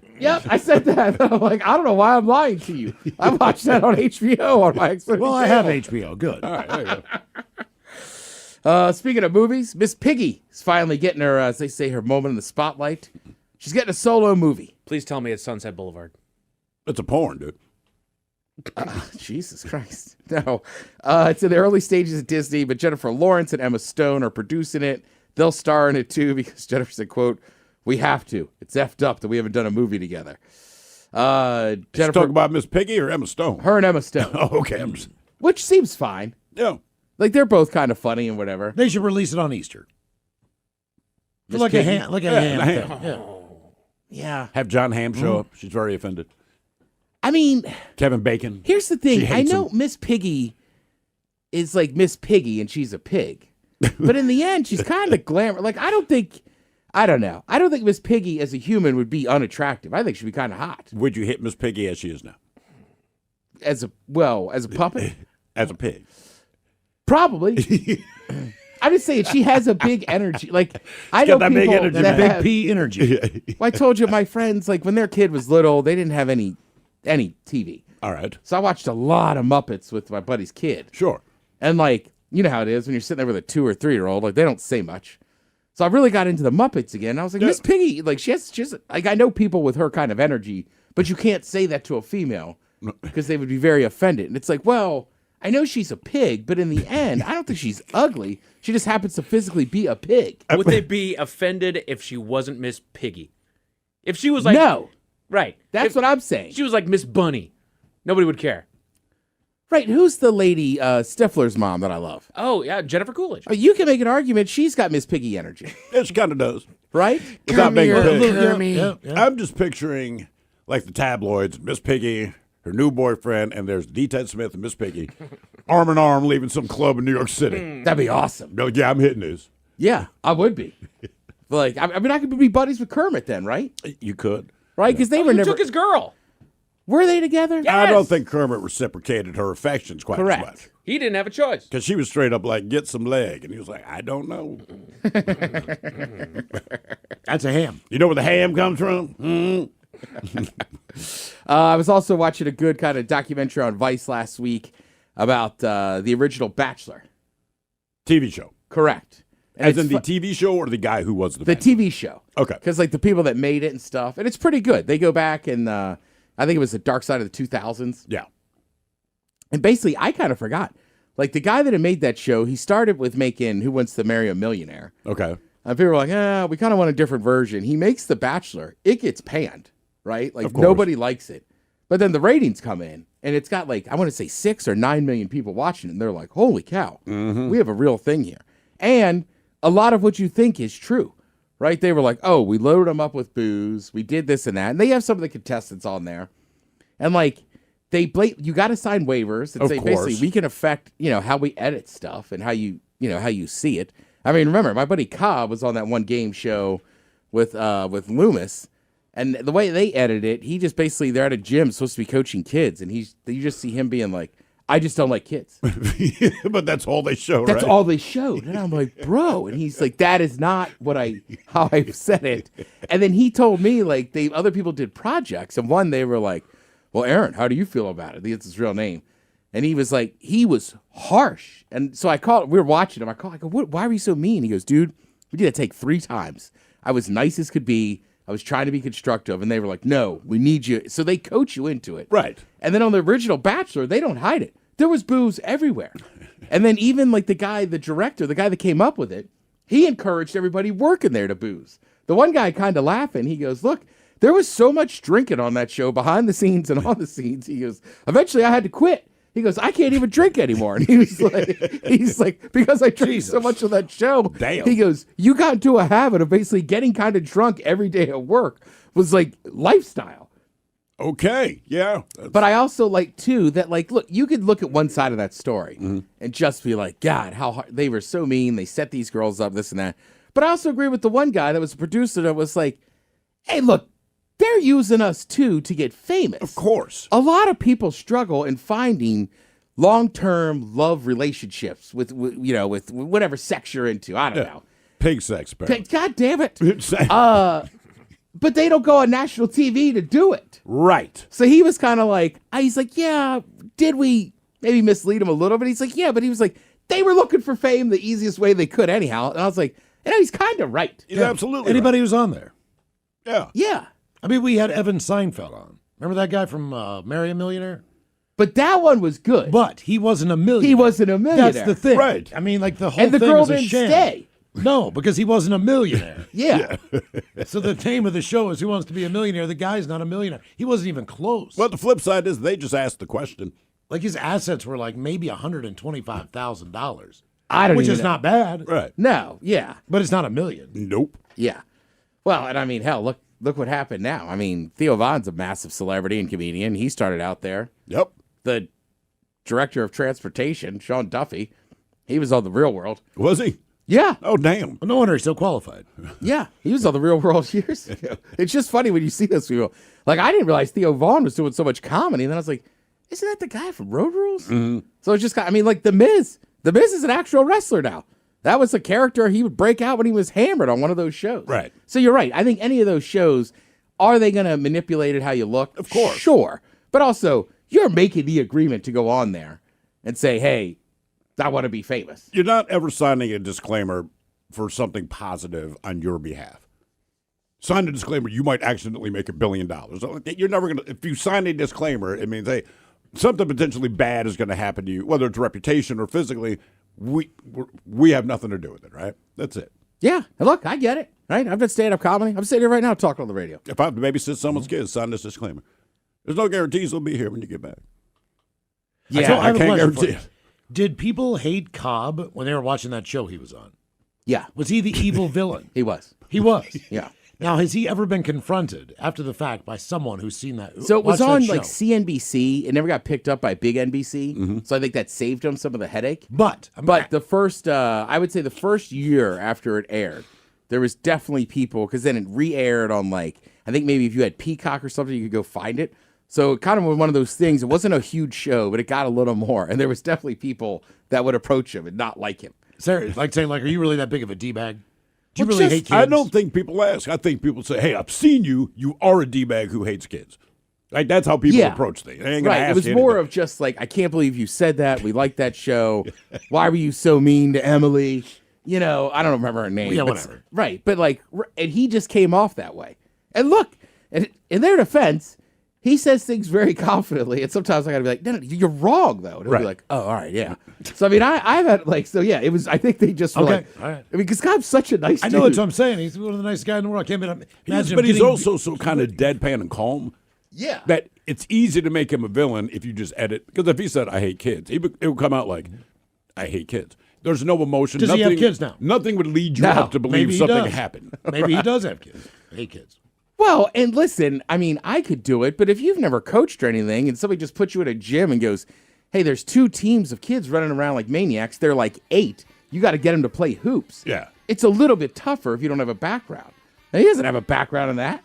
You know what I mean? Yeah, that's a good point. Yeah. Like, right, you guys have kids. I coached enough. It's not that hard to be like, all right, hey. Yeah. I can do it. 2 tallest kids, you get in that corner. I did it. I'll divvy it up, man. I'll do it to my friends sometimes. You know, people are too loud. Hey, 1, 2, 3, all eyes on me. Right. But that's the only thing they'd show. Just be yelling at people. That's it. You got some football tonight. You got the Broncos and the Raiders. We'll have too much fun with that one, folks. Maybe it'll be a game. You know what? I like your optimism. You never know. It's misplaced, but I like it. Thank you, Tim. We appreciate it. You're listening to The Men's Room.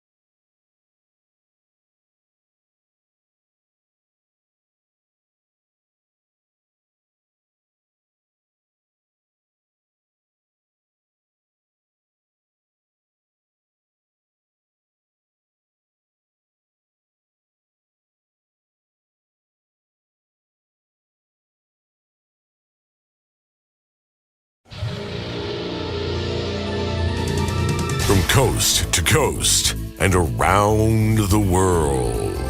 If it's not important, you'll hear it here, exclusively on In Action News. Here now are Stone Ledbetter and Felix Foxworthy. Tonight, a juggalo caused a delay at a merch table when he couldn't remember which pant pocket he put his wallet in. But first, making headlines, a man in Meshuggah, Wisconsin found himself, Why are you staring at me like that? Did a wet dog sleep in your mouth last night? Is it my breath? Yeah, it's like someone replaced your tongue with roadkill. I do apologize as a side effect of my new medication. Is the side effect supposed to be that your breath smells like hot cabbage at a petting zoo? It's not supposed to be. It just is one of the side effects. Halitosis. Oh, well, they ain't wrong, man. Your breath is like a carcass, been smothered in diesel. Okay, listen. I chewed 2 packs of gum and an entire tin of Altoids earlier today. Yeah, man, you need more than that. Your breath is like somebody pepper sprayed a hobo's socks. I know that, Felix, but I'm not sure what else I can do. Learn sign language? That wouldn't help my breath, Felix.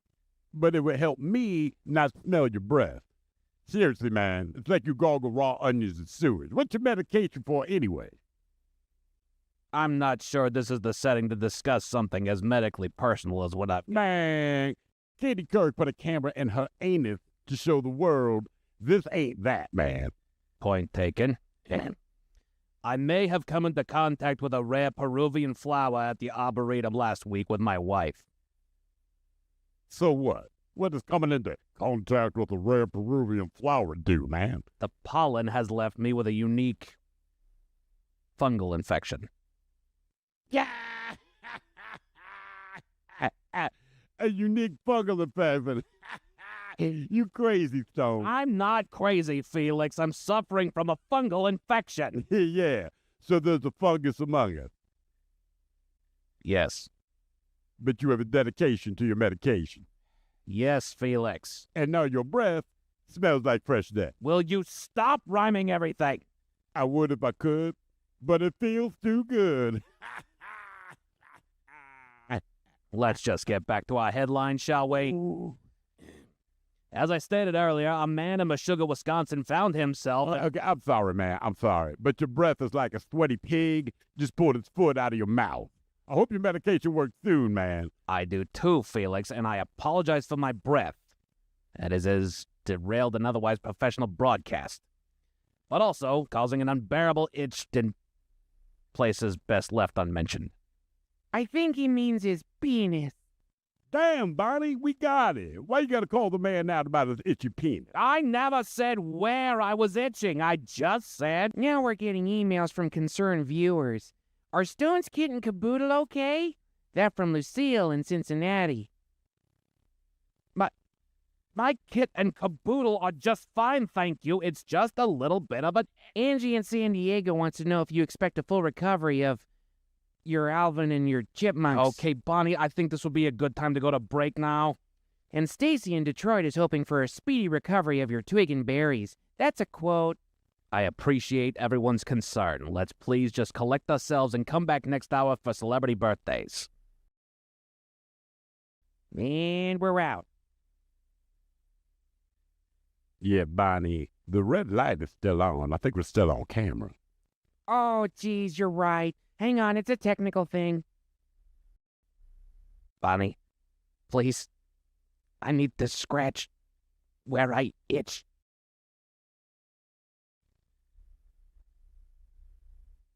Bonnie, please.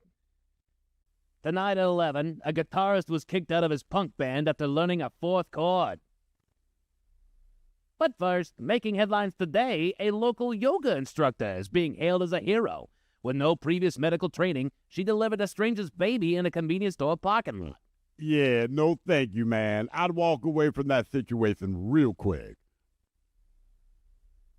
Really?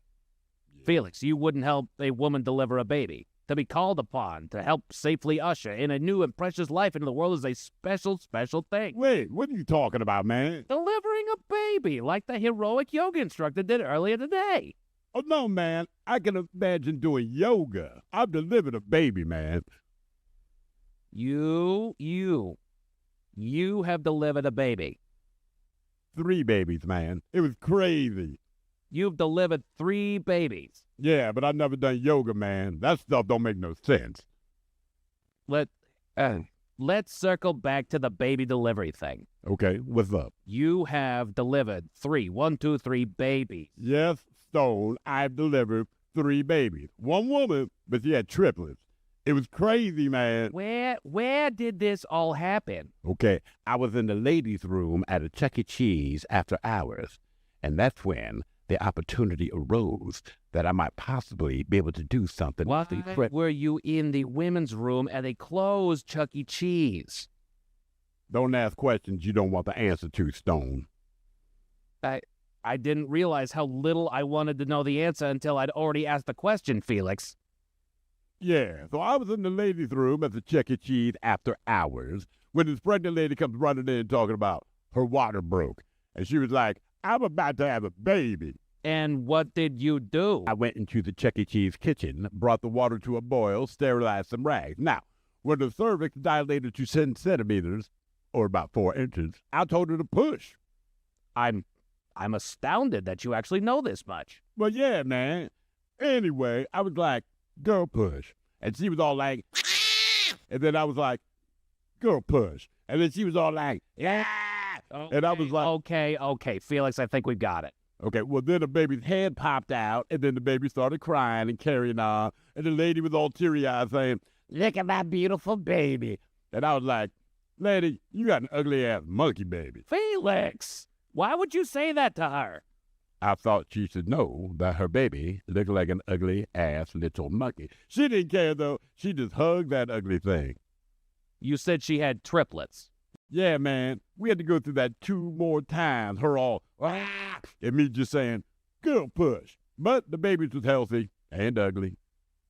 Well, Felix, I have to admit, I'm impressed by your heroics. I did not know you had it in you. Great work. Thank you. Delivering ugly-ass little monkey babies was more noble than my original plans in the Chuck E. Cheese bathroom. Andrea in Olympia says, I used to work at that Chuck E. Cheese. I finally know what I had to clean off the floor that morning. Yeah, and probably all umbilical cords and blood. Just be glad I took the placenta.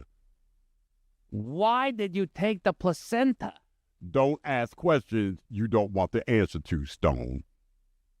Celebrity birthdays coming up.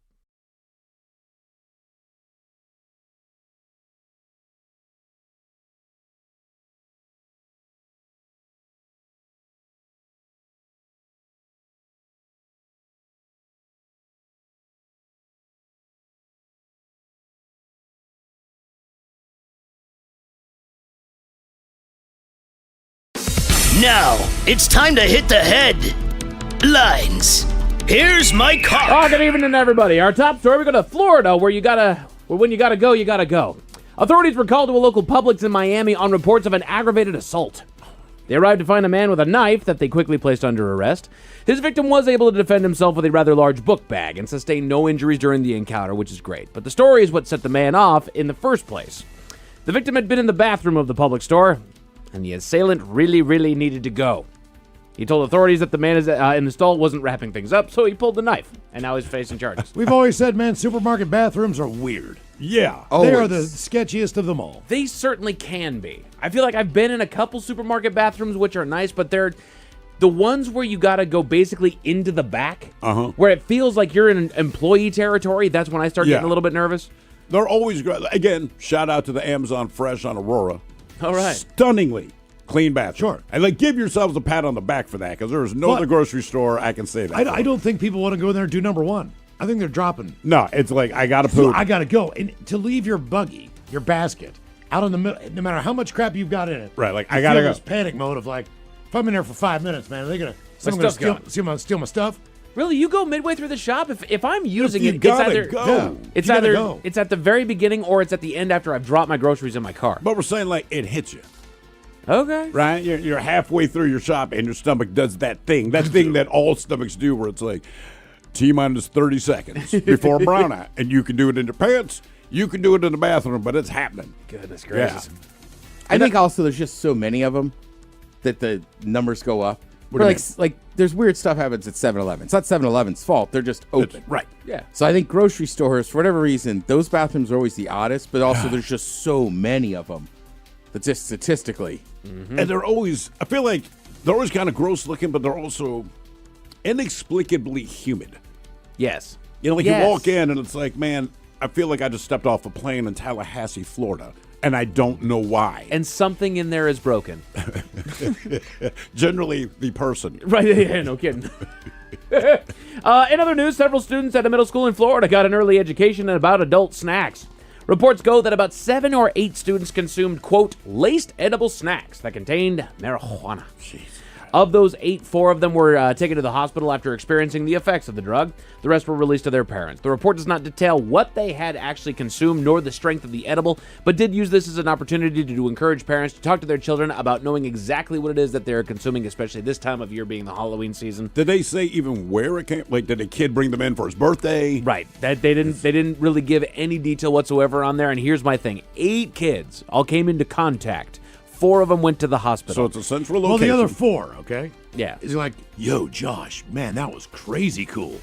I think they knew exactly what they were doing. Oh, right. I think this is my 2 4 cents. just 4 couldn't handle. This is my 2 cents about things that I don't have any idea about. I think all of them knew what it is that they were doing. A collective 8 students all came together. I just wanted to experiment. Correct. See what the hype's I all think about. 4 of them pulled the ripcord, and then the other 4 actually went through with it and freaked out like they would, and they went to the hospital.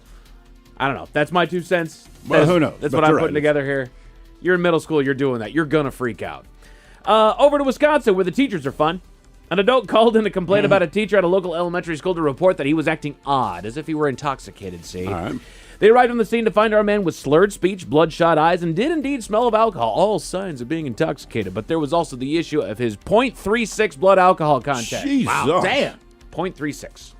It was determined that he had driven to the school in his intoxicated state, racking up further charges for OWI, which makes things a little bit worse for our man because this was not the first time he had gotten an OWI charge. This was not the second time he had gotten an OWI charge. This was not the third time he had gotten an OWI charge. Number 4 is what this was. Okay, I saw a headline that said the way I read the headline was that the fourth different teacher had been arrested in Texas. You're telling me this one dude, this is his fourth time? Yeah. And he still has the gig, huh? Yeah. Texas. Well, he was arrested and faced some serious after penalties. the fourth time. Okay. Yeah, we might be. Thank you, Texas. Might be That reassessing seems crazy. his employment. I know. I mean, look, it's not got right or something wrong, going but like on. people can make mistakes or whatever.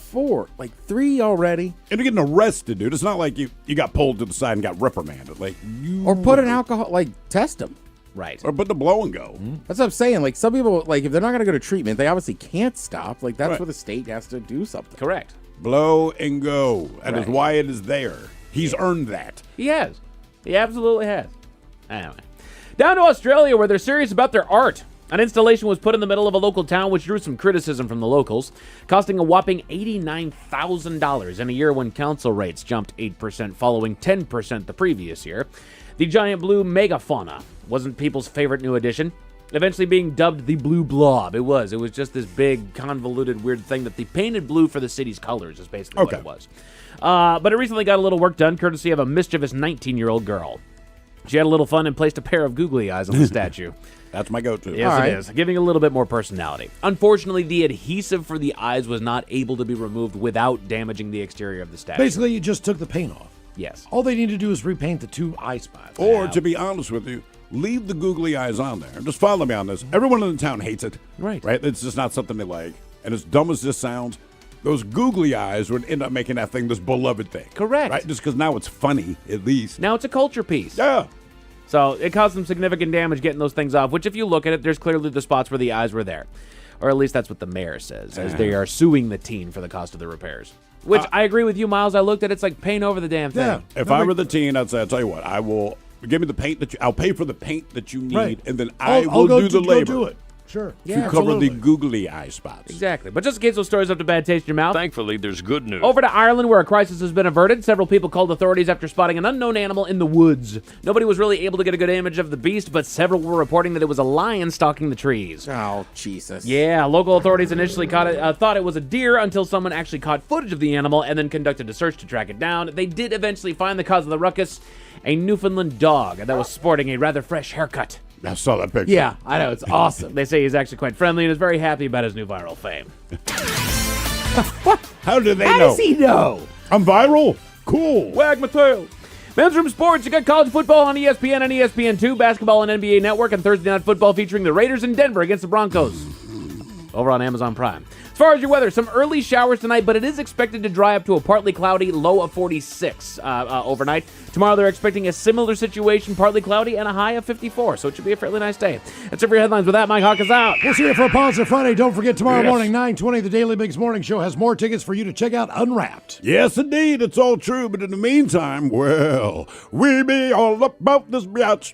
So until tomorrow, please do what you do best. And for Aletha's sake, stay beautiful. The Men's Room has been taped before a live studio audience. Wardrobe and makeup provided by Mantastic Limited. This has been a presentation of the Men's Room Radio Network. Oh, man! A Double Flush production.